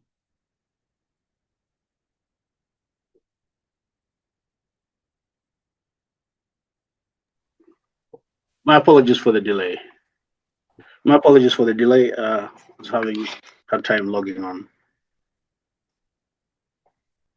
Have you uploaded the documents you wish to present? As My colleague is uploading them. I hope he's done with it. and have they been appropriately marked? I believe he's doing it. It'll be just a second before he puts them in. Okay.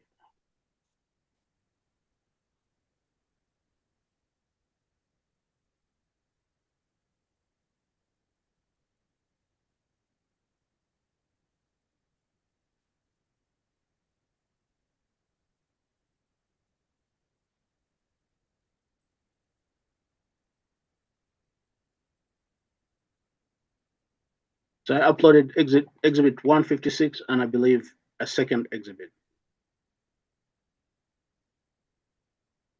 Okay. I have 156. What's the other number so I can keep an eye for it? I believe it's 150. Let me take a look.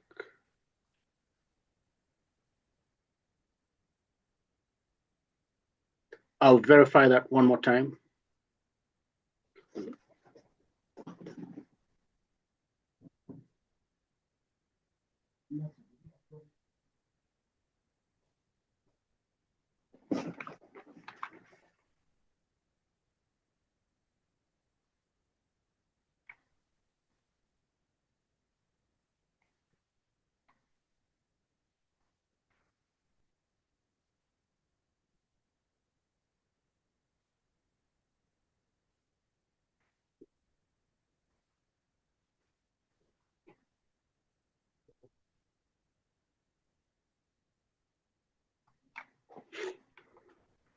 I did upload 156. I'm not sure if the other one was uploaded. So let's move on to 156, please. Let's see if our, oh, yes, we can. I believe that's the wrong one. Oh, hold on.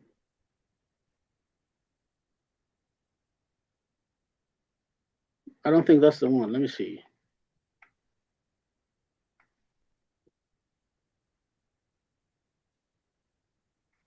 I believe that's the wrong one. My apologies for that.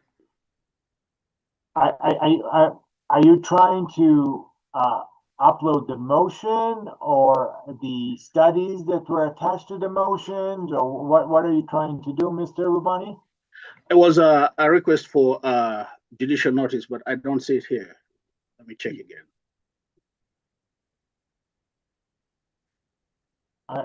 That's the wrong document. My apologies again. But what is the correct document that you wish to present? Okay, I'll read it from here.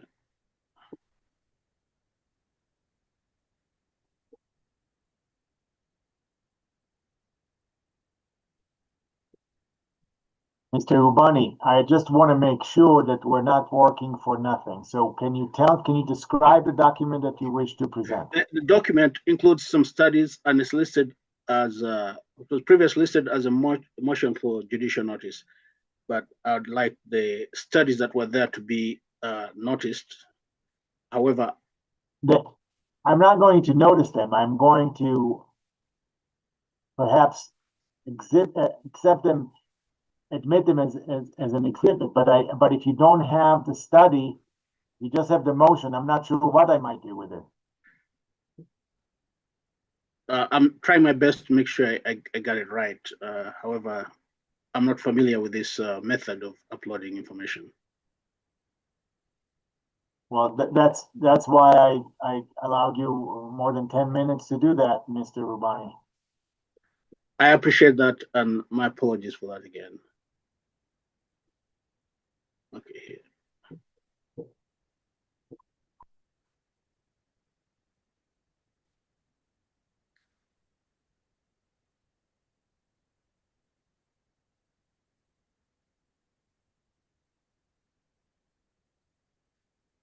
Okay, let's see here.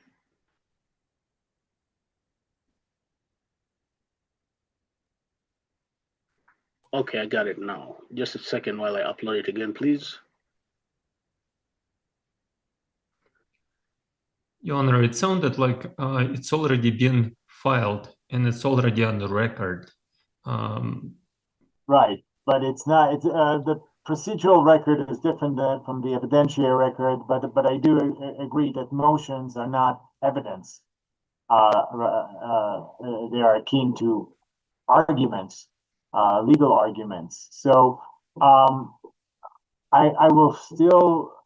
I understand your point, Mr. Lysenko. I'll still try to allow Mr. Rubani to present whatever he wishes to, and then make a decision as to whether to allow it into the evidentiary record.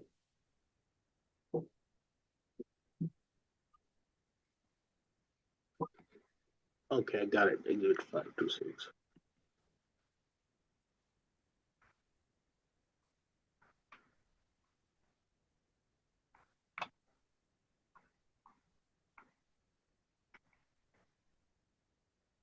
I'm in the process of uploading it now.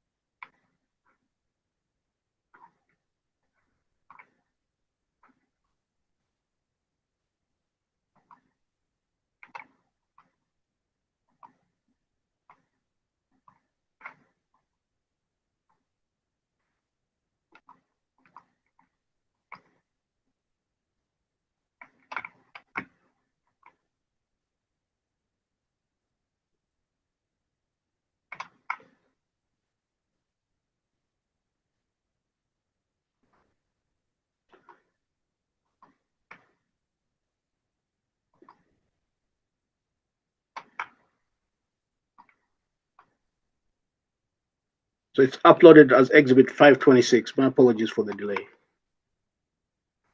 526. I'm sorry, Yes, that's Your out Honor. of his exhibit number block. Yeah.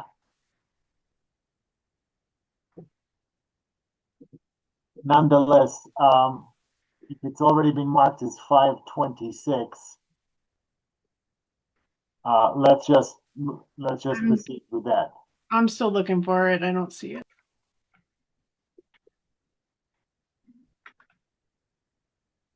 Rubani, Mr. Rubani, you said 526. Is that correct?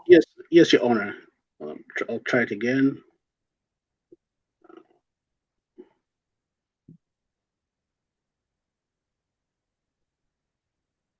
So it was successfully updated. So let me see what it is.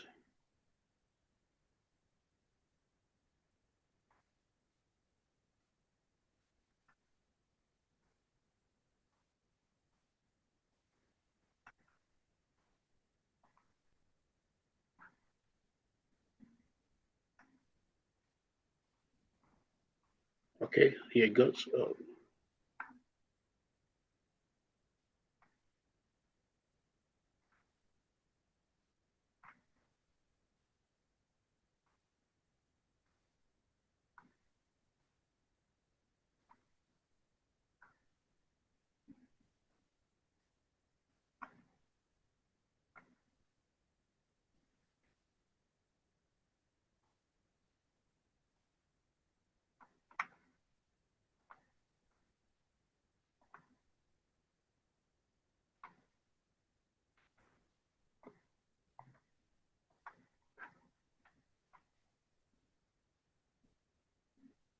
I believe it has been moved.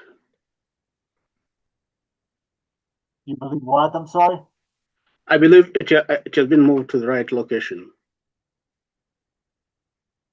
I hope it has been received. You see it?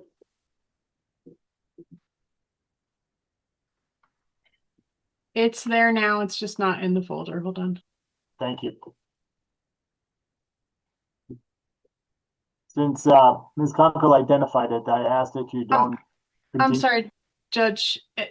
It's marked as 526 as the file name. When I open it, he has exhibit 156 on the top. So I'm not sure what you want to call this. Let's I'll call show it you in a by second. what it's by how it's displayed at the top Okay. in the file name. Okay. Would you like me to modify the file title, not the header, and keep it as 156? Yes, Mr. Rubani, you don't have an issue with us changing the file name, correct? No, Your Honor. Okay, and you said 156 is the one you titled it? Yes, Your Honor. Okay, give me So, 1 yeah, second and then I'll display it. thank you. It's just so that it's easier to find and address. And if it's already marked as 156, that should be fine.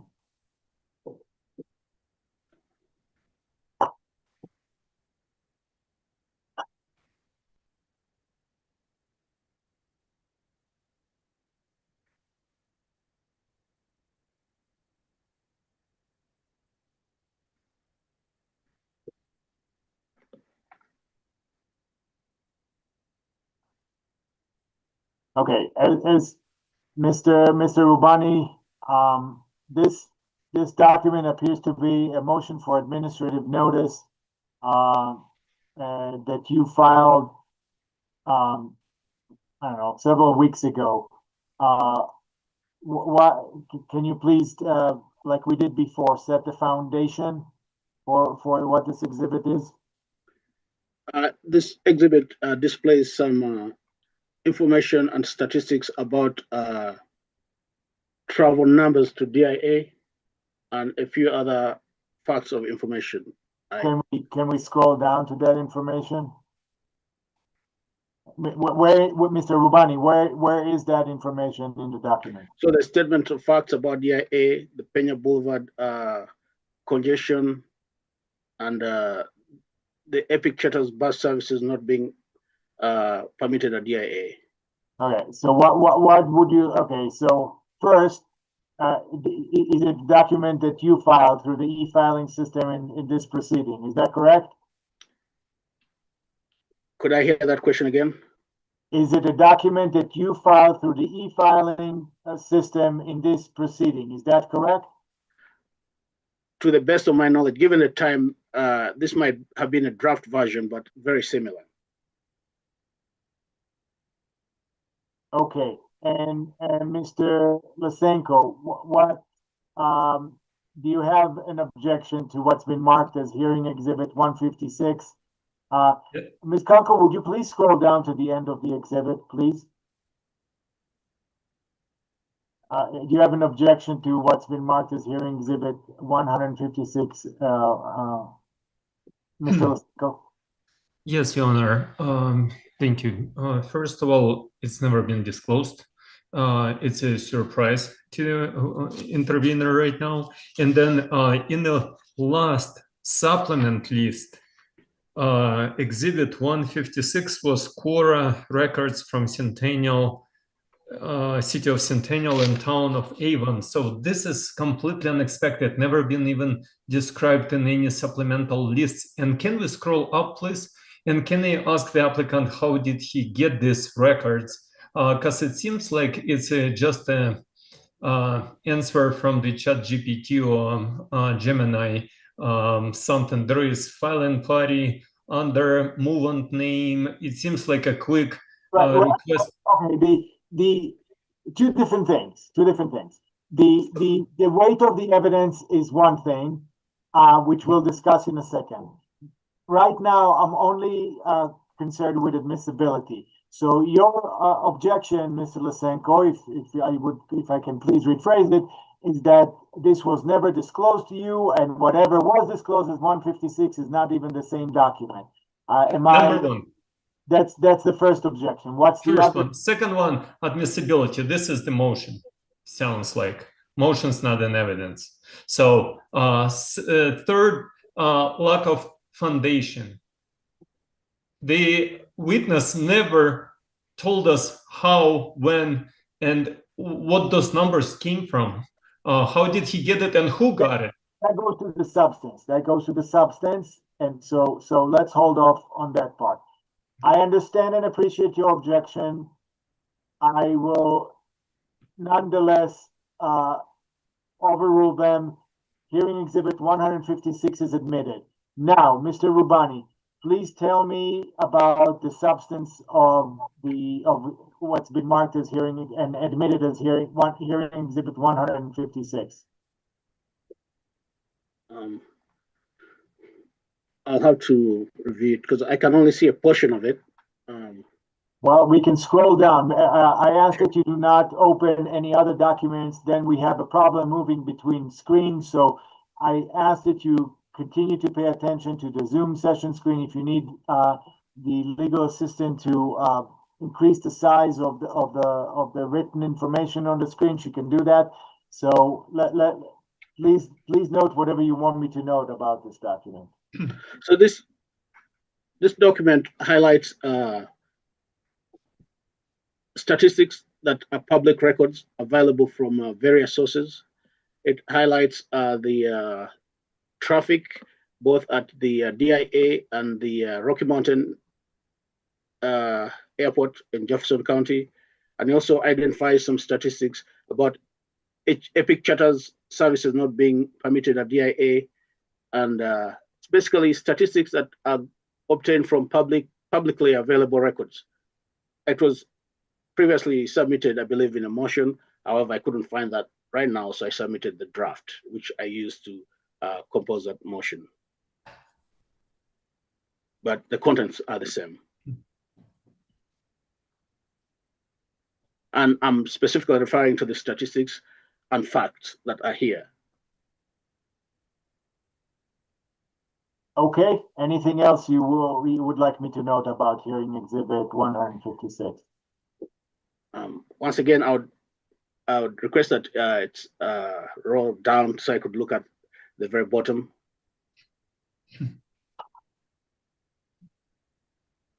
It also discusses that RTD discontinued its bus service to DIA, leaving a void in the service. It also discusses— I'm sorry, can you repeat that again, Mr. Rubani? It also indicates that RTD discontinued its bus service to DIA, leaving a void in transportation of passengers and a shortage of transportation services. It also gives the average prices of Uber and Lyft at DIA, indicating that these are, restrictive costs. Given our service, we'll be able to provide shuttle services at faster and a lower cost, because we already have advantages in that we have vehicles that move there and will just be redirected into providing scheduled services from DIA. This is what this builds onto. Combined with the other evidence, testimony, and exhibits, it will create a big and more composite picture about what our service intends to do. It also describes the population of Jefferson County, which is at 82,000 residents. 582,000 residents. That's per the US Census, which is public knowledge. And the more need there is for the kind of services we're going to offer there. It also gives an estimate of how many buses a company like Epic Charter would need to deploy in order to meet the demand based on the annual passengers at DIA. Yeah. And Epic Charter services fall far Your short of that. Objection. May you just speak up, please? I'm just trying to figure out through which witness this exhibit is going into the evidentiary record, through the who prepared that, where is the foundation? I just want to ask that person a question. Okay, so the hearing exhibit is admitted. Its evidentiary weight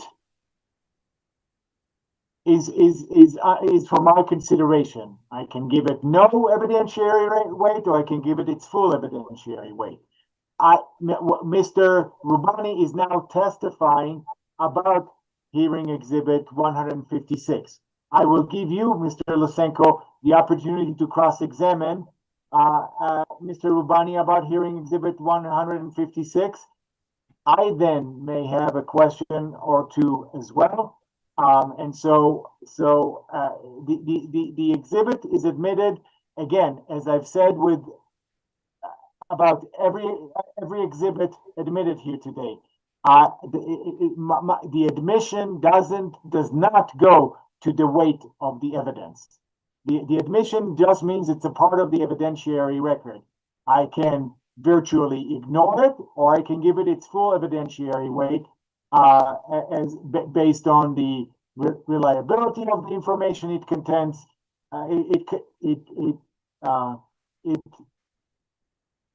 It has and other factors. So again, we've already established this is admitted. Mr. Rubani, you can continue to tell me anything else you want me to know. Mr. Lysenko, you will have the opportunity to cross-examine Mr. Rubani about this exhibit.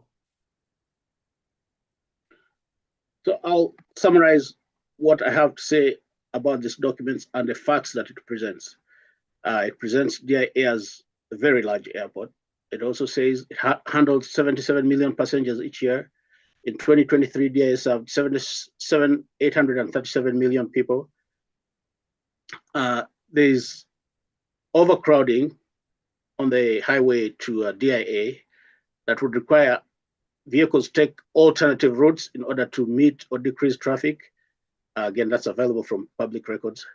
It also addresses the population of Jefferson County, and that Jefferson County is served by one of the largest airports in Colorado, and our services will be an interconnection or a link to interconnected flights between DIA and the Rocky Mountain Airport. And then it analyzes Epic Charter's services. Currently, Epic Charter is not allowed to serve DIA. I mean, based on the certificates and so on, although there's evidence that they may have been doing that. And then it also discusses that RTD no longer has bus service going to DIA, and therefore there's need for more services other than the bus, and our service will fill that void. And then it highlights that Lyft and Uber charge astronomical fees to transport people from DIA. There's a need for cheaper services because our vehicles are returning empty from that side of town. And lastly, our shuttles will carry less than 9 passengers for the price of 2 Uber fares. Okay. Are you done with your testimony? As far as this document is concerned, yes. Okay. Well, okay. Well, do you have a testimony, any other testimony you wish to present today? At this moment, except for what will be developed following the examination of other witnesses, that's all I have. No. So, I mean, it's not at this time or at any other time. I'm asking whether you have presented all of the evidence you wish to present by your own testimony, the testimony of the witnesses you called, and the testimony of any exhibits that you still wish to present, if any. I would ask one question. Is the whole application by EasyCare already admitted as part of the record? I mean, of the evidence of the hearing testimony or evidence? It's a part of the record, and summaries of it were admitted into evidence. And I do not believe there's any reason to admit the application as a part of the evidentiary record. Well, and as far as my memory goes, and within the means and time that I have, that's the evidence. If anything comes up between now and then, I'll. No, it's not if anything comes up. I'm asking you right now. Are you concluded with all of the testimony that you have for today? Based on the resources and the information I have, I've submitted most of the evidence. No, that's not my question, and I'm not going to move on until you provide me with a yes or no question. Do you rest? Meaning, are you done presenting all of the evidence you have for me today? That's a very tough question. I'll need to double check to go through my checklist and make sure I've done everything. And given this, I know we have taken too many breaks. If that's the case, is that something that I could be given time to go through my checklist? Can you go through your checklist right now?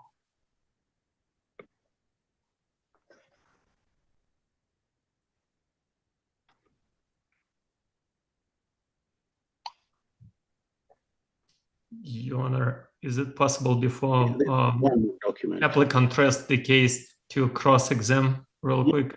Yeah, but I wanted to know. I will let you do that, Mr. Lysenko. I believe there's one other document that was uploaded that is not being seen. Let me see here. It's called not being seen may or may not mean it's relevant or that you want to present it. Is there any other evidence you want to present? Mr. Lysenko, I will allow you to cross-examine Mr. Rubani both on hearing exhibit 156 and if there's another exhibit on that exhibit as well. So, Mr. Rubani, is there another exhibit that you wish to present today? Yes, there's one, but I need to double check because I thought my colleague had uploaded it, but probably not. Okay.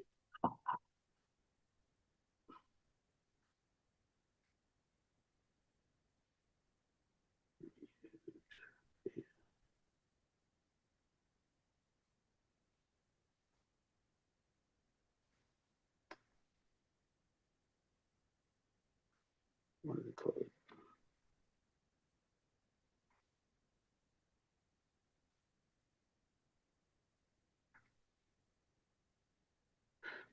Okay, I believe it's called a pre-hearing brief. Okay, witness list. Okay, hearing brief.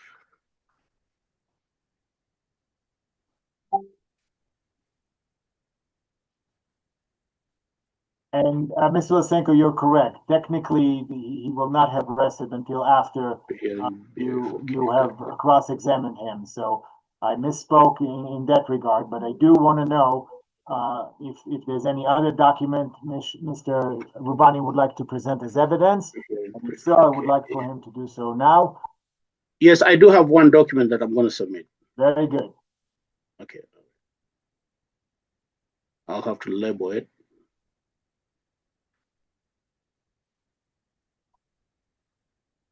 Text.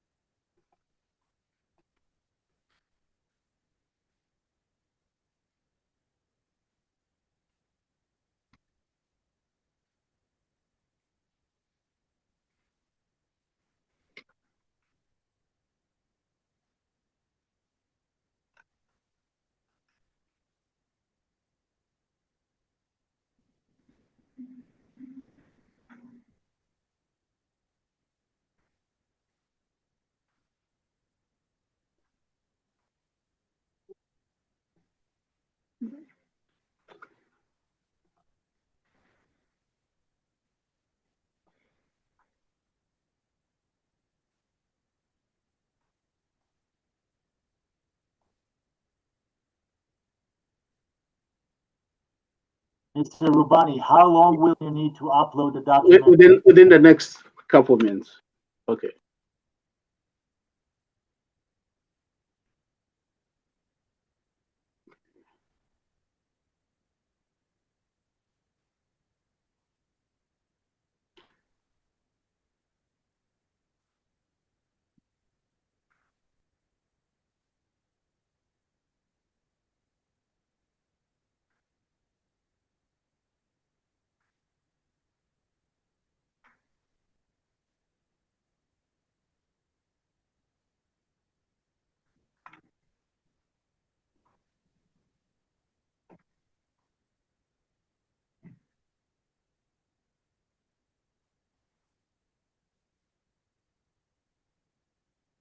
Mr. Rubani, you realize that, it is Mr. Lysenko's time, it is the court reporter's time, it is my legal assistant's time, it is my time, it is your time, it is all of the witnesses' time. I have given you every possible break I could. I'm still giving you the time, the opportunity to upload documents. I have uploaded it and I'm going to move it to the right folder. So I have moved it to the right folder as Exhibit 169. 169. Thank you.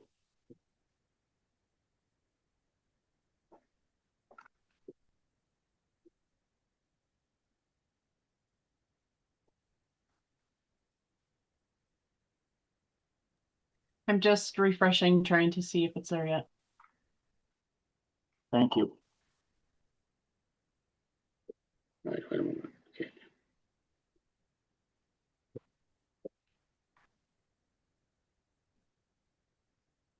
Oh, hold on. I think I got it wrong again. Let me see. No, hold on. Pre-hearing brief.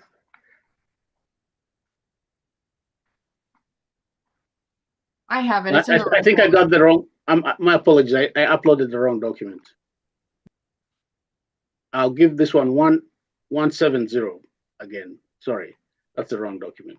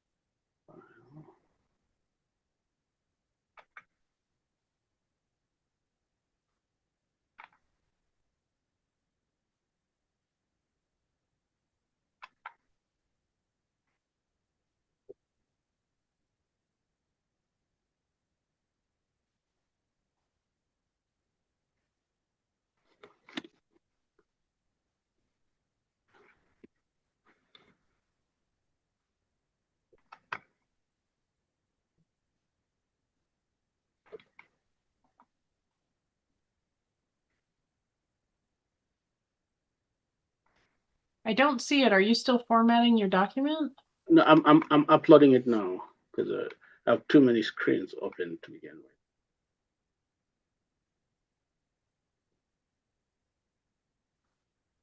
So that's that.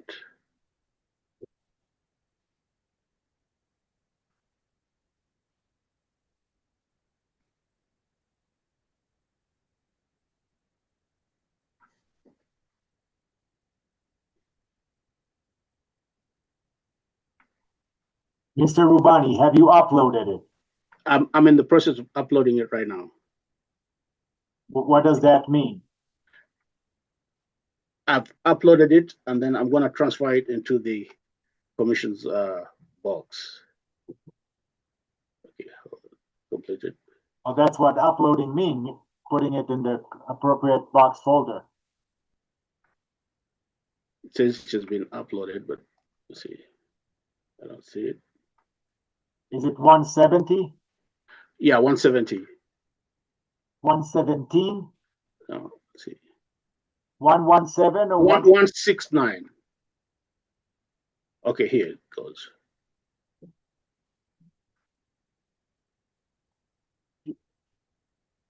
Do you realize how disrespectful it is to everybody's time, Mr. Rubani? I do. My apologies. I'm just not familiar with the system. I asked you at the very beginning of the hearing if you uploaded all the documents you wish to present today. You said yes. I have given you at least 3, possibly more, I took 3 different recesses to allow you to upload the document. We have been technically. I have uploaded it, and I'd like to ask if it has been received. Before it? You said 170, then you said back to 169. What's the number?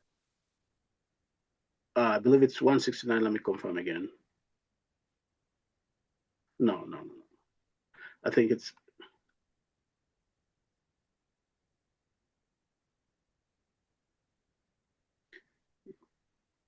What is the document? What document is it titled? It's a pre-hearing brief. That's what it says, but for some reason I cannot see it. So it's something you had already filed? Yes. Yes, I believe. He filed. Okay. I'm not sure Okay, about. you have it marked as 169, I believe. Yes, 169. Wait, no, hold on. Pre-hearing brief.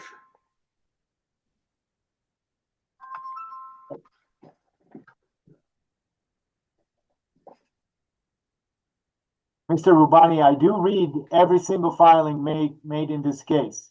So for you to,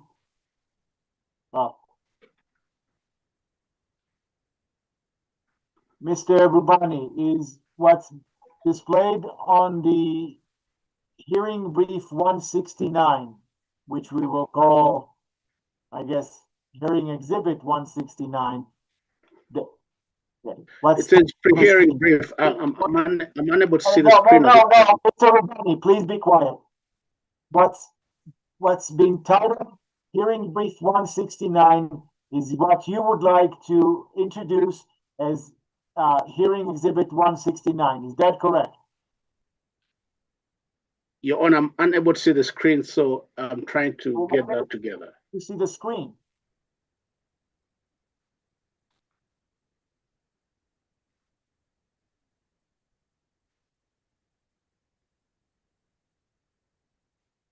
Okay, I see the screen.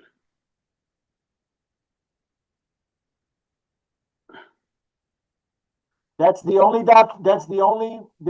thing you need to pay attention to, the Zoom screen. Yes, this is it. Okay. Can you tell me what this document is, Mr. Rubani? So this document summarizes the presentation of Easy Care Transportation. Generally, what is this document? It's a pre-hearing brief with which was combined with a witness list, but in as far as this filing is concerned or this submission, I'm focusing on the pre-hearing brief in support of the application. Ms. Kunkel, would you please scroll through the 8 pages of this document?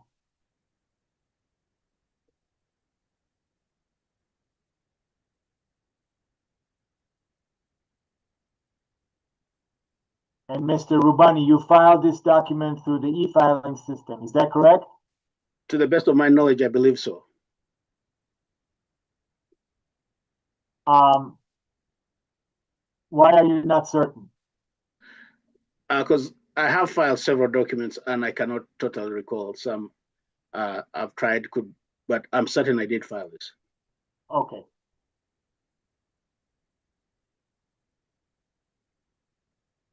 So this is a brief that you filed. Do you recall when you filed it? Yes, I filed this brief. When? I do not recall the date, but I did file this brief together with the. It says respectfully submitted the 17th day of April. So could you have filed it about April 17th? Yes, Your Honor. Okay. We can go to the first page. So Mr. Lysenko, you have any objection to what's been marked as hearing brief 169, which we will being admitted into evidence? No, Your Honor, no objections. Okay. What's been marked as hearing brief 169 is admitted as hearing exhibit 169. Mr. Rubani, can you please tell me about this hearing exhibit? This hearing exhibit presents and supplements the facts that were presented by the witnesses, including myself, in this hearing. It was prepared as a brief to highlight to the commission our point of view and our basis for the application. It lists some legal standards. It also identifies some portions of the record specifically obtained through CORA requests and other documents. It also gives examples based on PUC's own records obtained from the PUC through CORA. It also refers to some statistical publications. It also cites the interveners' certificates, the composition of them.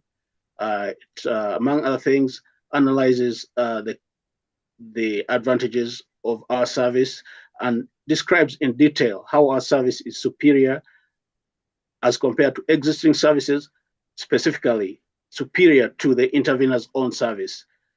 It identifies our financial fitness, operational fitness, managerial fitness, our insurance possessions, and lists some other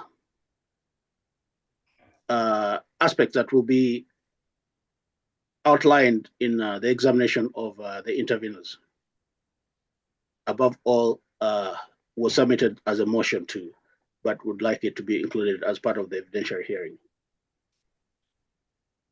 Okay, like I said, it's been admitted, and I noted the things that you mentioned about what's been admitted as hearing exhibit 169. In fact, do we have your permission to change?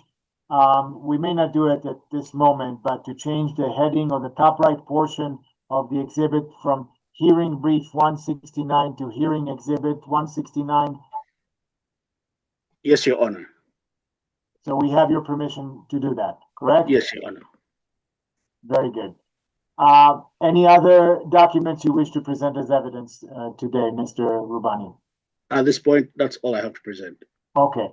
Mr. Lysenko, any limited cross-examination based on the testimony that Mr. Rubani gave with respect to hearing exhibit 169 and hearing exhibit, I forget the prior number, 156. Can we see first exhibit? I believe it was 169. Oh, no, the 156, please.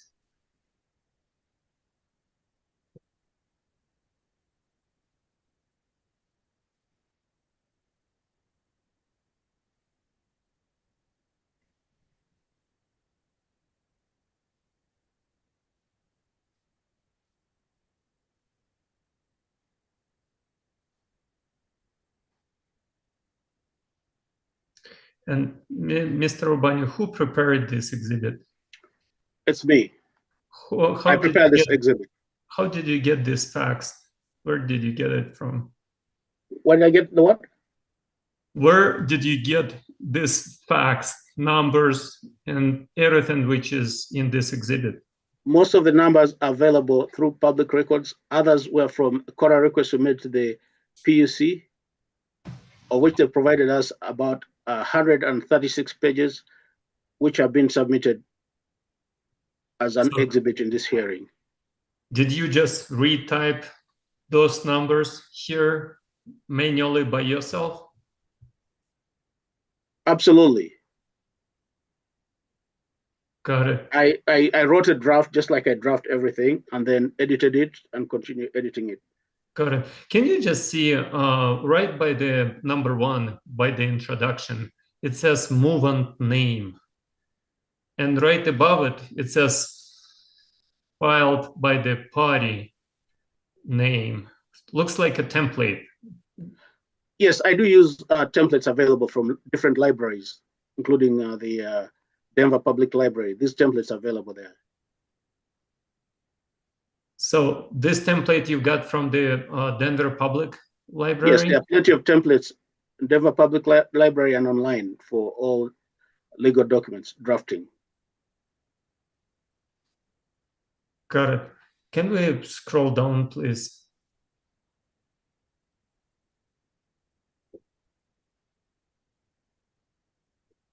Oh, just right here. Stop. Thank you. And where did you get that the Jefferson County has over 582,000 residents? That's from the U.S. Census Bureau.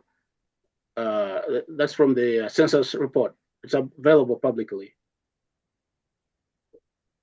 Okay. And how did you obtain information about the EPIC charter? From Colorado PUC Cora request.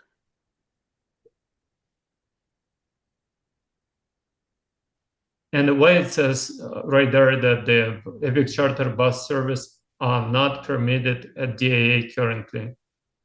Based on your certificate that was issued to you, it strictly states that you agree not to serve that particular area. It's a restriction on your certificate. Are you aware any other certificates from that the EPIC charter has? I'm only referring to that certificate. Okay, but is there a possibility that EPIC charter may have another certificate?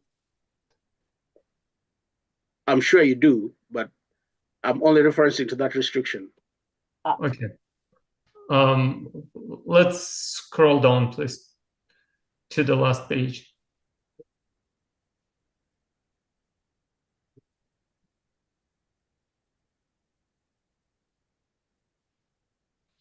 Okay, no questions, no further questions. Any questions about anything else, about 169 or anything else? No, Your Honor. All right, I don't have any questions either. So I will ask you once more, Mr. Rubani, do you rest? Do you have any other evidence to present today?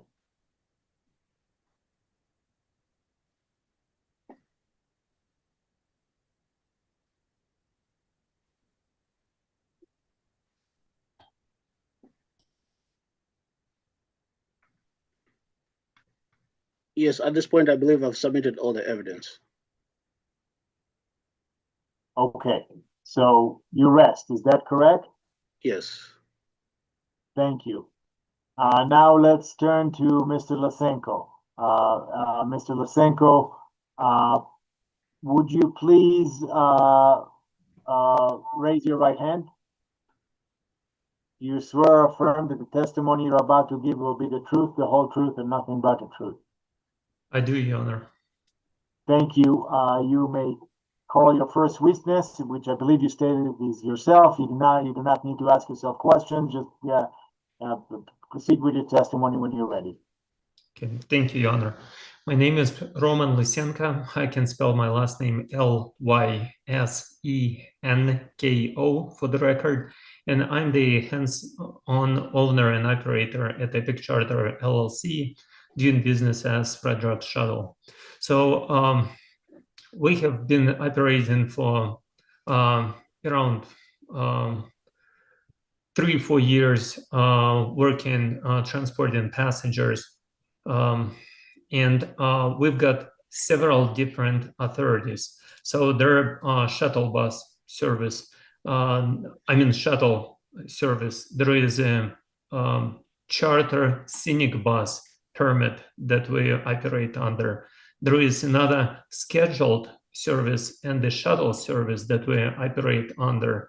And even though this certificate currently that the applicant brought to your attention, Your Honor, does not allow us to transport to and from Denver Airport, but the other ones do. So there are charter scenic bus, which is just a regular charter bus permit. Plus there is another, the number of the certificate is CPCN 56009.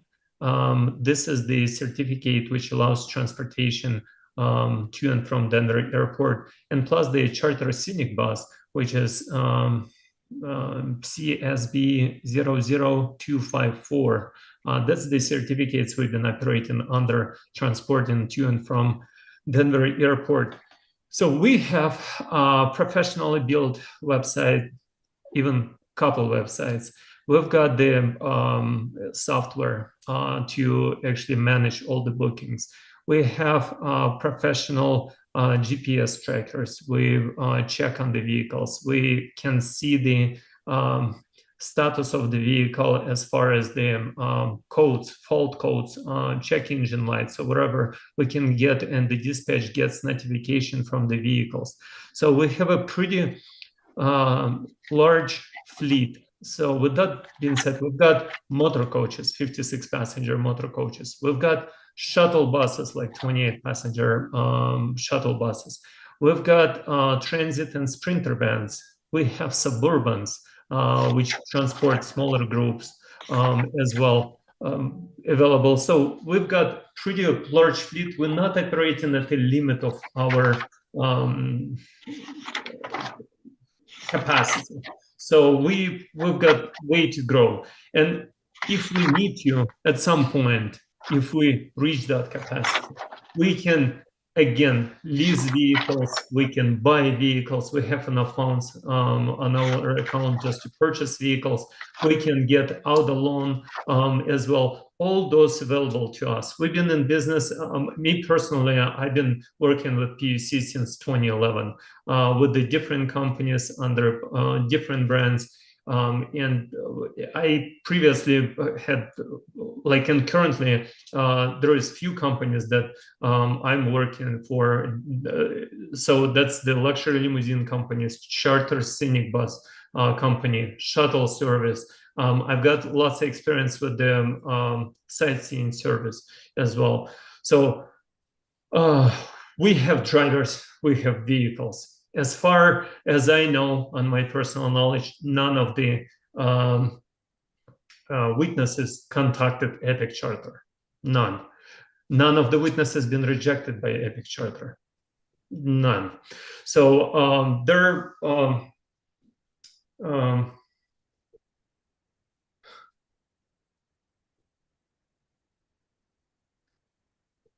just one second, I'm just trying. It's kind of hard when I don't ask myself questions.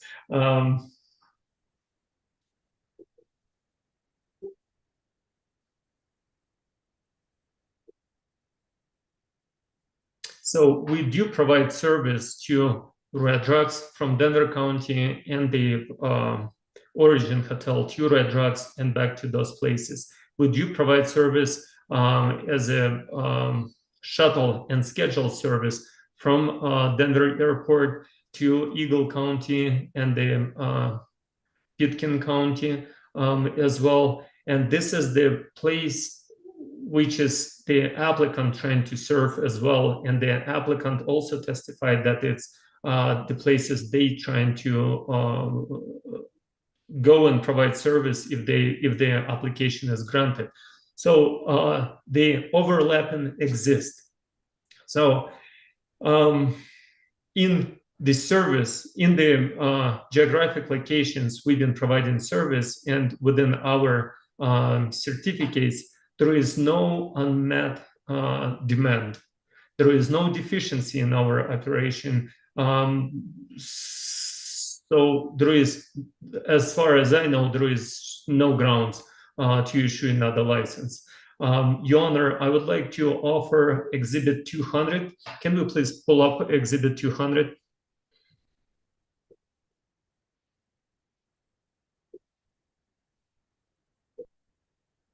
So this is my this is the Epic Charter certificate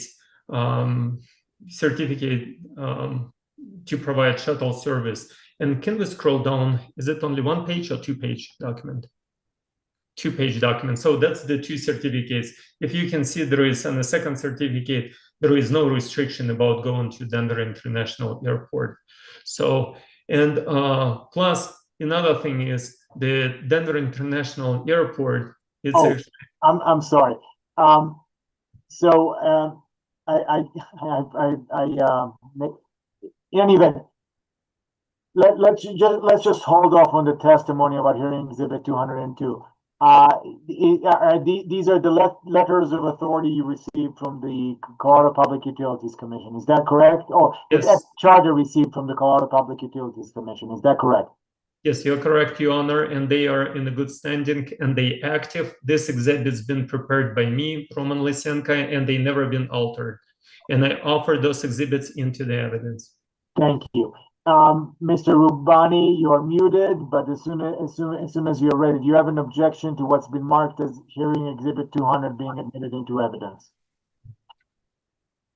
The exhibits are genuine. I don't have an objection as to them being admitted. Thank you.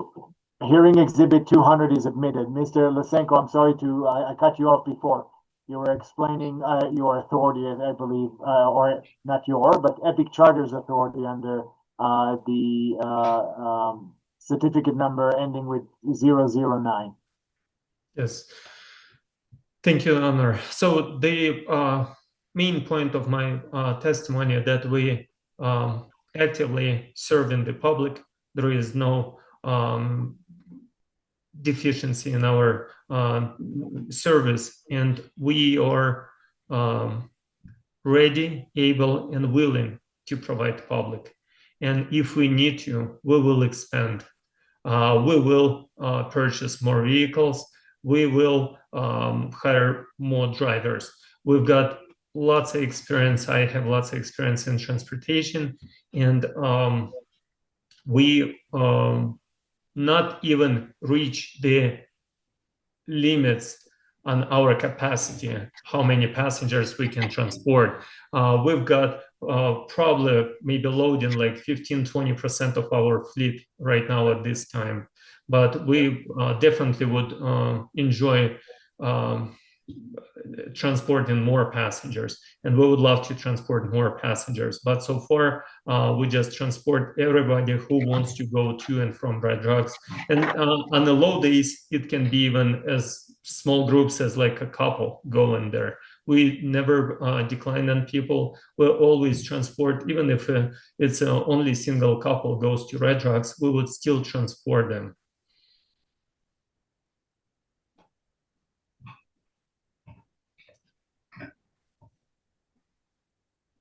Let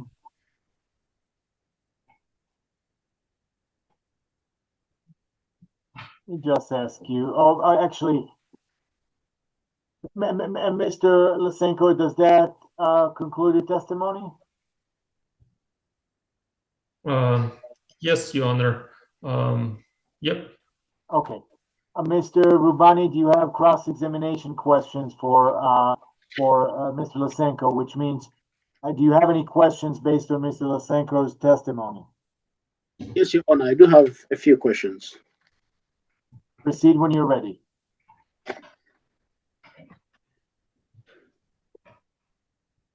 The first question is, Mr. Lysenko, I hope I'm pronouncing that right. Are you the owner of Epic Charter LLC? Yes, I am. Was Epic Charter LLC founded on April 14th, 2024? I can't recall. I don't have a documents or public records in front of me, so I can't recall.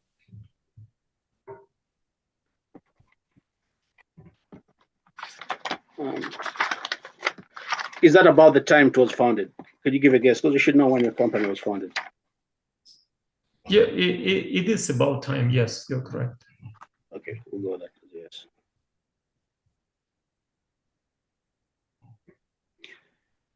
So,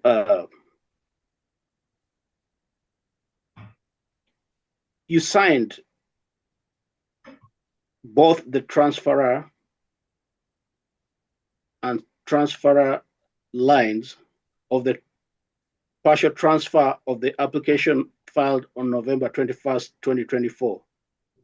Once as an owner of Mountain Star and once as an owner of Epic Charter. Is that true? Your Honor, first of all, this is the objection cross-examination, and so I did not testify about that. I'll sustain it. Mr. Rubani, you're limited to questions about areas that Mr. Lysenko testified about. This is not an opportunity to ask him any type of question you want. He testified about Epic Charter. And this question is about Epic Charter, because he's an owner of both Mountain Star and Epic Charter. Yeah, but you were talking about the specific application that the Epic Charter may or may not have filed with the PUC. That's a little bit more, it's a lot more specific than what than the areas that Mr. Lysenko covered in his testimony. Nonetheless,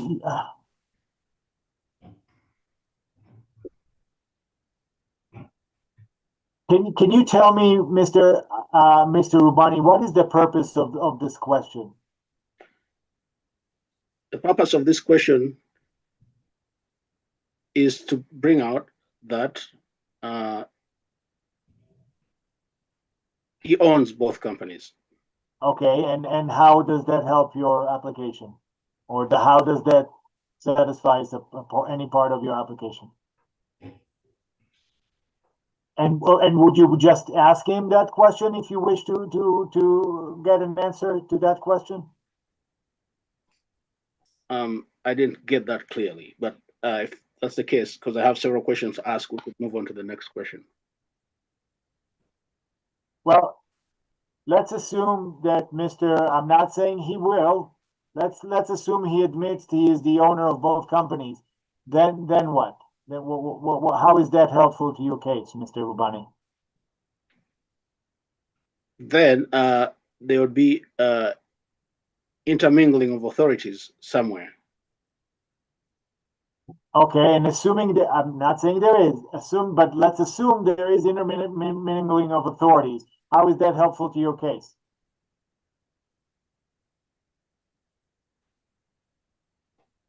So I'm trying to establish that these companies are one and the same. Okay, in this case. Again, I'm not saying it is, but let's assume that all of Mr. Lysenko's companies are one of the same. Then what? Then we'll move on to the issue of how the authorities overlap. Which authorities? But so you still haven't told me how that is helpful to your case. Let's assume you're able to prove.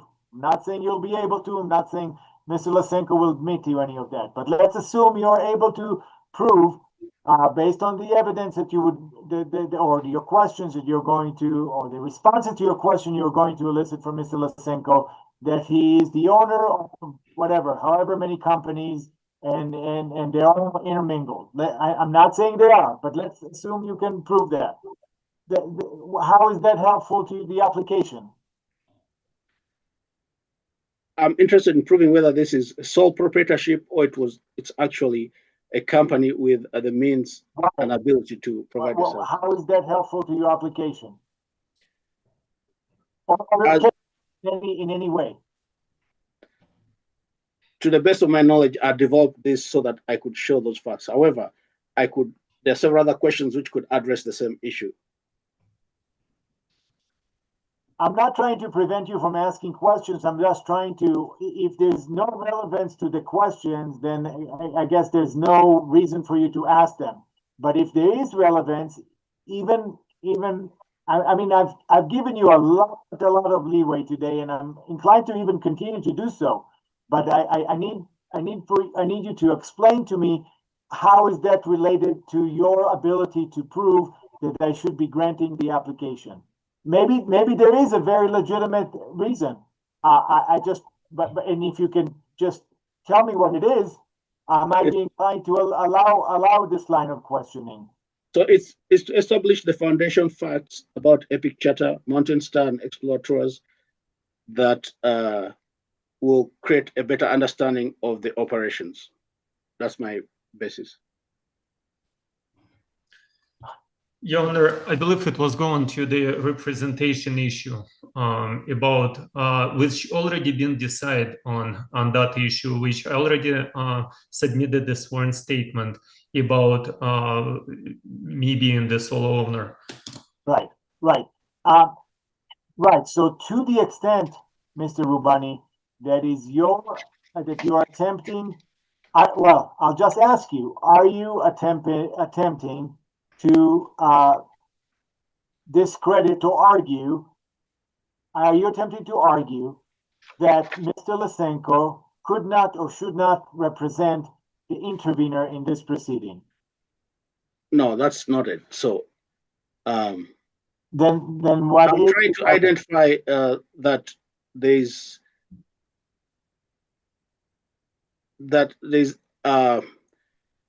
an attempt to create a lot more than one competitor. In other words, there's an attempt to manufacture additional competition arguments to say that there are three companies already providing similar services. It's actually one. So there's only one competitor, not three. But isn't that almost okay? All right, let's move on. Let's continue with your next question, and I may ask for the reason behind you're asking it. I may not ask any question you want to ask. Again, I'm gonna try to limit you to the testimony that Mr. Lysenko gave, which was rather short, and I'll just stop with that. So go on and ask your next question. All right. The next question was that did Mountain Star withdraw its intervention in this proceeding on February 22nd, 2026? Irrelevant, Your Honor. First of all, I did not testify about it, and plus it's irrelevant to this proceeding. It's no longer a party. The objection is noted, Mr. Lysenko. I understand, but nonetheless, answer the question. I don't remember the exact date, but yes, it was withdrawn. The intervention was withdrawn through the process of this proceeding. Following Mountain Star's withdrawal, did that leave Epic Charter as the only sole remaining intervener? Yes.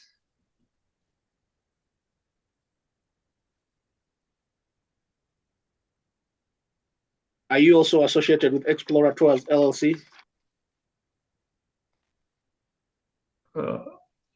No, not anymore.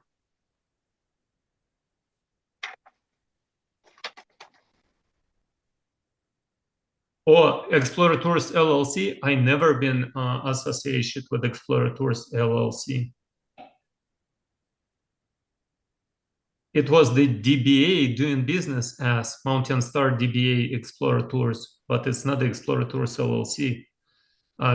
So I'm not associated with Explorer Tours LLC. Okay, so I'll go to the next question. Have you looked at Exhibit 200? Yes, I prepared it. Could we refer to Exhibit 200, please?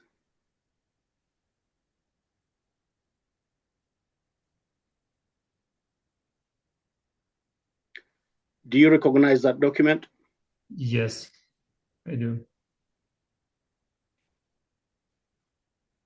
Do you recognize, could we look at the other two certificates, so CPN 56009? Yes, I do.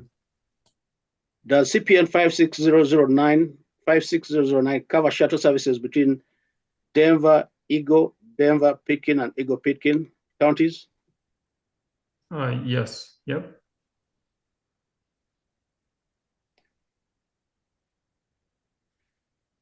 Does CPN 56009 contain restrictions prohibiting service using vehicles with manufacturer's capacity rated fewer than 9 passengers, including the driver? You're correct. So which means 8 and less. So under 8 CPN and less is 56009, prohibited. under CPN 56009, Epic Charter is prohibited from operating vehicles with 8 or fewer passengers. No, it says less than 9 passengers, including drivers. Less than 9, prohibited. So it's 8, 7, 6, 5. So 9 is fine. Less than 9 is prohibited. So let's ask this again. So under CPN 56009, Epic Charter is prohibited from operating vehicles with 8 or fewer passengers.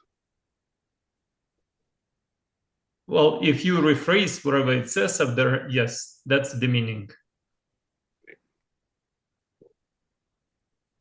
So EasyCare's application in this proceeding, as amended, is restricted to vehicles with 9 or fewer passengers, including the driver. Is that true? It's true, and it's overlapping at 9. If you think about it, the way you restricted it, it overlaps at 9. 9 and less, which is 8, 7, 6, 9 and more. It overlaps at 9.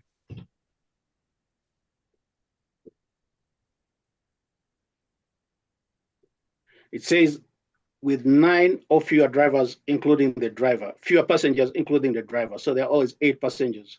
So your application allows you to provide 9 passenger transportation, right? No, it says EasyCare's application in this proceeding, as amended, is restricted to vehicles with 9 or fewer passengers, including the driver.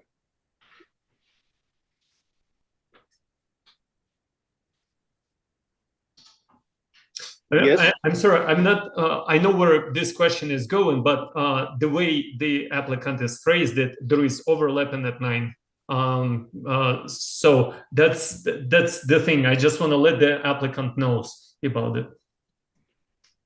I mean, I asked the question is, EasyCare's application in this proceeding, as amended, is restricted to vehicles with 9 or fewer passengers, including the driver. Yes or no?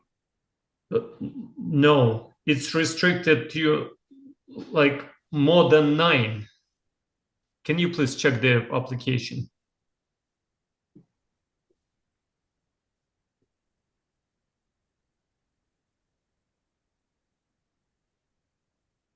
The application is part of the record, and I think we understand both. I think I understand both parties' arguments here. The letter of authority says what it says, and the application says what it says. So, as amended, the amended application says what it says. So, it is up to me to understand the restrictions, what they mean, and I understand each party's position about it. And Mr. Rubani believes that there's no overlap, and Mr. Lysenko believes there is overlap. That will be up to me to decide that if it's indeed a crucial part of the overall determination of this case. So I think with that in mind, I think we're ready to move on to the next question, Mr. Rubani. So the next question is, so Epic Charter cannot lawfully operate vehicles within EasyCare's capacity range as amended, as the amended authority covers. Mr. Rubani, can you repeat the question, please? So Epic Charter cannot lawfully operate in vehicle capacity in which EasyCare's amended authority covers. No, that is it's incorrect. Okay, let me be precise, Mr. Lysenko. Is there a single vehicle that could lawfully provide the service under both CPN 56009 and EasyCare's proposed 9 or fewer authority? Yes, the 9-passenger van.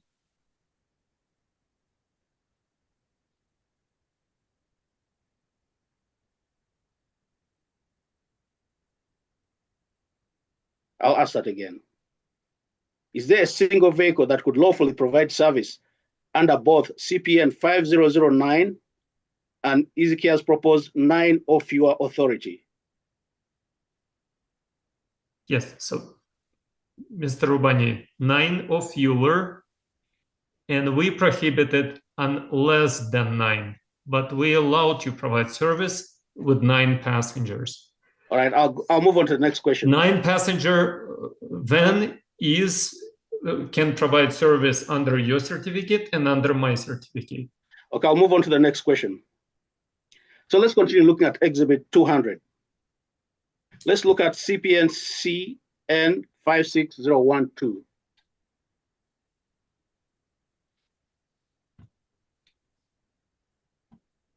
So CPN 56012 covers shuttle services between Denver County, Origin Hotel, Red Rocks, and Red Rocks Park and Amphitheater. Is that true? Yes, it is true. CPN 56012 contains an express restriction. Epic Charter shall not transport passengers to and from Denver International Airport. Is that true? It is true. That restriction was a condition imposed by this Honorable Commission when it issued that certificate. Is that true? Could you repeat the question, please? That restriction was a condition imposed by this Honorable Commission when it issued the certificate. Is that true? No, it was voluntarily. We applied that restriction to make sure we don't get intervened. So it's not been actually applied by the commission. But So it's was the incorrect. restriction, was it a condition imposed by the commission when it issued the certificate? It's yes or no?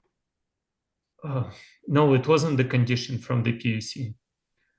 But it But was when the issuing the restriction on certificate- our application.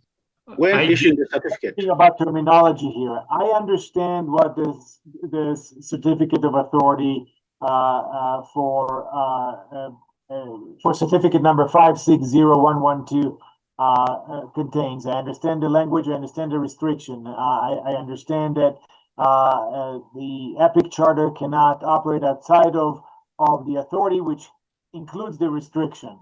I'm not sure where you're going with this, Mr. Rubani. I'll ask one last question, then I'll move on to the next. So under this certificate, any trip by Epic Charter to and from Denver International Airport is not authorized. Incorrect. When you said any trip, it's really broad. So any trip, that means we provide transportation. I'm just speaking about the certificate only, just the certificate.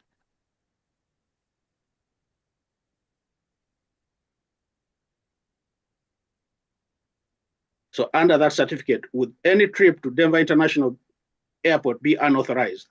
Just that certificate. Okay, by this certificate,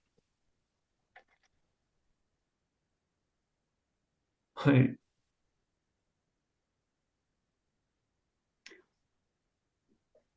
mean, if you're having a hard time answering it, we can go on to the next question.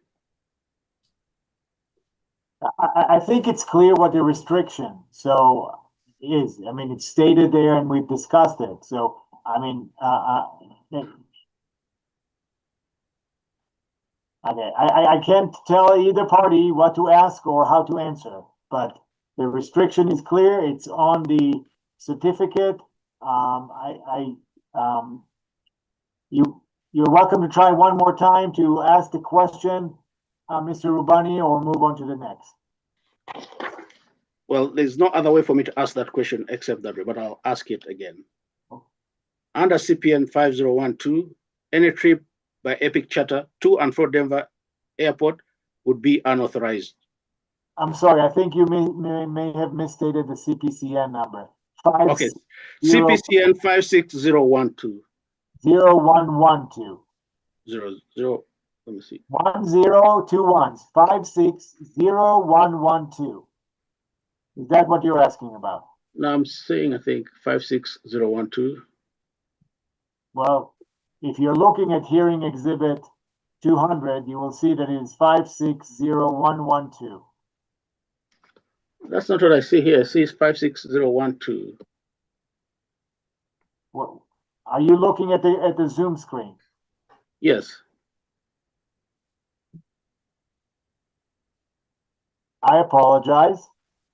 Now it's my eyes that are betraying me. No, I don't know if they are. Is there one? Maybe there is one. I apologize. You're correct. It is 56. I apologize, Mr. Rubani. Oh, that's fine. Thank you. That's fine. 12. That is the certificate, the CPCN we are referring to. So, so ask the question again. Under certificate CPCN 56012, any trip by Epic Charter to and from Denver International Airport would be unauthorized. That is incorrect. I'm talking about just the certificate. We'll go to the next question. Under this certificate, trips under this certificate not authorized to the Denver airport. You cannot state any trip by the Epic Charter to the airport. So it's just too broad. I think you've appropriately answered the question. I understand the issue. I do believe this Mr. Lysenko gave a full answer. Mr. Rubani, do you have any follow-up on Mr. Lysenko's question, or would you like to move on to the next one? I'll move on to the next question. Your Honor, I would like to review exhibit 128, I believe. I'll give you a little bit of leeway here.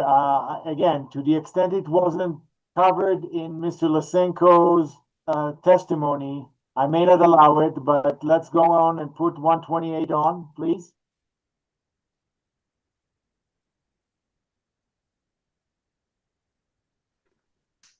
Okay, so I'm now showing you exhibit 128, records produced by Denver International Airport in response to a KORA request.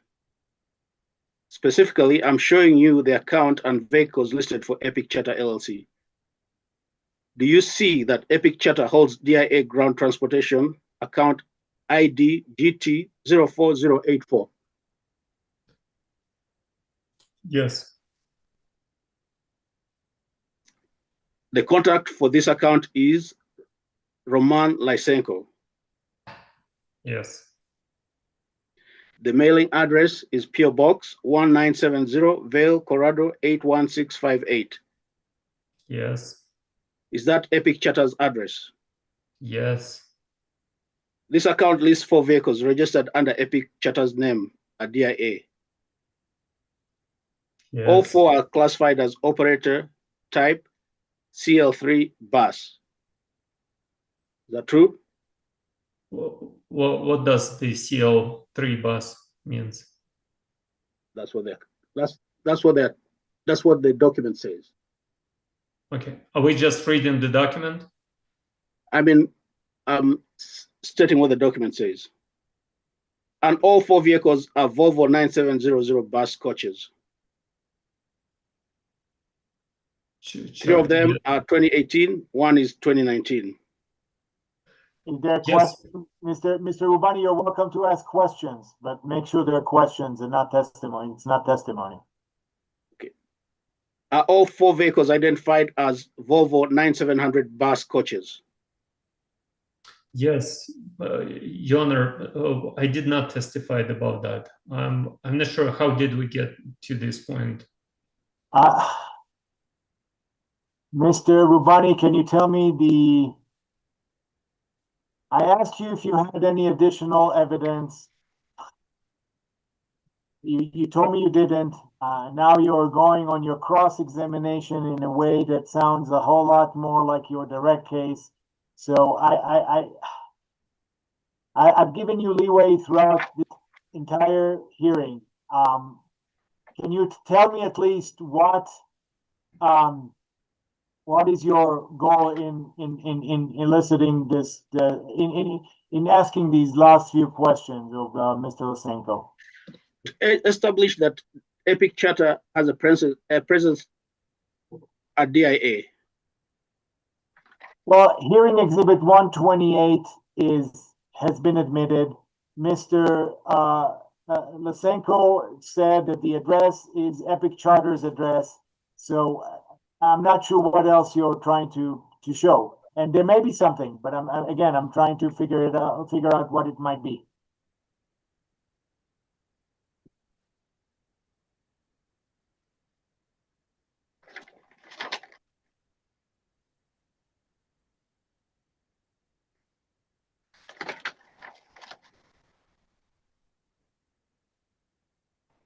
So what I'm trying to show is that there is a presence at DIA. If I agree that there is a presence at DIA, then there'll be no further questions unless there's a dispute about that. Mr. Lysenko testified that he has presence at the DIA, or that he. I don't want to put words in Mr. Lysenko's mouth, but he testified to the fact that some of Epic Charter's transportation services include trips to or from DIA. Is there anything else you want to ask Mr. Lysenko about his testimony? Yes, I do. But as long as we're on the same page with that, I'll move on to the next question.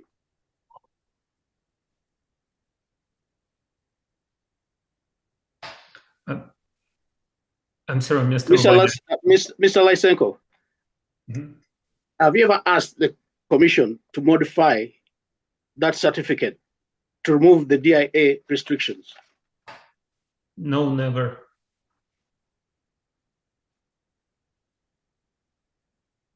That means the restrictions are still in place. I'll go to the next question. So I'll ask you now about certificate CPCN 55952. If we could please return to exhibit 200.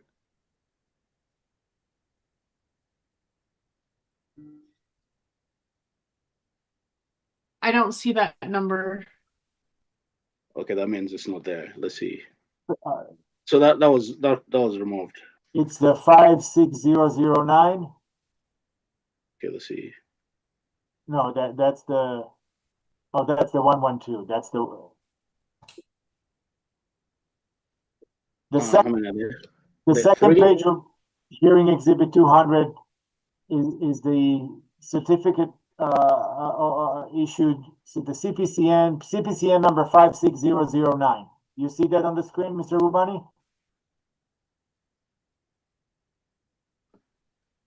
56009. Let me see here. Is that what you would like to ask Mr. Lysenko questions about?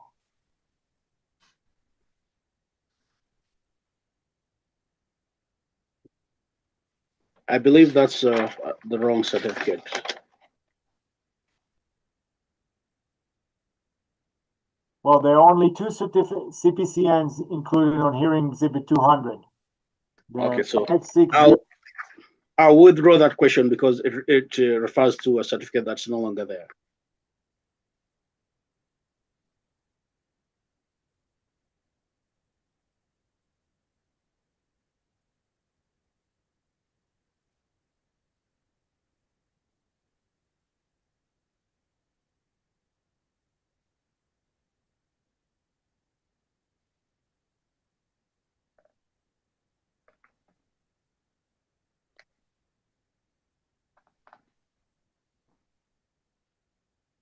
I'm referring to my notes here for a second, please. Bear with me.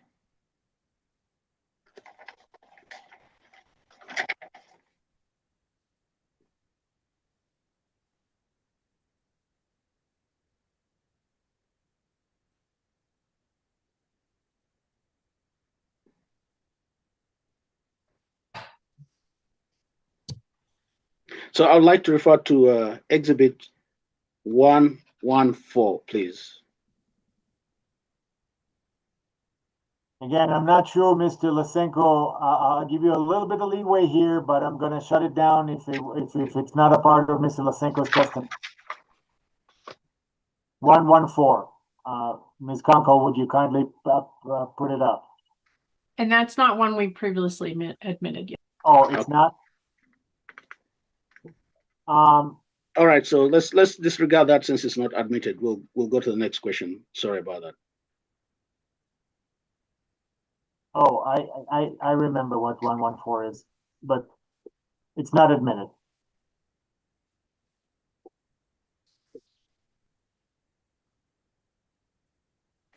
Okay, so I'll go to the next question.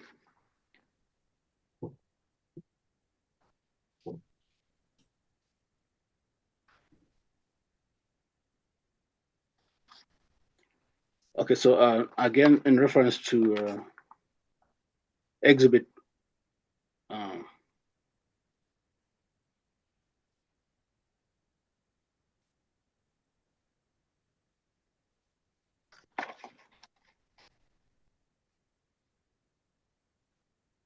okay, so the next question is, so Mr. Lysenko, in this proceeding, you have stated that granting EasyCare's application would harm Epic Charter's operation by diverting passengers from your service area or from Epic Charter service area. Is that true? Is that your position? Yes.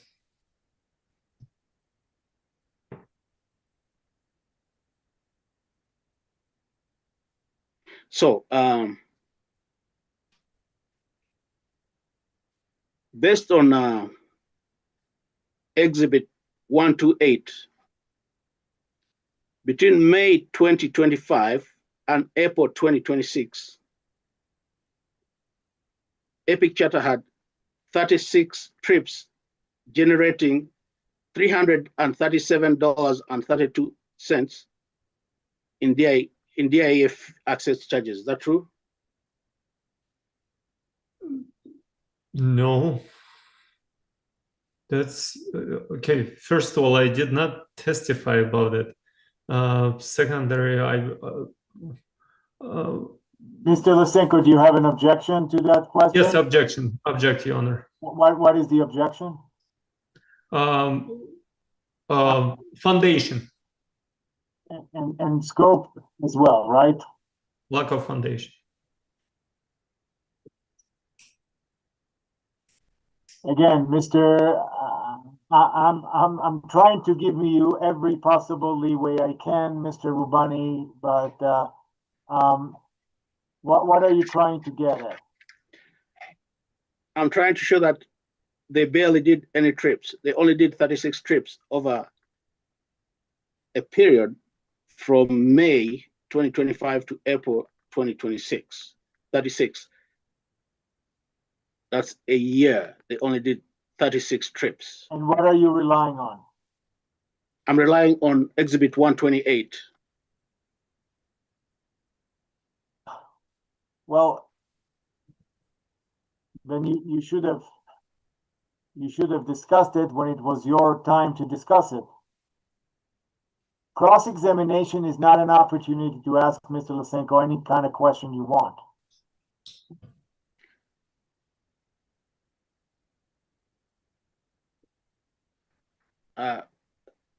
This occurred because I did not have the opportunity to ask these questions at that time. Why did you not have the opportunity to ask these questions at that time? Because I have not had the opportunity to examine the intervener.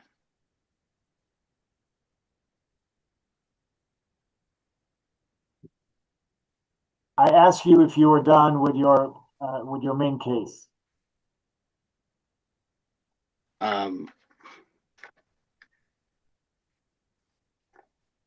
At the beginning of the hearing, I indicated that I had several questions for the intervener. I was of the view that that had been put on the schedule. All right. Let's put on hearing exhibit 128. Let's reopen the case in chief of the applicant and Mr. In this question, Mr. Lysenko, for the next until I say otherwise, Mr. Rubani will not be limited to the scope of your testimony during your case, Mr. Lysenko. So we're reopening the case in chief of the applicant, and I'm allowing Mr. Rubani to ask you questions as if he called you as his witness to testify. So, Mr. Rubani, please re-ask your question and tell the court, the assistant, the legal assistant, what page number she should go to. Your Honor, just a clarification. Is it a limit on that? Is it just for this exhibit, or are we going back and now I'm in his case and it's a direct examination? It's direct examination. We're going back to the direct examination until I believe that it is no longer necessary, or until Mr. Rubani asks for the examination to be over. Am I been listed at least as a witness? Am I disclosed that I will be called? You have not.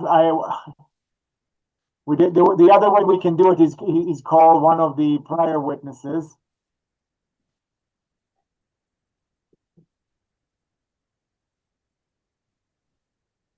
I guess you're correct, Mr. Lysenko. I can't force you to have a direct examination for something you have not prepared for. All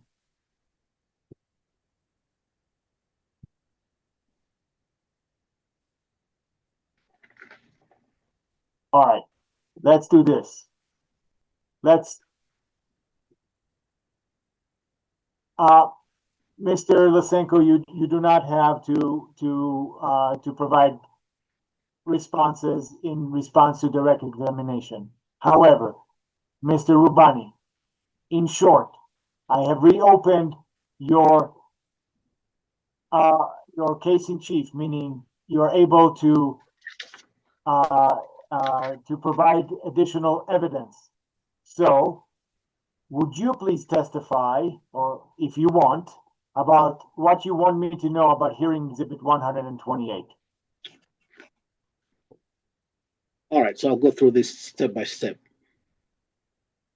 since it's my testimony now.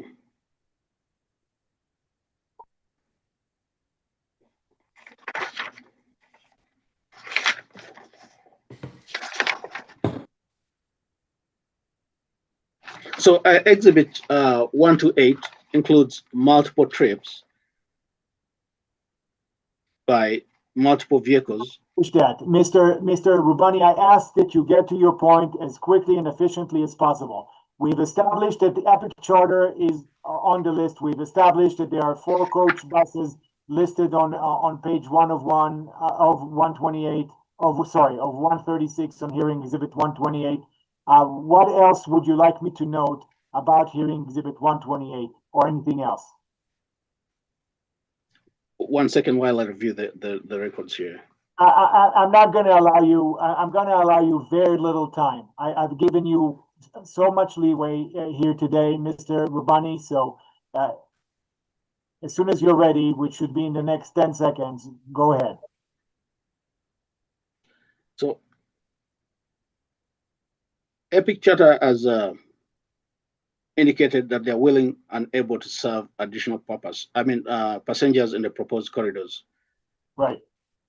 But they have failed to identify any regular ongoing scheduled service that Epic Charter currently provides using vehicles with 9 or fewer passengers. Your Honor, Again, argumentative objection. Noted, overruled. Please continue, Mr. Rubani. I'm sorry? Please continue. Okay. So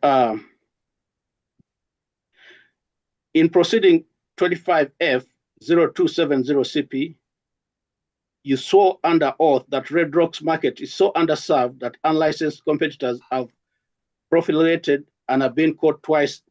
In this proceeding today, you're arguing that the market is adequately served. Is it true that in proceeding 25F-02570, you swore under oath? reopen your case in chief after you told me to ask you multiple times if you are done.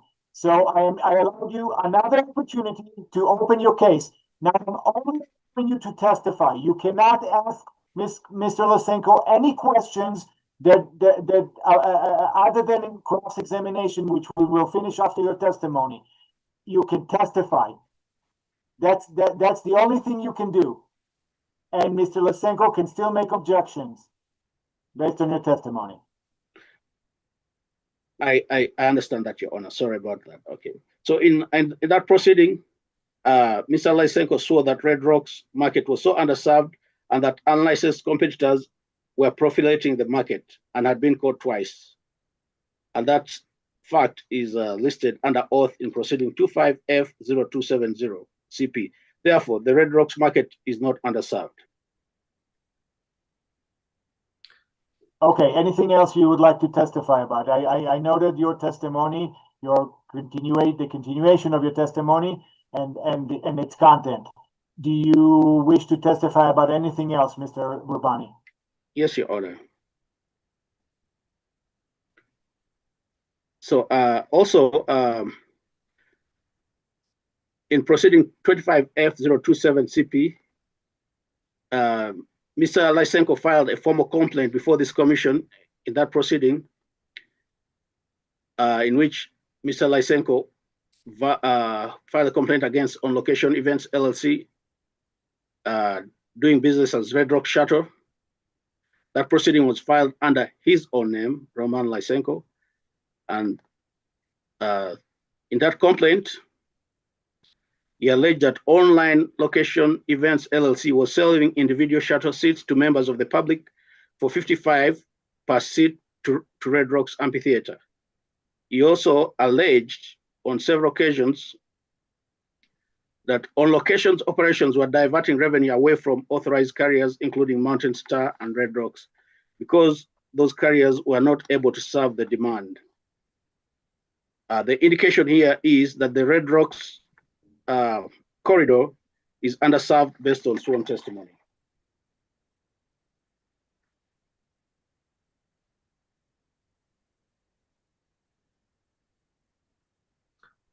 Objection, covered the issue. conclusory statement. Overruled. Mr. Rubani, please continue with your testimony. Could you repeat that question for me, please? There's no question. Please continue with your testimony. Okay.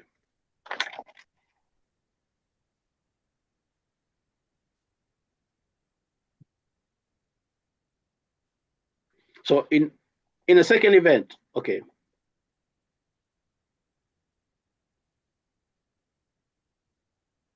Although Epic Charter claims to have a charter scenic bus permit, which is a limited regulation carrier permit, a charter scenic bus permit does not authorize a scheduled call and demand shuttle to serve DIA. Therefore, still, Epic Charter cannot serve DIA.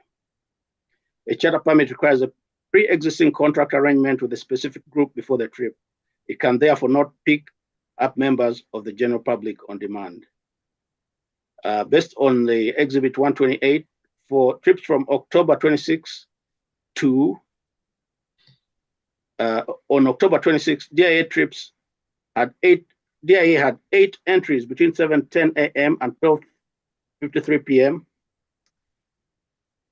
Can you say those times again, please, Mr. Ravani?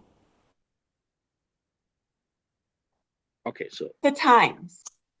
For You repeat the times, Mr. Rubani. Okay. Mr. Rubani, on October 26, Mr. Rubani, Mr. Rubani, you're testifying, but you're reading from a document. I ask you not to do that.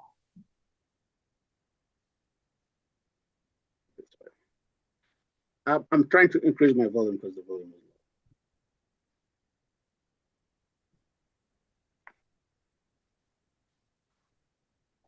So in that aspect, because I was trying to refer to the exhibit, so I thought I'll be allowed to refer to the exhibit. But What exhibit? Just tell me what exhibit. What do you think the exhibit is, or can you describe it?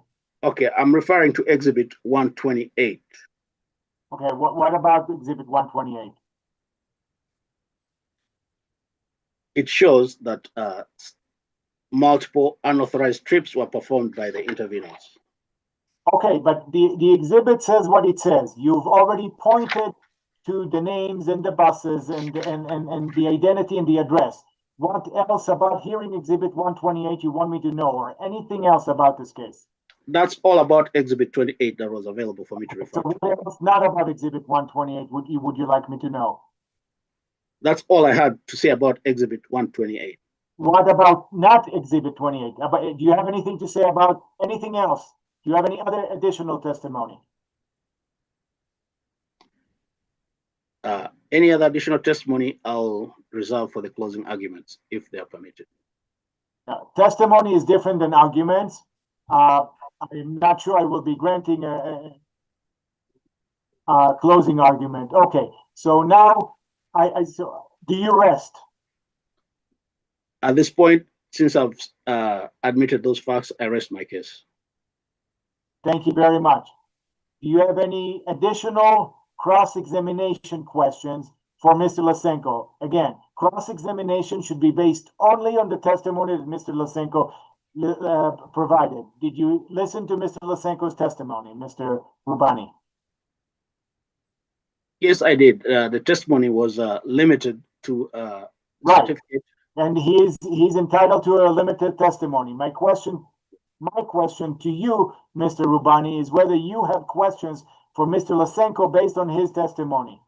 Do you?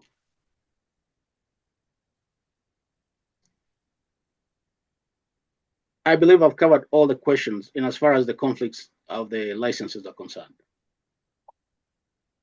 Do you have any additional cross-examination questions from Mr. Lysenko? No, there are no more questions. Thank you. I may have one question for you, Mr. Lysenko, if you hold on, please.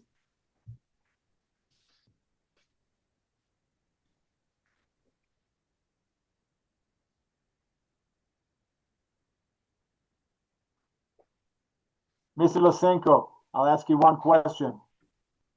Are you aware of any instances where customers seeking transportation services were denied by Epic Charter or other existing carriers in your territory? No, Your Honor. I'm not aware. I don't believe there is any. Thank you very much for your testimony. I appreciate it. Do you rest, Mr. Lysenko? Yes, Your Honor.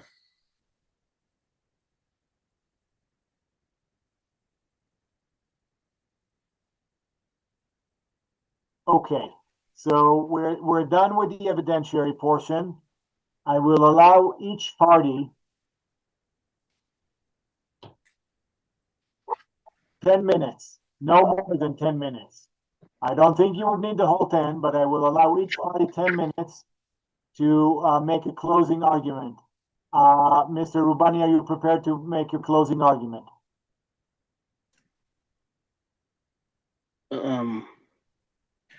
Is that the proposed order, or is there an alternative? I don't understand what you're asking me. I'm ready. I'm ready to give the closing argument. You don't have to give one, neither does Mr. Lysenko. If you want to give one, you can give it, and you can do it now, and you have 10 minutes to do so. So I'll give my closing argument. Thank you. Go ahead. So EasyCare submits or has submitted its application applying for a permit to operate in the areas that are listed in the application.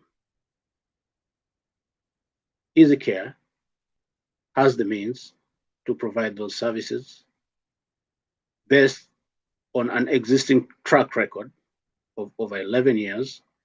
EasyCare has the resources, the staff, the equipment, the technology, the training that is clearly evidenced by a track record of over 11 years operating this business. EasyCare Transportation has provided the managerial proof of managerial capacity, proof of financial capacity, has also identified a specific need that is a need that is not provided by anyone else. There is no single company that uses limited capacity vehicles to provide scheduled services, on-demand services, or shuttle services. This is a unique service that will rely upon new technology, such as efficient electric cars, to provide transportation at a minimal cost, and given time, driverless cars to do the same service. There is a big need for these services because now passengers have to wait for large capacity vehicles to do tours. EasyCare will come to a point whereby it will have, it's not a far-fetched dream, robo vehicles, vehicles without drivers, providing these shuttle services for a limited person. Because there will be no driver expense, the vehicles are available, the financing is available, will be efficiently providing a service that nobody else is providing. It's not a far-fetched dream, it's a reality. There's a big need. Right now, EasyCare Transportation has vehicles moving from various counties with excess capacity, meaning these vehicles are driving empty and they drive every day, covering all the 10 Denver metro counties. We have the capacity to extend this to the new counties. This is a very special and unique need that no competitor has shown to be able to provide, and the service is needed. So there's, whereas interveners could say that their business is not going to affect it, is going to be affected. Competitors' equipment cannot move, say, 3 people to a tour. That's what right now we move 1 person from county to county. That means our business model allows the minimal cost of transportation and is able to provide transportation to the least of, to the smallest group possible. Therefore, there is a serious need. EasyCare Transportation has proven that there is that need. EasyCare Transportation has a track record of providing those services. We're already providing those services under a different model. So it will be a seamless transition. We're only changing the mode and arrangement. Therefore, we're proven the need. Nobody is providing that service. So nobody's going to say they, unless of course they replicate that service, but nobody has that capacity as of now yet. The requirements for licensing have been met. The only thing that's left is we are given an opportunity to provide the service which we're already providing. There will be no harm to anyone in the public because we're already covering the area. It will only be a supplement. And so, given all these facts and all that's presented in the records, EasyCare will abide by the commission rules, unlike interveners who have deliberately disregarded the commission's rules by violating the terms of their certificate. EasyCare shall properly provide service as prescribed by the commission. That's the end of my statement. Sorry, my volume is not on. Thank you very much, Mr. Lysenko. Your turn to give a closing statement if you so wish. Yes, Your Honor, thank you. So just to remind everyone, applicant has burden of proof.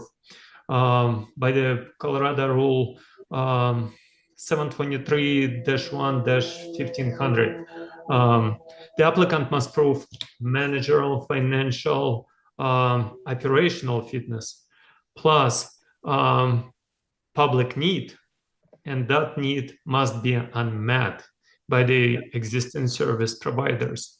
Should be substantial deficiency in the existing service provider operations. So first of all, going back to the operational fitness, today we've heard that the vehicles being inspected not by ASC certified mechanics. Today we've heard that the Easy Care Transportation provided some transportation from Red Rocks, even though it was not compensated directly to the Easy Care Transportation, but the witness testified that the driver received the tip. And the Colorado revised statutes actually, they have a really broad definition for the compensation. There is direct or indirect compensation. So the tips, the statute says that compensation means any money, property, service, or things valued, charged, or received, to be charged, received, whether directly or indirectly. So if the driver been using company vehicle, been on a company time, been driving on company gas, picking up passenger and receive the tip, it is indirect compensation. And of course, providing transportation for compensation is the violation of the PUC rules. So the applicant already operates in violation of the PUC rules and cannot meet the operational fitness with that. So another thing, moving forward, the financial statement, the applicant stated that they have three vehicles with the 9 passengers or less capacity. So it's pretty much 27 passengers only. They can provide transportation at the same time only. So they did not say that they will be buying or obtaining new vehicles. They said they may lease, if they need to, they may lease some of the vehicles, but they did not show where and how they would lease and if the lease even available to the applicant. So another thing, moving forward with the proof of demand. The demand, the applicant must provide evidentiary, documentary evidence to prove the public need. There is so far nothing on the record that proves demand from the public. In addition to that, there is no proof that that demand was unmet by existing service provider. None of the witnesses ever contacted existing service provider Epic Charter. None of them been ever rejected by the Epic Charter. The Epic Charter testified today that they will enable and they not even reaching the capacity, and they will be able to provide that service. And if they need to, they have resources to obtain new vehicles, hire more drivers, and provide such a service. So with that being said, the PUC already set the bar that the applicant needs to meet to get the certificate. So there are few things that are missing in this case. There is the operational fitness, there is the proof of demand, and there is the substantial inadequacy from the existing service provider. So those three things, they not on the record. There is no documentary evidence on the record to prove those things. And without those things, there is no reason to grant another application, issue another certificate. There is no grounds. And again, the interveners and the applicant testified that there is overlapping territory. So applicant never restrict his application properly. So with that being said, I respectfully ask the LJA, do not restrict this application in portions and issue applications, certificates in portions which not overlapping with the EPIC charter, because the applicant never moved for that, never asked for that. And there is no reason it's supposed to be either granted in full or dismissed at full at this case, at this stage right now. So with that being said, again, the dismissal without prejudice is appropriate for this case. And this is it. Thank you so much, Your Honor. That's my closing argument. Thank you very much. I appreciate the closing arguments from both of you. I will take this matter under advisement and issue a written recommended decision. Any last minute thoughts?